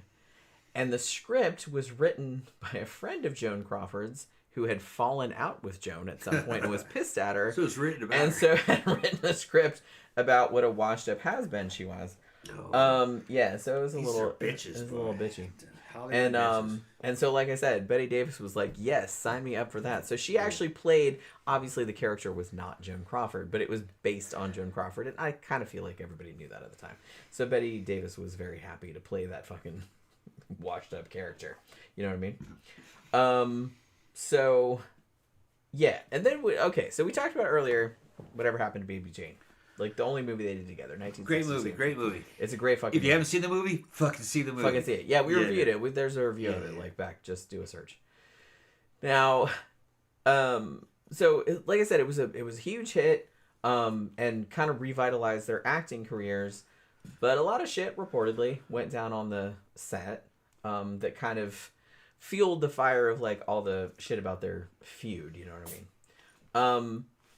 So one of the things that made Bette Davis take it was just like, look, I want to play Jane, the crazy character, because I think she knew that was the showier role and it would upstage her. Like, I think she wanted Joan Crawford. She had the right physicality too, though. Like I knew she would do that. Yeah. And then she also, one of her other conditions was that I want to confirm that the director, Robert Aldrich, was not sleeping with Joan Crawford. And the quote was, "It wasn't that I cared about his private life, or hers either. I didn't want him favoring her with more close-ups." Okay. And honestly, like, as they were filming it, like, Joan Crawford at sometimes, because Bette Davis, like, I mean, like I said, that's a very showy role. So sometimes Joan Crawford was like, you're not giving me, like, any room. Like, you're eating up everything. And I didn't detect the fact. I didn't either, but it's like it's funny because that all the shit that was going on behind the scenes. Fucking bitches, man. Yeah. Okay. Now, so there was some petty shit, like, because at the time that Whatever Happened to Baby Jane was filmed, Joan Crawford's husband Alfred Steele was the CEO of PepsiCo, and then, like I said, later on she became on the board of directors. Also, like, after he died. So, reportedly, Bette Davis had a Coke machine installed in her dressing room, just to spite her. Yeah. And also, there was a scene where, and if you've seen the movie, you know what scene I'm talking about. There's a scene where she basically either Blanche, like, falls out of the wheelchair, or Jane pulls her out of the wheelchair, and then she starts kicking her, like, in the head. Yeah. And Joan Crawford was like, look, I want a body double for this because I don't really trust Bette Davis to not, like, actually fuck me up. You know what I mean? And basically she's like, no, I would never. And the story goes that during the scene where she's, like, down on the floor like that, and Jane is just, like, kicking the fucking shit out of her head, that she kicked her in the head hard, like, for real. Like, so much so that she needed stitches. I don't know if that's true or not, because some people have disputed it. It's like, no, it wasn't really that big a deal, or, or whatever, the way it was shot. But I don't really know. But that's the story that's going around, that she actually did kick the shit out of her for real. That's funny. It's a great movie, though. It is. You got to see Whatever Happened to Baby Jane. So, as revenge... Even if you don't know the story behind this, because I didn't really know all this shit. I just watched it. It's a fucking great movie. It's a great horror movie. Weird. Yeah. You feel really bad for the Joan Crawford's character. Yeah. You feel bad for both of them, but more Joan Crawford's character. Yeah. She is abused and shit. Yeah. I mean, although I will say I felt really bad. Yeah. In a cringy way. Yeah. In an Anvil way. In, like, Anvil? For heavy metals coming back.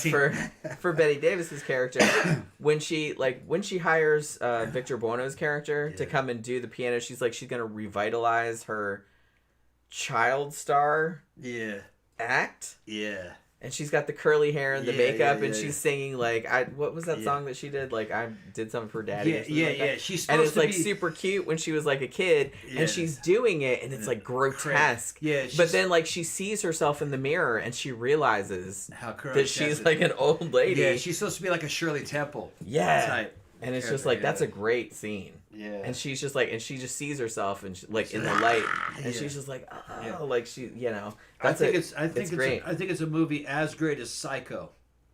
Yeah. It's just it's kind of not as well known, but I put it up there with Psycho.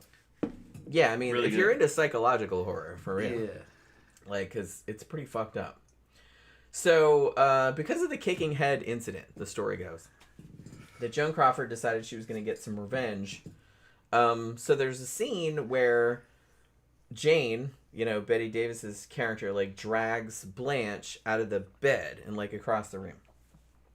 So because they were shooting it that day, story goes, I don't know if this is true or not, that Joan Crawford deliberately made herself super heavy, either by wearing, like, a weightlifting belt, putting rocks in her pockets, or just basically rocks, or just basically just going dead weight. Yeah. Because when you're an actor, you're supposed to kind of help. You know what I mean? Yeah. Because at this point, Bette Davis, she had some injuries. She had a really bad back. Yeah. And I think she just said, "Hey, I have a really bad back. Like, don't fuck it up too much." And she's just like, "Oh, that gives me an idea, like a dastardly idea." And so she decided. Now, I don't know if this is true or not because some people have disputed it.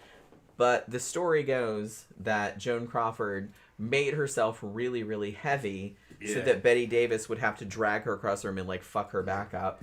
Like, in retaliation. Mango agreed with me. He says it's up there with Psycho. Yeah. Yeah, I mean, it's a great fucking film. Yeah. It's so, so good. Also, one of Bette Davis's, again, famous quotes, "The best time I ever had with Joan was when I pushed her down some stairs and whatever happened to Baby Jane." Yeah, like I said, these two hated each other. This, oh my god. This blew, I didn't actually know about this. This is some shady, Joan Crawford can do some bitchy shit too. Because listen to this crap. So, Bette Davis got nominated for an Oscar for whatever happened to Baby Jane. Joan Crawford did not. So there was a little bit of contention there. Because like I said, Joan Crawford, I kind of feel like she thought that Bette Davis had, like, upstaged her on that movie. And so she said to herself, apparently, that, well, even if she wins an Oscar, I'm going to get on that fucking stage somehow. So what she did was, there was a bunch of, a couple of other actresses that were nominated that weren't able to attend for various reasons. And so she let it be known to the Academy. She's like, hey, whatever actress wins, if they're not there, I'll accept it on their behalf. Right? That's what she said ahead of time. So it turned out that even though Bette Davis was nominated for whatever happened to Baby Jane, she did not win. Anne Bancroft won. And Anne Bancroft was not there to pick up the award because she was doing a play, like in New York City. So when Anne Bancroft's name was announced as the winner of the Best Actress award, Joan Crawford, who had agreed to accept the award on her behalf, swans by fucking Bette Davis going, and she goes and accepts, hi, I get an Oscar. Fucking bitches, man. Yeah, and it wasn't her Oscar, it was Anne Bancroft's Oscar. Yeah. But she just wanted to be on the fucking stage to make Bette Davis look like ass because she lost. You know what I mean? I was like, wow, that is so cunty. I would never. This kind of reminds me. Holy crap. Me, as a boy of the 80s, remembers. I'm gonna put this in a pornographic fucking. Oh my god. in a pornographic parallel here. Fucking Tracy Lords, who was like, nobody knew she was underage, but she was like one of the top porn stars back in the 80s. Her and Amber Lynn, or Ginger Lynn, excuse me, another top porn. They were like the top two. They fucking hated each other. They fucking evidently hated the shit out of each other. Couldn't stand each other. Fucking, and Ginger was a little bit older. She was in her 20s. The dudes directing and producing the porns knew that they fucking hated each other, and they would constantly put them in lesbian scenes with each other. Of course. And fucking, they got the biggest thrill, the biggest charge out of it. Yeah. Making them go down on each other, and they fucking hated each other. And they'd be fighting in between fucking takes and shit. Yeah. Kind of funny when you think about it. It is pretty funny.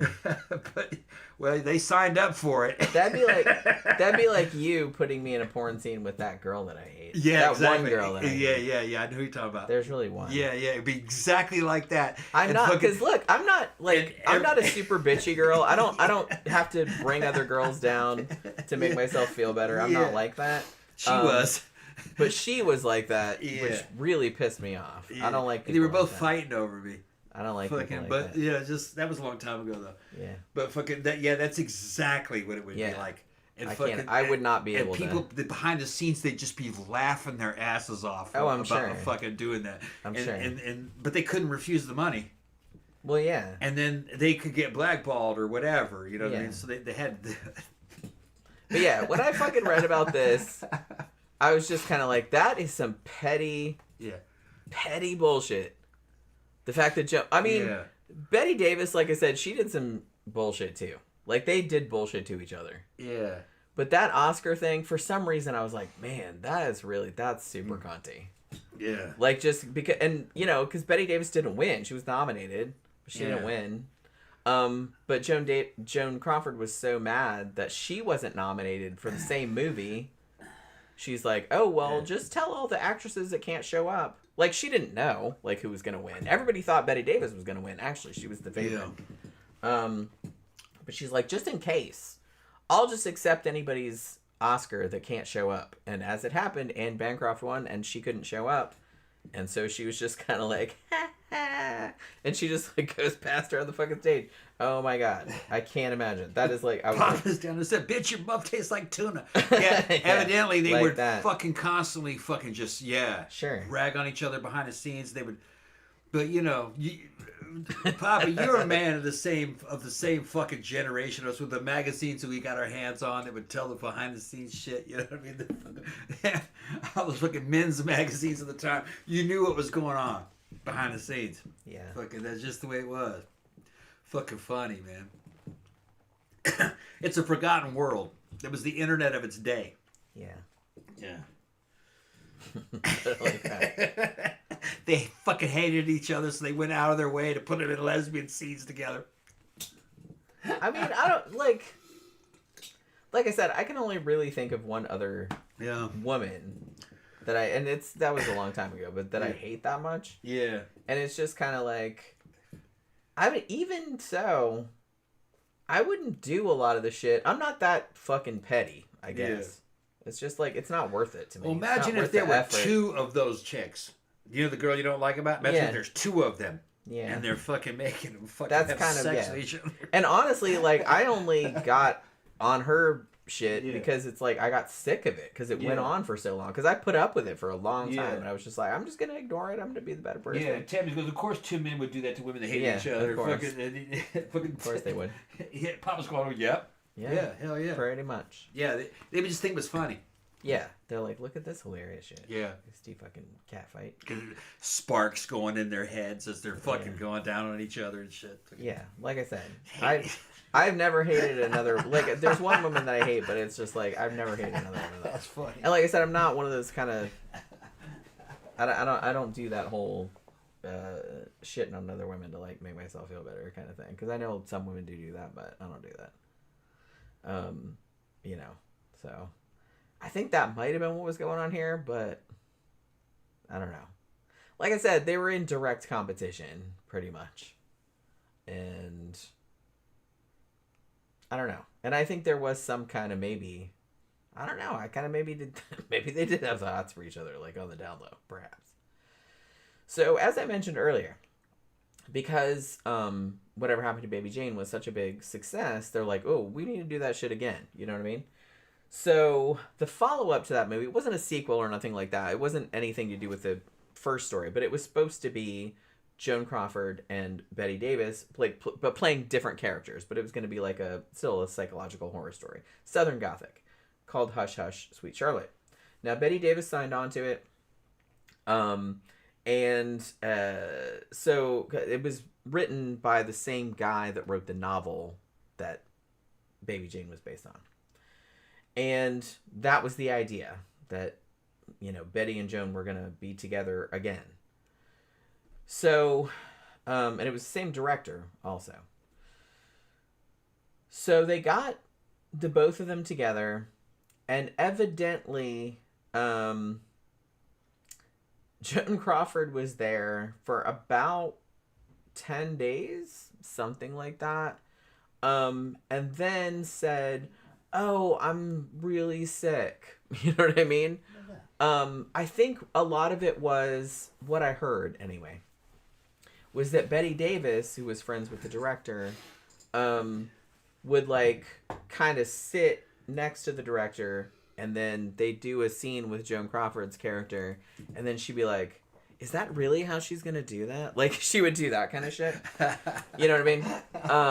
I heard it was like that. So after a little while, like maybe a week and a half, 10 days, something like that, Joan Crawford couldn't take it anymore, so she's like, I'm too sick to finish the movie. And so she went off for some unspecified illness. She said, she keeps saying that she would come back, but after a time, she never did. So eventually they're like, look, we got to finish this movie. So they got Olivia de Havilland, and she had to, so it ended up being Olivia de Havilland in the other role, but it was supposed to be Joan Crawford. She just fake sick. Everybody said like to get off the fucking movie so she wouldn't get in trouble. You know what I mean? Randy's in there going, I wouldn't fight over a man. If she wants him, she could have him. No, you weren't there. No, you wouldn't. Me and Jen were kind of already friends, and we were a thing going on. And then this chick's trying to step in and steal. No, you'd fight.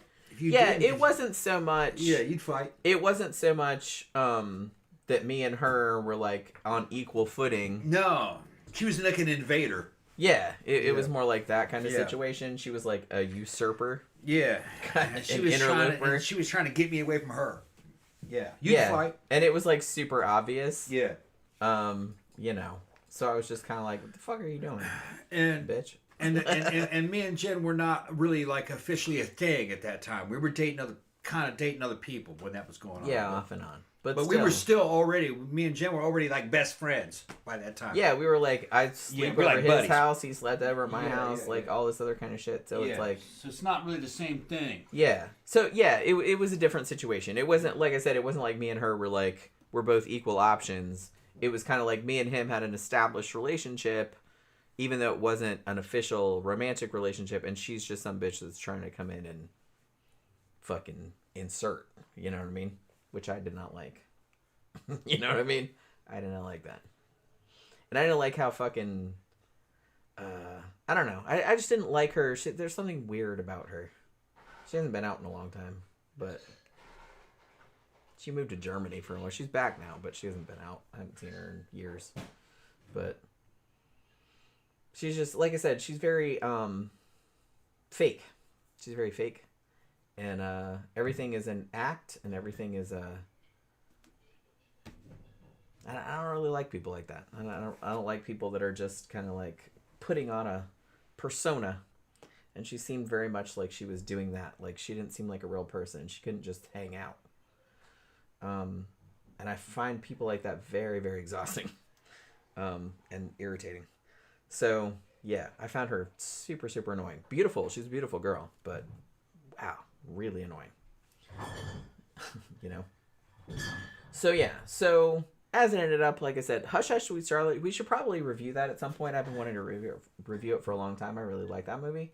But yeah, it was supposed to be, again, it was supposed to be like Baby Jane, like Redux, but they couldn't get, well, they did get Joan Crawford back, but she didn't want to do it because I guess Bette Davis kept picking on her. So, as I mentioned earlier, Joan Crawford actually died many years before Bette Davis did. Bette Davis lived a lot longer. So Joan Crawford died in 1977. And reportedly, I don't know if this is true or not, but reportedly, what Bette Davis said upon... Coffee. Oh, okay. Coffee with vodka. Being told the news. You should never say bad things about the dead. You should only say good. Joan Crawford is dead. Good. I don't know if she really said that, because that's pretty harsh. But, you know, I don't know. I don't know if she really said that. But that was the story. Randy says if someone gets in the way of a relationship, that's different. Yeah. That's kind of what it was. I mean, like I said, we weren't official, like, together. We were dating. But and we seeing were other people. Yeah. Kinda. But we were kind of best friends still. We were, like, hanging out together all the time. And yeah, she was I just felt like she was, like, her. on the fringes, and she was trying to, like, push me. Yeah. Like, out of the way. She was like, well, this one's available. You need to leave. Yeah, that's kind of what she was like. Yeah. You know, like... And like I said, she's very fakey. I never... Yeah, she wasn't my type. She was cute. Cute girl. Like woman. I said, she's a beautiful girl. Cute woman, just not... And some of the other friends of mine, female friends, male friends, a lot of them didn't really like her either. A lot of people didn't like her because they're like, man, she's so fake. She's very phony. She comes across as very try-hard. Like she's trying to be something that she's not. Yeah. And you don't really know what she's really like because she's always like putting on. Yeah. And it's really obvious that she's putting on, and I can't stand people. She thought she was a movie star. I can't stand people like that. Yeah, she thought she was a movie star. Just be fucking normal. Not don't be normal. That's boring. Yeah. But it's like, just be you. Be genuine. Yeah. That's a better word. Be genuine. Yeah. And she's not genuine. She always just seemed like she was putting on an act. And I can't stand that. I'm not sure how much substance there was there. That's... Yeah, and I think I twigged that like pretty early. That's why she irritated me so much. Because most people, I can meet people, and people irritate the shit out of me a lot of times. A lot of people do. Me and Jen could vibe with a lot of different kind of people. But yeah, but honestly, most people, fine. You know, we have a lot of friends, all different ages, all different appearances, all different everything. Like, as long as they're real and just act like genuine people, okay. She was just scamming and kind of desperate, kind of a vibe to her. Like, well, if this doesn't work, I'll do this. And if that doesn't work, I'll do this. And yeah, that was the vibe I got. She was like that, and I was like, she couldn't just chill and fucking like be a person. Yeah, I find being around people like that like really exhausting. Yeah. I can't really be around people like that. Yeah. So yeah, as I mentioned before, even though... And that went on for a long time. It did, yeah. That went on like I said, that wasn't a one-time thing. It's that not like months. I just one day decided to beat her ass. I didn't beat her ass. That's a misnomer. The shit went on for months. I basically pushed her against the metal railing. I'd be hanging out with her, and she would on the call stage me and just tried to strangle her. Yeah, I tried to strangle her. I'd be hanging out with her. We'd drive down the car. And she'd call me on the phone, and she's, "Where you at?" I said, "I'm driving around." "Who you with?" I said, "With Jen." And she'd be yelling at me, fucking on the phone. And Jen could hear it, and I'm going like, "Listen to what this bitch is saying." And she's yeah. like, "What the fuck?" And she's like, "I'm gonna come to your house. I'm be waiting for you in your bushes." Well, she didn't say that. She said, "I'm coming to your house right now." Yeah, right, yeah. And at that point, we were driving home from the club. It was me, you. I think Kaylee was in the backseat. We were going to drop her off. Yeah, Kaylee was with We were us, in the McDonald's drive-thru. We were getting some food on the way home. And we were going to drop Kaylee off. And then I was going to stay at your house. Because I did that a lot back then. Because he was closer to the club than me. Yeah. So I usually slept over at his house. So we're in the McDonald's drive-thru. And this is a girl I had not slept with. And she called him. Yeah. Yeah. "I'm coming to your house right now." Yeah. And he's like, "No, you're not. Like, Jen's like, no. staying at my house." And all of a sudden, and she was she furious. was flipping out, and she was like yelling and stuff. And I had not slept with this girl. I had not said this is a girl I know from the club. Yeah. Okay. I'm calling her a girl. She was probably 35. Yeah, I mean, she's probably not. Well, I don't know if she's my age. She's probably my age. Probably about 30. Then that means she was 38. Yeah, She might be slightly younger. I'm not really sure. She's about my age. But no, like after she hung up, because she flipped out. She was like, "Yeah, we could all hear it." Because Tom put the phone up. I'm like, "Listen." Me and Kaylee shit. were like, "What the?" We were like laughing. We're like, "What the fuck? This dude's great. Yeah. This bitch is crazy." Yeah. And after you hung up, I said, "I tell you what, if we go to your house right now and that bitch is in your bushes, I'm gonna kick her ass." Yeah. That's what I said. Yeah, and this is. I remember. Yeah, and this is like. Not a desperate looking. You wouldn't think that the chick would be desperate like that. She was. Desperation is a stinky cologne, as they say. Yeah. What would you say? What did she look like? What's a good? I got pictures of her. She's kind of an Audrey Hepburn. Type. Yeah, kind of like Carson Audrey Hepburn Gambin type. She's kind of thin. She has like the short. Kind of like Audrey. The short hair, like that Audrey Hepburn had. I would say Audrey Hepburn and fucking Edie Sedgwick. That kind, and she is a little bit retro. She had like a little bit retro. She's from the '60s look. Looking. She had a '60s look to her. You know. Yeah. Which is nice. Not good looking. Works. Not a bad looking girl. Good looking. No. Yeah. Good looking. Beautiful I'm calling her a girl. She was a woman. But she was late 30s probably. But super desperate. Crazy. Yeah. Like the one time we were at iBar. Do you remember the one time we were at iBar and we're all just hanging out in the corner like we always did, and music was on. We're like, yeah, drinking and like fucking bopping around or whatever. And she came up like in like a couple feet in front of us, and there was like a stage situation that had these metal like this railing around it. Yeah. And she starts dancing on the railing like it was a stripper pole. I remember this. And it was only like 2 or 3 feet in front, like very obviously trying to like get Tom to look at her. Look at and everybody on the dance floor is looking at her like what the fuck you doing, bitch?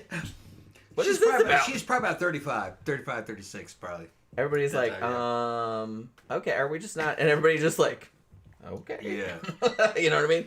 And we just kind of like, okay. I'm trying to get smaller. I'm trying to shrink. I thought I was going to die from cringe. Yeah. Seriously. Yeah. Like, I've done some stupid shit in my time, but I don't think I've Jen ever done grabs anything. her by the fucking throat. Well, that was a different. That was a different night, was it? Okay. That was a different night. Jen grabbed her by the throat one one time, starts fucking shaking her by the throat. I didn't do that out of nowhere. Yeah. I did that because She was pushing you. me and my friend, Yeah. and you were kind of over there talking to somebody else or talking to some other dude, and I was there talking to some girl. I don't remember who it was, and we were on the stage, and she walked by. Yeah. And she was just like, oh, like that. Yeah. Like, very much on, like, obviously on I purpose. remember that shit. And I'm like sitting there drinking. I'm like, what? And she had been doing this kind of crap She's been doing it for a long time. For years, pretty much, at this point. And I was like, you know what? Yeah. I'm over it. I'm over it. Oh, that shit I was put so up with it. fucking Like, for a funny. long time, I was just kind of like, yeah, well, whatever. This was Stupid so bitch. fucking funny. And I was man. just like, didn't do anything. But, like, that night, I was just kind of like, all right. Every time shit like that happened, Jen played it exactly the right way. And fucking every time she did that shit, her fucking street cred in my mind just like went up. Bing, bing, bing, bing, bing. And I'm like, oh, yeah, that's what I would have done. She was fucking funny, man, looking back at it. She's back. She went off to Germany. She went off to Germany I didn't want to sink to her back. level because I knew what she was doing because it was Yeah. super obvious. And I'm just like, oh my God, it's so lame. She's and I was just like, I'm not even going to engage because that'll like give you legitimacy, and I don't want to give you anymore.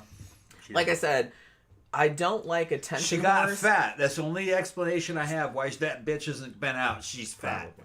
That's the only reason why. I don't like attention whores. Yeah. And if you try to do attention whore shit, I take great delight in not paying any attention to you. Because that's what they want. They want attention. Don't give them any. She would be about 45. Like I said, she's probably my age. Maybe a couple years 43, younger. I'm not real probably sure. 43, 40, around that time. I never cared enough. And such a club whore that she is, that she should be out, but she's not out. And this is what I said. I said, fucking, I talked to a woman about 8-9 months ago. It was a while back. I said, seeing you around, because she's back. So like, and you haven't been out. I figured you must have got fat or something. And she's like, you are evil. And this and that. And she fucking shut me down. She got fat. She got fat. Yeah, she was like, wow. Or she got fat in her mind. I mean, she probably gained 10 pounds, which would make her normal size. She was skinny. Yeah, she's thin. She was skinny. Yeah. I mean, she'd have to gain a lot of weight. She did. Yeah. You know what I mean? Yeah. She was skinny. So, I don't know. I don't get it. But like I said, fucking, I've already told the story before. Fucking, she tricked me into going home with her one time. she tricked you. Yeah. I mean, kinda. Yeah, she knows the story. And fucking, she laid it up in a fucking silver platter.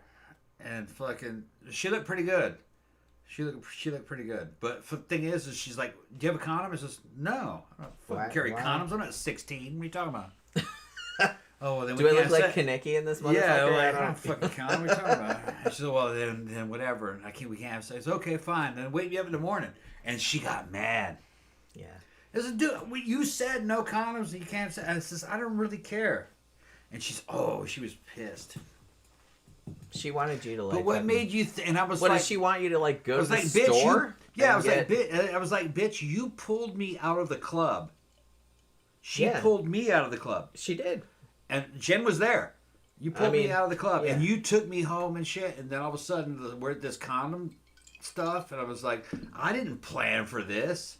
And she's like, it's like you dragged me. out Yeah, you dragged me out here. I don't have a fucking condom. And she's blaming me for that shit. And I says, well then. It's fine. Wake me up in the morning. And she's like, yeah, wake me up in the morning. I don't really care. It's not that, it looks great, but I don't really care that much. And that really fucked her up. Really she got mad. Yeah, that really fucked her up. And I fucked over Jen. You did. Because her clothes are at my house. Well, see. At that time, I forgot about it. What had happened was. Another dude took her out. Well, I just went across. There's another bar across the street. Like an Irish pub. Yeah. And I had I knew who she was. I had a dating. friend that I used to date. Yeah, and he showed up. I love the like, dude. Hey, come across the street and have a drink with me. Yeah. And I told Tom, hey, I'm just gonna go across the street and have a drink with Mike. I'll be back in a minute. Yeah. You know what I mean? So we went over there and had a drink, and it was fine. It's like, we just hung out for like. I knew the dude. I loved the dude. Maybe. I fucking thought they were a great couple. I thought that shit was gonna happen. she runs off with him, and as soon as she leaves, fucking chick fucking comes Yeah, on. bitch was watching. She's like, she ran off.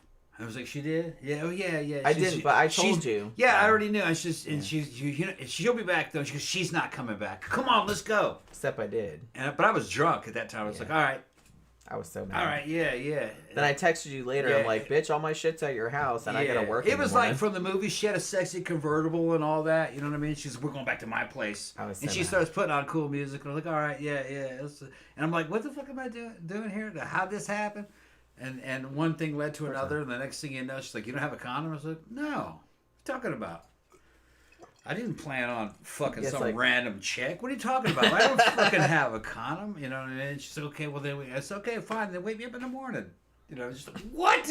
Buy me some breakfast or something, bitch. I'm not really hell bent on fucking you. I really don't. I really, you know, this is an optional thing. I really don't care. And that really like fucked her, you know. But you know, I will attest it fucking with that. You know, fucking, she showed up and fucking ready for bedroom action and shit. She looked good. Well, like I said, I would never disparage. She's a good-looking girl, but I would never disparage. She's a beautiful girl. Yeah, but that's our story. Let's fucking get back to this because we're almost done. We're almost done. Okay, yeah. That was fun though. It was a fun little story. It kind of had some fun little story, yeah. It kind of had some parallels though. It has some parallels because that's my bitches that hate each other. That's my Betty and Joan. Yeah. Like I said, I have a lot of male friends. I have a lot of female friends. Yeah. I never had a lot of bitchy, contentious relationships with women. You saw that one right there. That was pretty much it. Yeah. I don't hate a lot of people that I personally know. I hate a lot of people that I don't personally know. Part of it, though, I don't hate a lot of people that I personally know. Both you guys kind of physically had similar capabilities. You were both good looking at the same level. It's just different. You're kind of short, stocky, more fucking voluptuous. You know what I mean? She's kind of an Aqualine kind of. So, but the difference in the mentalities was night and day. Of course, you know what I mean. Fucking me and you took to each other pretty instantly. Actually. Pretty much. I mean, I met her. She was married when I met her. Yeah, and but we still like kept. We hanging instantly out. Liked each other. Yeah. But then, like a year later, when her marriage started, because we knew each other about a year before. Probably more than that, like more than like a year and a half. Right? Yeah. Before we started. But now, as soon as I met her, I liked her. Yeah, I was like, this girl's really cute. She's nice. You know, that's what I was thinking. Yeah. Yeah, and I'm not. Well, the thing, like I said, that I didn't like about she was nice. She was smart. The thing I didn't like about her was that she was fake. Yeah. I don't like people that are fake. Yeah. Like, whatever you got going on, just be, like, upfront about it, you know? That's all. Just be genuine. People can sense when you're not genuine. Yeah. And that's probably the main thing that I don't like about people. And I did is that they're trying hard to be something that they're not. And I did not steal her from her husband. That shit was already ending and they broke as they said in the papers. Yeah. As they said. No, well, that's what my ex-husband was spreading that around in the scene at the time. Nobody believed him, but you know, because everybody liked me and nobody like really knew anything about They didn't really know much about him. I liked him. He was okay from what I saw. Yeah, he was all right. He was a good dude. But he was a good dude. I liked you from the time I met you, but I didn't really notice you as a woman until you were already separated.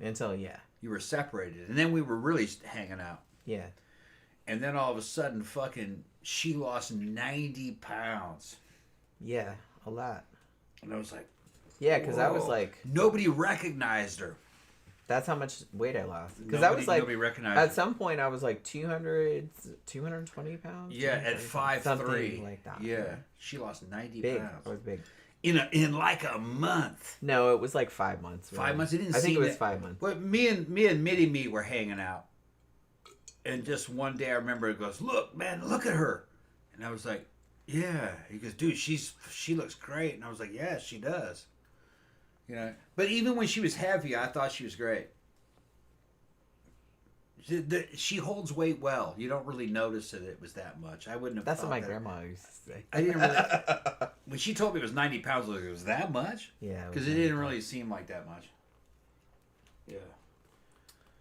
But yeah, I mean. Yeah, Randy's going, that's a big loss. Yeah. Yeah. But the thing is that she lost so much that it kind of was like too much. It was too much. I was too skinny. Yeah.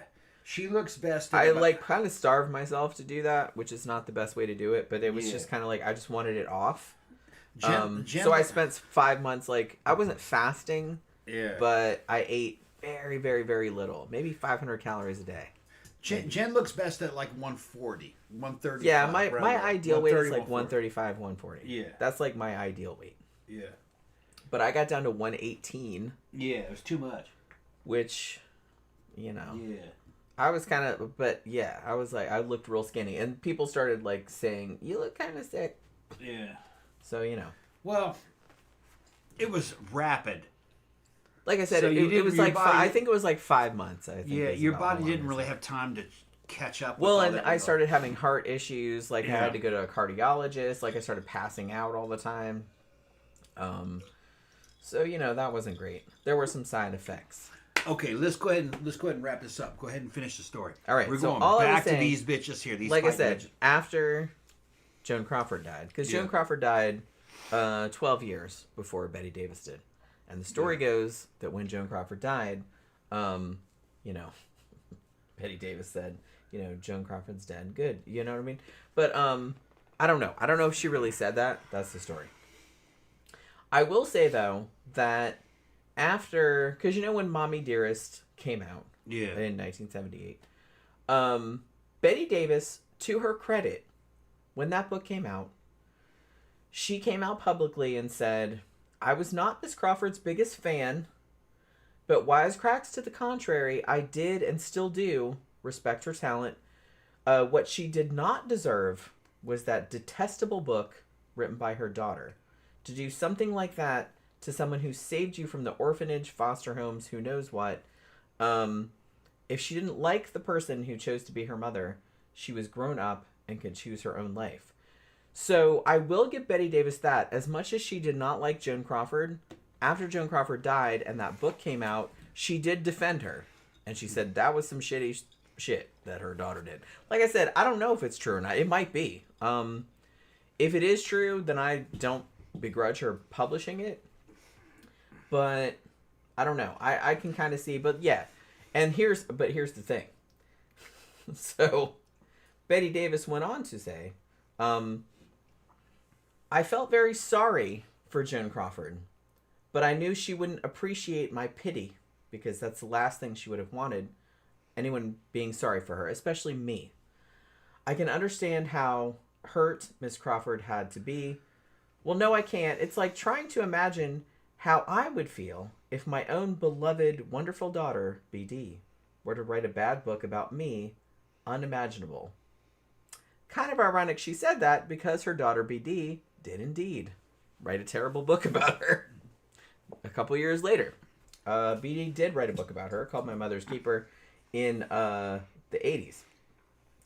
And basically, I don't think BD didn't allege anything as egregious as what was in Mommy Dearest, like with the wire hanger stuff and sitting there for 24 hours eating raw meat or whatever. But she did allege that Bette Davis was an alcoholic and that she was emotionally abusive and all of these other things. Bette Davis did come out. She wrote her own, she wrote a couple memoirs. One was called This and That. And she kind of refuted all those claims, or, you know, at least, like, argued against them. And to be honest, I kind of feel like, I don't know, this is kind of interesting to me, because even though Bette Davis's daughter wrote a tell-all book about her, as well, like, what a shitty mom she was, nobody really bought it. It didn't kind of ruin her reputation the way that it probably did Joan Crawford. I mean, Joan Crawford was already dead at that point. You know, when her daughter wrote the book, whereas, you know, Bette Davis was still alive when her daughter wrote hers. So she could kind of defend herself. So maybe that helped.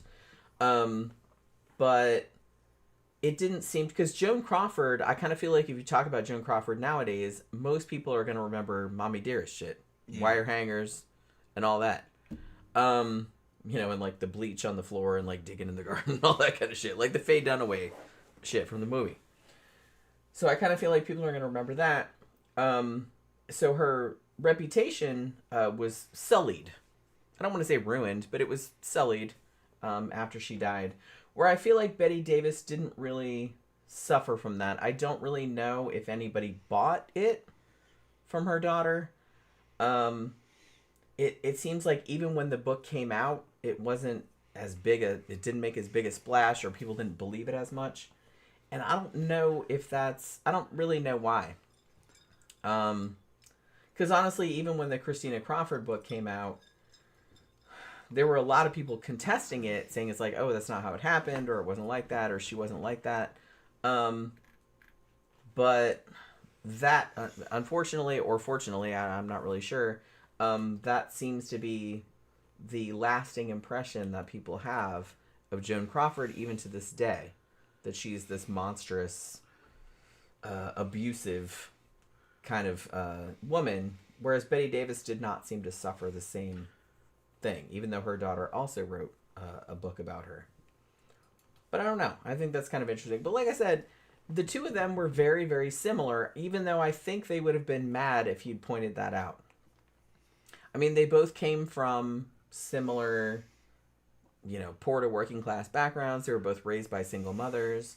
They both kind of got heat for their looks. Bette Davis probably more than Joan Crawford. Joan Crawford did get kind of shit on a little bit for being quote unquote manly. Her voice, she That's ridiculous. had broad shoulders. Although the funny thing was that she got shit on a lot for having broad shoulders. But one designer, I can't remember what movie it was, but the designer was like, fuck it, we're going with it. So made this dress, and it had these huge fucking shoulders with like feathers out here. Yeah. And it was like a huge hit. They're like, every fucking fashion designer copied that fucking dress because it was so iconic. So they just because they decided we're going to lean into it, which is probably the best thing to do. Well, if the shoulders are good if you got a nice waist. And honestly, I never thought her shoulders were any fucking wider than anybody else's. Yeah, and in the 80s, man, fucking shoulder pads on fucking women in the suits. God, I hated that shit. But they were big into that. That's what they were trying to do. They were trying to give accentuate the waist more by having. Yeah, I mean, in theory, if it's supposed to make your waist look smaller. Yeah.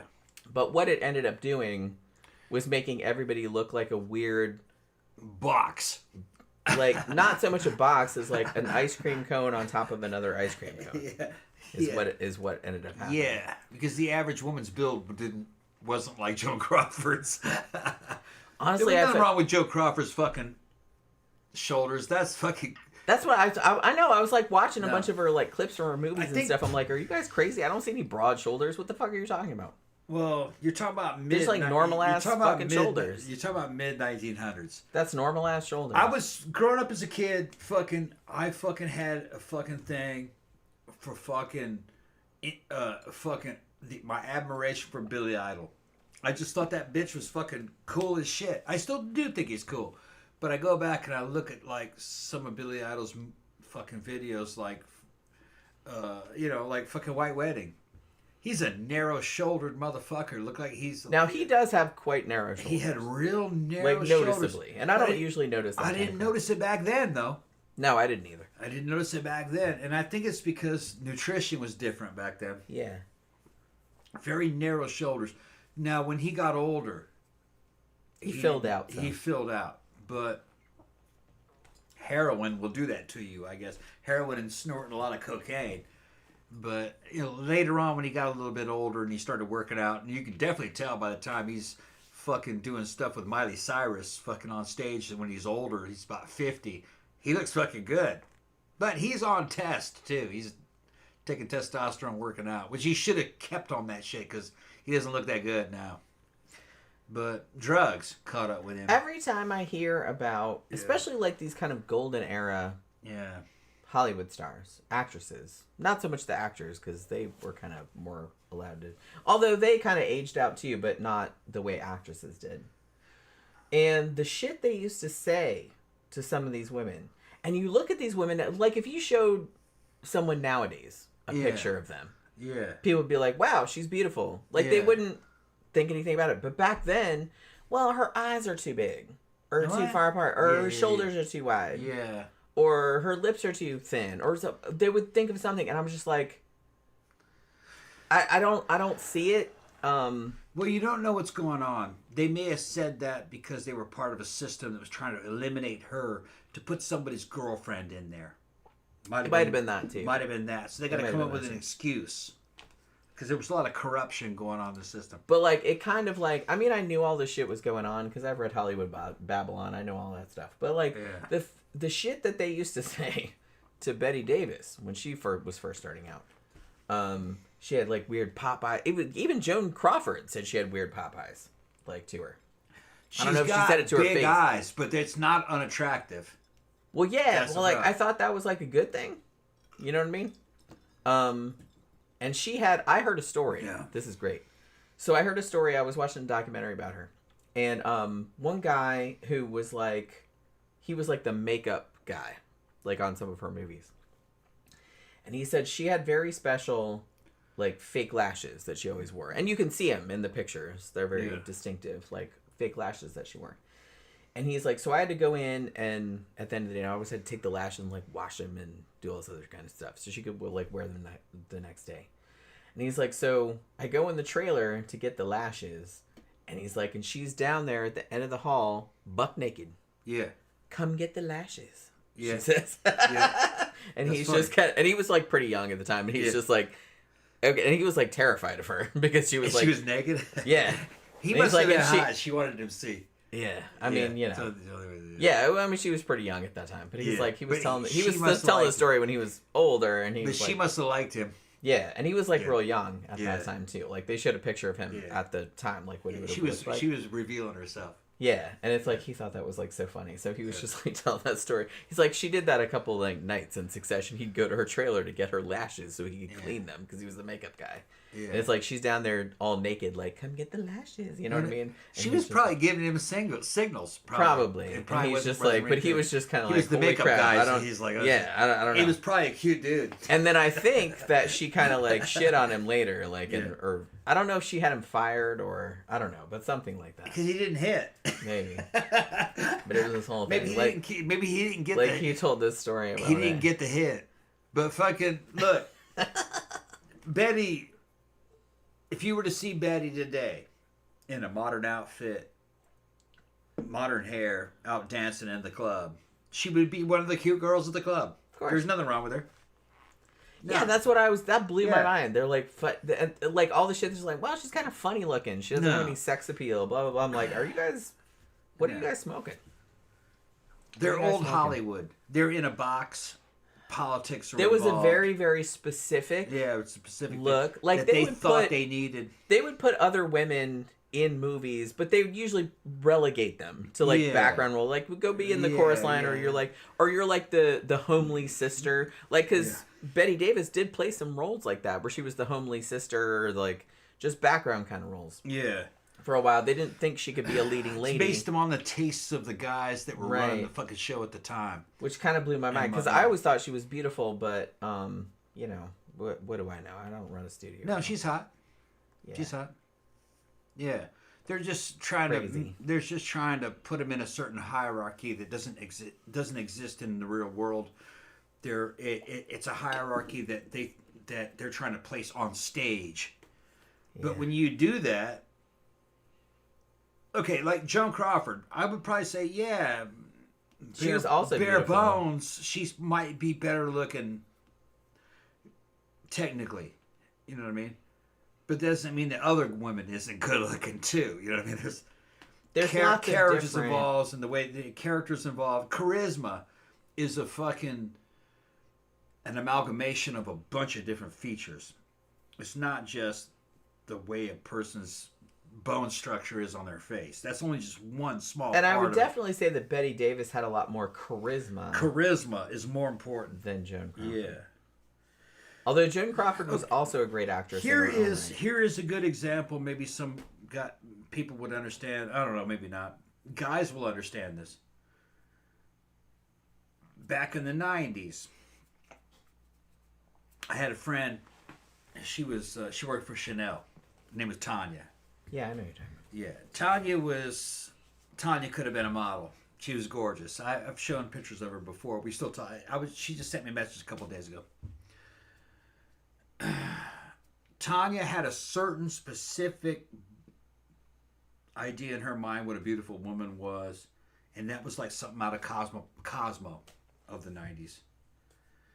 She came over to my apartment one time when we were living in Boston, and I had like a couple magazines out, because I was a fucking dude. I had a nice fucking apartment shit, and it was probably like fucking, I don't remember what, it was a pornographic magazine. And You just left him out on your coffee table? I didn't give a shit. I was a fucking bachelor, you know what I mean? I said, yeah. And she's looking at that shit, and she's going, look at it.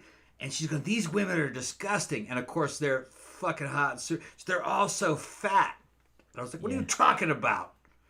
And I think it was like Club International. That's probably what the fucking magazine was, Club International. I remember that one. Yeah, it was like Club International. I think my dad used to get it. Was all like the top porn stars and fucking, they're big boobs and the hips. This same shit that would fly today. And she's so fat. And it's like, what are you talking about?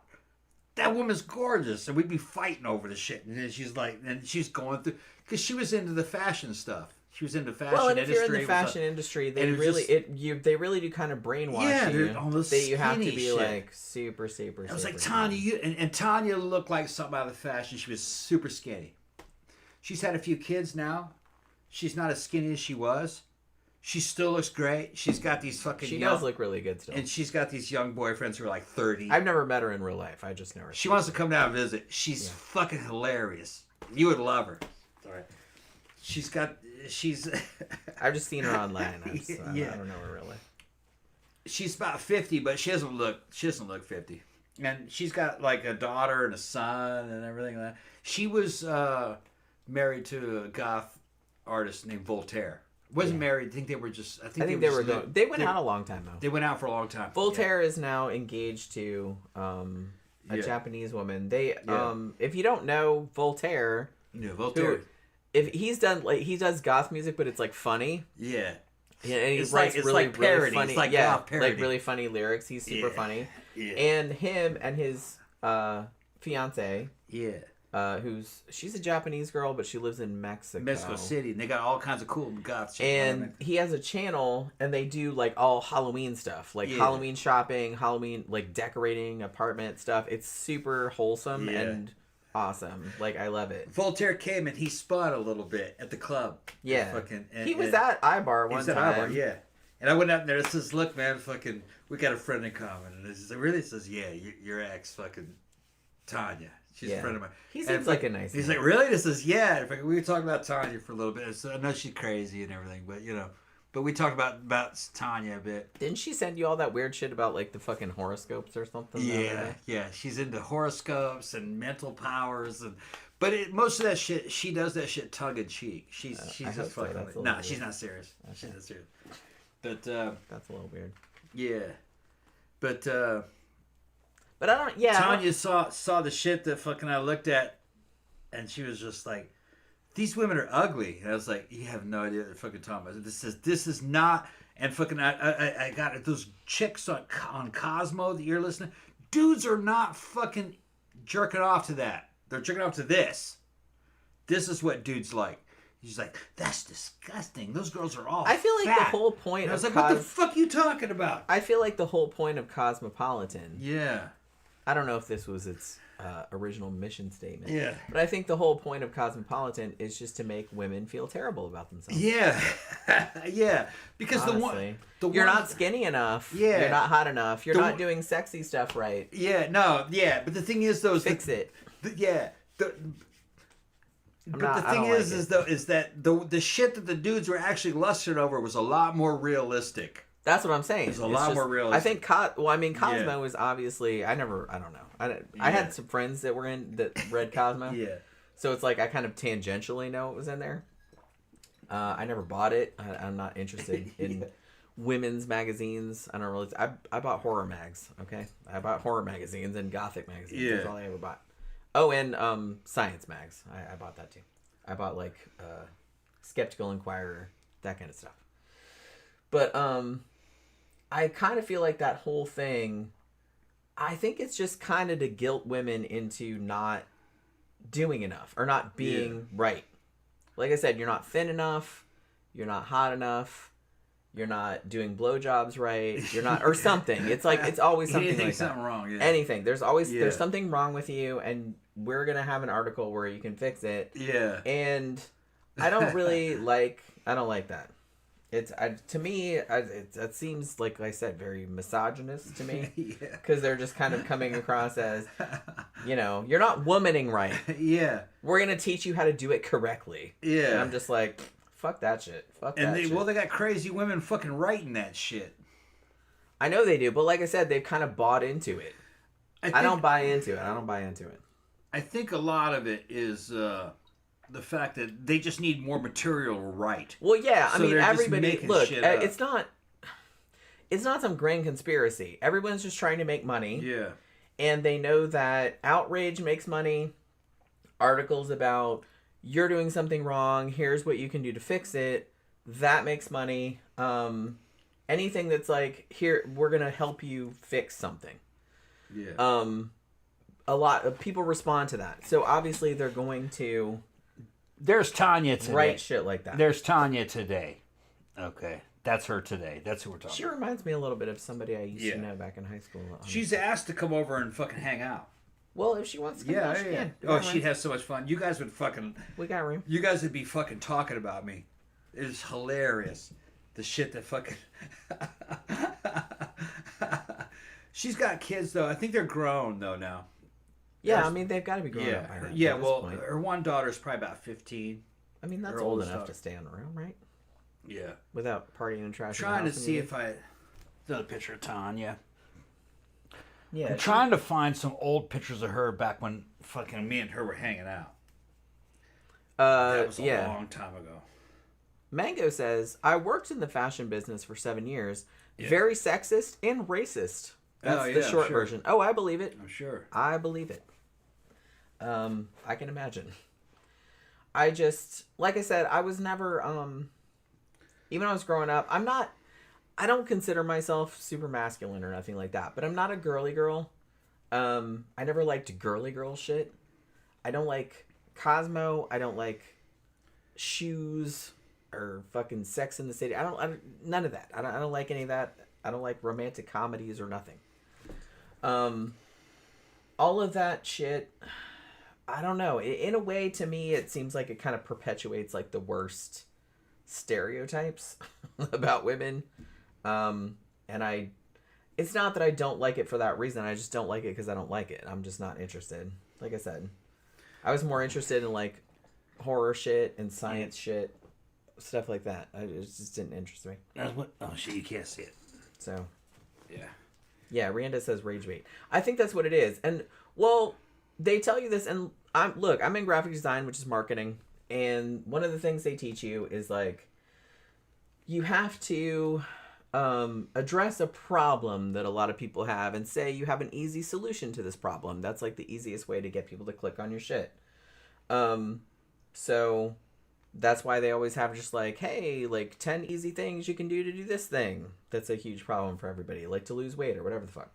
So that's why you keep seeing shit like that, because it works. So I kind of feel like Cosmo and a lot of like quote unquote women's magazines, they buy into the worst of that. But like I said, it works. I mean, people still buy it. But man, the way Cosmo is probably the worst offender. I don't know. I haven't seen it in a long Tanya time. thought Cosmo was the fucking Bible back in those days. Just like It's the worst offender in that regard, but a lot of like women's magazines are kind of like that, where it's just like every article is you are womaning wrong. Yeah. Here's how to do it correctly, and that I don't know. That always just kind of pissed me off. I would be up there fucking and be in my apartment, and she'd call me on the phone. She goes, Tom, because she lived just up the street from me. She'd come over here. I'm gonna show you something. She goes, something. Tell me if this is true. It's okay. I'll be over there in a minute. I'd be over there, and she'd have fucking Cosmo out. She goes, look what they fucking said. Read that. Is that true? And I was like, Oh yeah, no. they had a lot of articles about. I was like, no. What dudes No. really Yeah, think. exactly. It's like, no. Yeah. No, that's not true. And she'd be dating some other dude at that time.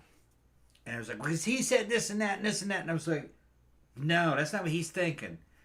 And basically, I would like in a polite way saying, like, he just wants the pussy. That he doesn't care about that. But yeah, you can't make any money publishing articles He's like, in a no, magazine he's that not says, really worried look, about he that. just wants the pussy. He doesn't give a shit about you. It's You're- so like nobody can make money Yeah, right. writing right. that, even though Right, that's yeah. kind of the truth, honestly. Right, because that was too much of the truth. They can't You print know, that. but you. They have that's to not- keep. They have to put a magazine out every month, so they have to keep Yeah, coming up with new shit, Yeah. new shit that's wrong with you, Right. and new shit that you Right. have to do, like to figure out whatever this dude. Yeah. The dudes are not hard to figure out. No, simple. They're seriously not hard to figure Yeah, out. it's You just- don't need a fucking magazine to tell you. You don't need. It's not a puzzle. It's super super easy. Yeah, I'd be like, no, he's not thinking that. He just wants Super the pussy. easy. And she, but that's not what she said. And I'm looking at the fucking author, Easy. and it's a woman. Well, here's the thing. I was like, what the Well- fuck does this woman know about what's going through a guy's mind? Well, here's the You know, thing. Women are Yeah. complicated. Yeah. Men, not so much. So I think sometimes, and I have a tendency to do this also, you have a tendency to over analyze what dudes are thinking or what their motive is. Sometimes that's the case, but most of the time, it's really not. Like, dudes are not... What I found, I'm not the authority or nothing, but it's like, I'm in my 50s. I've been through some shit. Most of the time, dudes are not scheming. They're not thinking about you as much as you think about them. Because you're thinking about all of this stuff about your relationship and stuff. I guarantee they're not thinking about that. They're thinking about porn or video games or a ham sandwich or something. They're thinking about something nothing to do with you. So don't worry about it. Don't worry about it. They're really not thinking about it in the way that you're thinking about it. And honestly, most of the time, most of the shit they're doing is not nefarious. It's just stupid. And honestly, I think women have a hard time with that because it's like, we think they're doing this, so there must be some like higher purpose or some like, no, most of the time, no, they're just dumb. And they don't know any better. Not always, but most of the time. So don't worry about it. Don't worry about it. That's my advice from an old lady. You know what I mean? They really don't care most of the time. They really don't. So Mango says, gotta check out 5 a.m. here. Yeah, go Great ahead, show. bro. Take Go care. ahead, Yeah. man. Oh my god. We're getting ready to shut this down a bit anyway. I mean, it's midnight. Come here. You want? Oh, it's midnight already. Well, yeah, but Okay. still. You want some of this? Yeah, give me some. All right. That was actually good. That was a good idea. Yeah. Well, I didn't want to open another 2-liter. Yeah, and we And had so I some. know that we we had only- some cold coffee Yeah, left right. that we We had have to cold use up. coffee. Because look, I make a pot every morning. We don't always drink it all. It's cold coffee with fucking. So I always keep a pitcher like in the fridge. Delight brand Southern fucking butter pecan creamer and coffee we got and butter vodka. pecan, and Yeah. we got sugar cookie. Is it sugar cookie or wedding cake? Sugar Although I cookie. will say, of all the flavored creamers, my favorite, I think, is the Reese's peanut butter cup. Reese's is good. Man, that's good. I like all of it. I think I finished it up Yeah, earlier this morning. I actually just like all of it. It's all good, but Yeah, I it's think all that good. might be slightly my favorite. Yeah. But what I was saying earlier, maybe you can back me up on this. Because women are, or tend to be generally, more complicated, they always kind of attribute these grand motives and conspiracies and stuff to like what dudes are thinking. I'm Yeah, like, no. you're overthinking it. You're Like overthinking dudes are dumb. Like it's mostly just stupid. They don't care. They're not thinking about you No. the way that you're thinking about them. Yeah. So don't. I'm gonna go worry ahead and be honest. about it. And Don't worry y'all about it. know, as fucking subscribers to this show and patrons, I've always been honest. Even when it makes me look bad, I'm gonna fucking be honest with you. A dude really doesn't care. When you really get down to it, he doesn't really care about your career or your contribution or your fucking accomplishments that much. Nope. He cares about your ass Yep. and your fucking titties. Yep. It's ridiculous, but that is the Like I said, thing that I'm a man. You're dealing with or a child. You're dealing with. I'm a caveman or man, child. and it's ridiculous. Yeah. I'm a man, and I would say, yeah, that's just ridiculous. But the reason why you're having a relationship with a woman, especially when you're young, is attraction. If the attraction wasn't there, there's no reason for that dude to have a relationship with you. And the attraction for the man's point of view, to get his foot in the door is physical. It's a physical attraction. That's what gets you in the door. And then after that, it's other stuff. If that fucking ass and those titties disappear, especially when the guy's younger, his attraction goes away. It's not quite the same situation when it's an older couple. He may not leave. It all depends on what the fucking hormonal profile of that dude is. If he's an old, low testosterone motherfucker, he's not really going to have a whole lot of sex drive or demands. Or he might go try and hit on some 18-year-olds. Nah, not when he's in his 50s or 60s with fucking normal testosterone levels. He's pretty satisfied, especially after he's had kids with you. Because there's a bunch of biological and hormonal. It's all hormonal. Me and Jen are hormonally enhanced, so the game is a little different for us because we think and feel kind of like people in their 30s. So we're still physically very much into each other. Yeah, big time. Yeah. We do all kinds of fucking crazy shit. But but when I'm talking about dudes, especially young dudes, no, it's fucking basic. He likes your ass. The way it looks, the roundness of it, this. Well, like I said, he can't help it. That's just the way I think it is. that's what bums women out because it's like everybody likes to be desired, everybody likes to be physically attractive. It's like, if they say they don't, they're lying. But it's like women also want to be appreciated for other things, like their personality or their accomplishments or something like that. And I'm sorry to tell you, but younger dudes do not care. No, they really don't. They don't care about your degrees or how much money you make. I mean, maybe when you're older, like that's why I advise. It's different when you're older. Don't get married until you get older. Well, it depends on what it is you're trying to do. If you're a woman, you're trying to have babies. No, you get married when you're younger, and then divorce that dude. Yeah, we've known a lot of better women. one later. Yeah, we know a lot of dudes. We've known a lot of women that had kids when they were young, and then they fucking. That shit, they're divorced and they're still young and they're out on the market. Like I said, if you want kids, just marry some hot dude, have some kids with the dude, and then divorce that dude, and then marry a better one. Yeah, you can get a better one. There's all kinds of different strategies a woman can do. A woman does what she can do. Okay.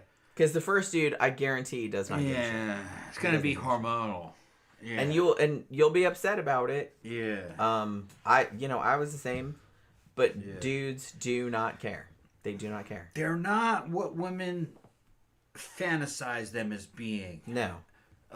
Especially when they're young. And it's really sad. Like I said, it's very frustrating for women. Like, it took me a long time to realize that dudes, especially younger dudes, they literally do not give a shit. No. They don't give a shit. No. They don't give a shit about anything you have to say. They don't give a shit about... Nope. They're not interested. Nope. Not interested. Most of them. Nope. Most. At all. Most dudes under 30 are very animalistic. If they seem like they are, they're just pretending to get in your pants. Most dudes under 30 are animalistic. They're not... I'm not going to say they're not human, that they don't have emotions.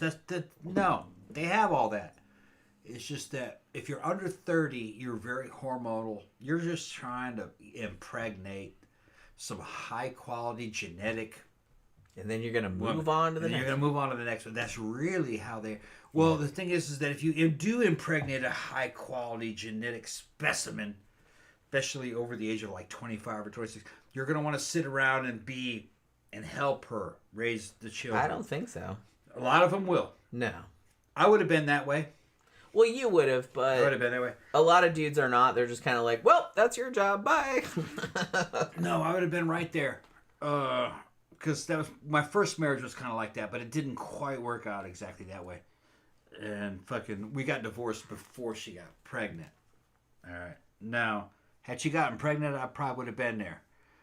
Yeah, well, like I said, you would have. Yeah. But a lot of dudes would not. Because your hormones now change. Your testosterone levels now decline. You start fucking trying to fucking make the nest and raise the young. So you have a lot of guys that are like that. But that all happens early because that's how you evolved. This is animal behavior. Is that the right thing to do? Well, No. procreating for the human race, that's, Is it the most intelligent thing to do long term? It depends. No. Some dudes can do that and then move on, and we can't tell other people how to live. That's the problem. No, I'm not doing that. I'm just saying, women. Generally, it's not great to we leave know kids. Women in the scene that have had 7, 8 kids. That's what they do for a living. They have their own children, and then sometimes they'll act as fucking surrogates to have other people's children with other women's eggs implanted in them. You know who I'm talking about. Yeah. There are some women that just love to have babies, and they're... I am not one of those people. Yeah, sorry. so it's just, Never have been. No, thank you.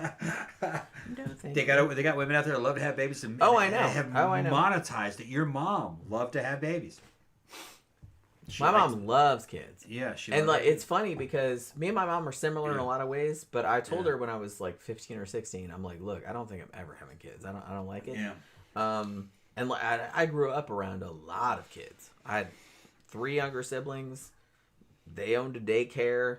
I had a million cousins. I think it was 20 something cousins. Yeah. They were always over, and so I was always around little kids. And I was like, you know what? Not for me. She already raised kids. She raised her siblings. I mean, I don't feel like I raised my siblings. Yeah. My brother is 4 years younger. Yeah. Man, I loved my brother when he was a kid. My parents thought that it was fucking hilarious because it's like, because a lot of kids, I don't know other kids that have siblings and stuff like that, but they're like, man, they were so jealous or something.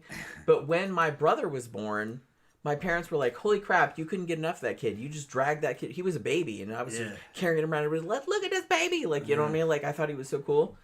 And me and my brother hung out, like, all the time. Even when we used to go to shows together when we were both teenagers, or, like, in our 20s. We used to, because we were in the same kind of music. He was in a punk band, and so we used to go to punk shows. We saw Bad Religion together. It was super awesome. We went and saw Bauhaus and, like, shit like that. So...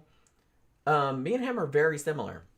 And my other 2 siblings, I have another sister and another brother, but there was a bigger gap. Like, my sister is 7 years younger, and then my other brother is 13 years younger. Was he born in 85? So 13 years younger. And the weird thing, and I don't know, like, other people that have siblings because they're like, man, we don't get along. It's like, holy crap. Like, me and all my siblings, we are, like, exactly the same.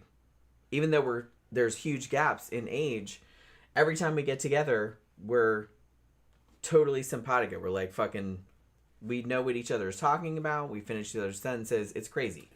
And we didn't even grow up together because me and my brother, who's 4 years younger, my parents got divorced when I was 14 and my brother was 10. And we went and lived with our dad. I didn't really want to live with my dad, but... my brother at the time, he was 10, and he was going through some issues with my mom, and he didn't want to live with my mom, so he wanted to go live with my dad. And I went with my dad because I wanted to look after him, because I was like, man, he needs somebody to look after him. You know what I mean? So I went, I don't really want to live with my dad, but I went and lived with my dad because I wanted to look after my brother, because we were really close. So I went and lived with my dad. My younger sister and my younger brother went and lived with my mom. And we didn't see them all that often. So we didn't even grow up together, really. And then my mom remarried when I was a little bit older. And then my sister and my brother ended up having to live with my stepdad, who I couldn't stand. They couldn't stand him either. And that was the whole thing when they were still teenagers. So it's kind of crazy that we had this hugely different upbringing but every time we get together, we're like super, super similar. Yeah. We're all into the same shit. All of us are like into like punk rock and all of us. And it's kind of funny and nerdy shit. Every single one of us. Genetics. Punk rock and horror movies and shit like that. And my parents are not into any of that stuff. Okay. So super funny. We're at the end of this, right? Yes. We finished it? Yeah. Okay, well then shut it down. Let's go. Oh, Rianda says that's so cool to be close with your sibling. Yeah. Yeah, and from what I've heard, like Tom is an only child. Yes, I don't really know. So he doesn't I understand. don't really know that. But from what I've heard, other people that I've It's known rare. Yeah. that had siblings, it's kind of unusual. Yeah. I didn't find it unusual because that's all I knew. She but came from a pretty chill family. Most my family were families- pretty chill. Yeah. Like I said, my parents divorced when I was young. I was only 14.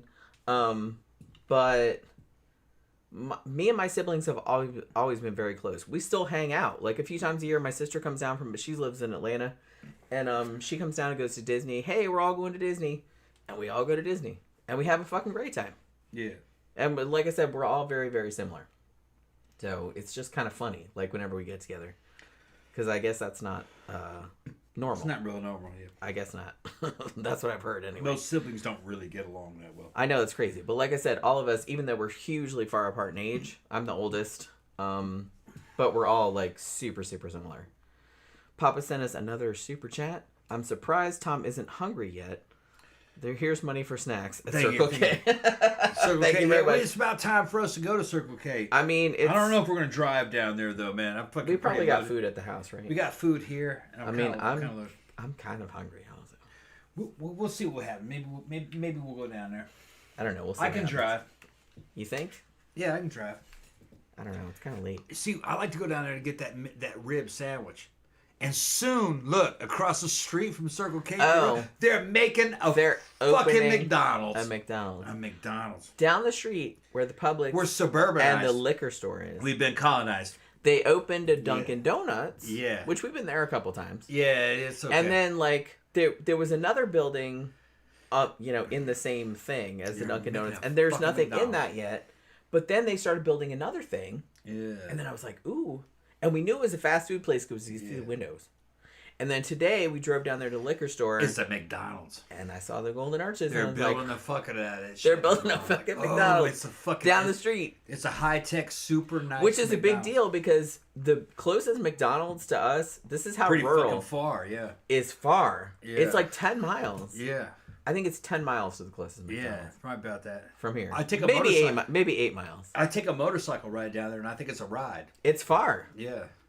And I was just kind of like, so when they started building something, I was like, that's got to be a fucking And McDonald's. every because time we come out of the club, we pass by McDonald's to eat and fucking sober up. So now we got a close one we could go to. If it's open 24 hours, If it's open I don't 24 know. The one we stop at in Sanford is open 24 Yeah. hours. I don't know if this one's going to be. It's going to But be a nice. I think it will be. It's going to we'll be a see. nice McDonald's. We'll see. I'm We'll glad let they're them putting open that that there. bitch 24/7. I'm glad they're putting If we, that there. yeah, it's going to be a good. It will eventually. We're at the very edge Of civilization. I'm gonna say that. We're at the edge of Orlando as it's getting bigger and bigger. Where we used to live in Sanford used to be the boonies. That's now suburbia. Yeah. All right, now we moved out here. It's weird because 10 years from now, this will be suburbia. I mean, technically, we're about Yeah. 28 miles from downtown Orlando. Yeah. So it takes us about, like, the club that we go to, which is downtown. It's not downtown. Thing It's is, you drive. downtown-ish to Orlando. It takes us about 40 minutes. The thing is, though, is that if to put this in proper perspective, if you drive like 5 miles, you see city. Yeah. So it's not like we're We're in the only, middle of like... nowhere. We're on the edge. We're only like 7-8 miles from Mount Dora, Yeah, which that's a and nice that's a little fucking nice- downtown. yeah. It's not a city, but No, it's like a it's big downtown Grown up town. area. It's yeah. We're on the edge of the fucking city, which that's good for me. And now I found out that Eustis, where we're at, they passed a bunch of local ordinances that you can't build certain things here Yeah, because the local government here is trying to keep it rural, it is very rural where we live. and it's rich. It's all like horse farms, blueberry farms, Yeah. peach farms. So there's things you can't build out here. Yeah. And for now, and it's not just some bullshit, you have rich people here trying to keep it rural. We're talking about millionaires. Yeah. Well. Yeah, they're out here. There are huge mansions owned by multi-millionaires that are actually from New York. They have properties here that they're trying to keep the shit in check. But you cannot fight the fucking progress of time. I mean, the more people move out here, they're going to want moving here and moving here. I'm originally from California. That's where I was born. Even though my parents were from the South, I was originally from California. This is very much kind of like San Diego of the 1970s. It's that same vibe, which I loved. 70s and early 80s California. It's not like that now, but it's very. Jen can't really relate. She's always been here. Well, yeah, I'm from Florida. I was born here. Very much like California when I was a kid. So I get it though. It's like I understand that. California was rural. LA had rural. Yeah, I know. Vibes to it in that era. It's like that. Let me see. Oh, Precious says, didn't Crawford's father abandon the family? Yes, he did. Bette Davis's father did also, but not until she was 7. I believe Joan Crawford's father abandoned the family while she was still a baby, if I'm not mistaken. So both of them were raised by single mothers, which, like I said, was kind of interesting. Like I said, Joan Crawford grew up in much worse poverty than Bette Davis did, but neither one of them came from anything. Like, they were basically working class. One of the things I would like to emphasize about these two girls is that really they came from nothing. Yeah, and both of them did. And they were afraid to return to nothing. And they I think that was what fueled their ambition, because it's they knew what they came from. And I think Joan Crawford indeed might have said something along those lines. Yeah. Where it's just kind of like, that's why I don't want to go back to that. Yeah. Where that's what kind of made them just keep pushing and pushing, because it's like they don't want to go back to how they grew up because they experienced it. Yeah, all the glamour of the screen and everything was illusion. That wasn't something they were born with. It was something manufactured, and they didn't want to go back to that. And they didn't want to go back to being a poor person. Because who would want to do that? Would you want to do that? If you got a taste of if you had to work for it, yeah. Being poor sucks. And that was been there. And that was it's not great. One of the main forces of fucking leverage these Hollywood studios had over these performers. Yeah. If you disobey, you're going back to the ghetto where you came from. Yeah, we'll just cast you out. Yeah, we'll replace you with a younger one and a newer one that looks better than you. And that's what they did. Although they did, but some of the savvy ones, like Bette Davis and people of her ilk, they could play games. They could kind of play. They're like, okay, well, I'll just find some, and they were able to find their own avenues. Yeah. But like I said, a lot of them couldn't do that. Well, Mae West was like that too. Mae West was also like that. She was like, I came from nothing, but I'm making you money, and boom. You're going to do this. Yeah. Because once you have a certain amount of money, you have a certain amount of power. Yeah. So you can kind of say, hey, you can say this and that and the other, but it's like, I have this power. I can leave. Yeah. And maybe somebody would appreciate me better than you bitches do. Well, West had star power, and she had enough fuck you money. Yeah, exactly. To where she could be Mae West, at the time, I didn't even know this, but until we did the show about her and Louise Brooks, Mae West at one time was the second highest paid person in the United States. Yeah. Not just woman, person. Yeah. Behind William Randolph Hearst. Yeah. And there was a time where she could go into the studio executive and drop her titties. Just drop her tits and go, she just got whatever she wanted. This is what I'm going to do. Okay. So that's just, and like I said, I'm not. And this is a long time ago. Because a lot of women could not do that. Yeah. You had to really be something else. Yeah. Like I said, Bette Davis could do that. She was known as kind of the queen of the lot. She got whatever she wanted. Mae West got whatever she wanted. Yeah. But you had to get to a certain level. You had to be making them some fucking serious money before they would take you seriously. Yeah. Now let's go back to what I said earlier when I said that dudes don't really care about women's accomplishments. Young men can't really conceive of that. That's not going to get the dick hard. But a guy in his 30s and 40s, especially back in those days, could look at Mae West doing that kind of shit to a studio executive and get turned on.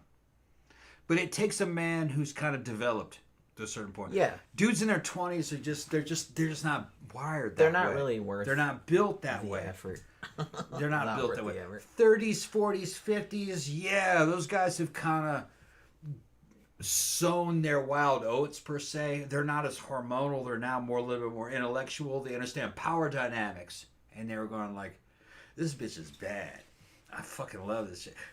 We're gonna fucking do some shit, me and you together. We're gonna collaborate. Dudes become more collaborationist in their 30s plus. Which is easier for us to work with, because I think women in general are are very collaborative. We collaborate by nature. So if generally, not everybody, obviously. If you're an older woman who knows younger men or younger women who are having these problems, fucking, you can go and show them what I just said. Some of these young women, I've seen shit that they're doing on TikTok. They're dealing with dudes in their 20s. Dudes in their 20s. Don't even bother, y'all. Dudes in their 20s are not collaborationist, but neither really are the women. You really don't know what you're doing. Date older dudes or wait. Yeah. People don't really know what they're doing until after 30. Nobody does. Yeah. I didn't. Nobody does. Yeah. It's just the way it is. Yeah. You're at a certain level of development. You're just too, I don't want to say you're dumb. I was pretty sharp. It's just that I didn't really know myself. You haven't lived long enough to really... long enough to understand. Right. Yeah. You know. Right. It's that. Yeah. You're not really in the game until you're 30.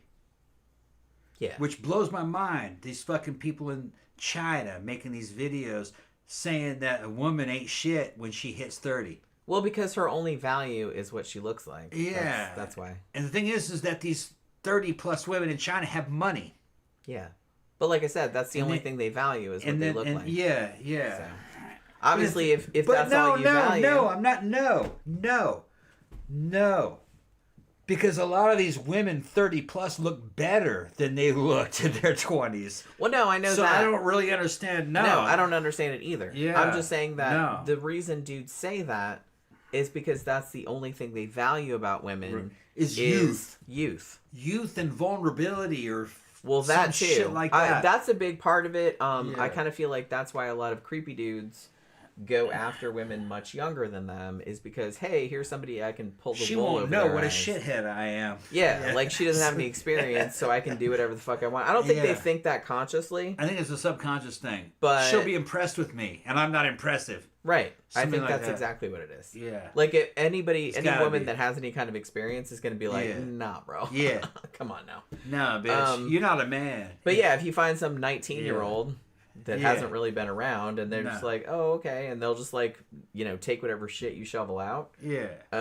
If you can't impress... for a while until she's like, what the fuck am I doing? I'm getting the fuck out of here. If you can't impress a woman in her fucking 40s, 50s, and 60s, then you're just not a fucking man. Because fucking... Pretty much. I've had older that should women be go, the fucking goal. That should be the goal. What the fuck are you talking about? If you have to go after women 20, 30 years younger than you, then there's something the matter with you. You're a fledgling. You don't have any accomplishments. No. Yeah. And obviously you just want somebody much younger who's going to be impressed by your not very impressive stats, if you want to call them that. Yeah. Ridiculous. Maybe she hasn't seen anybody with a smaller dick than you have. Yeah, that's what it is.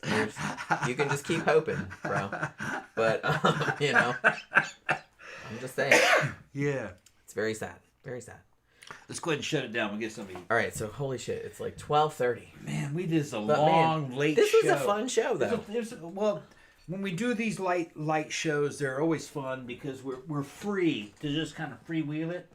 And I don't feel as bad about making jokes as I do on serial and killer we've had shows. a steady fucking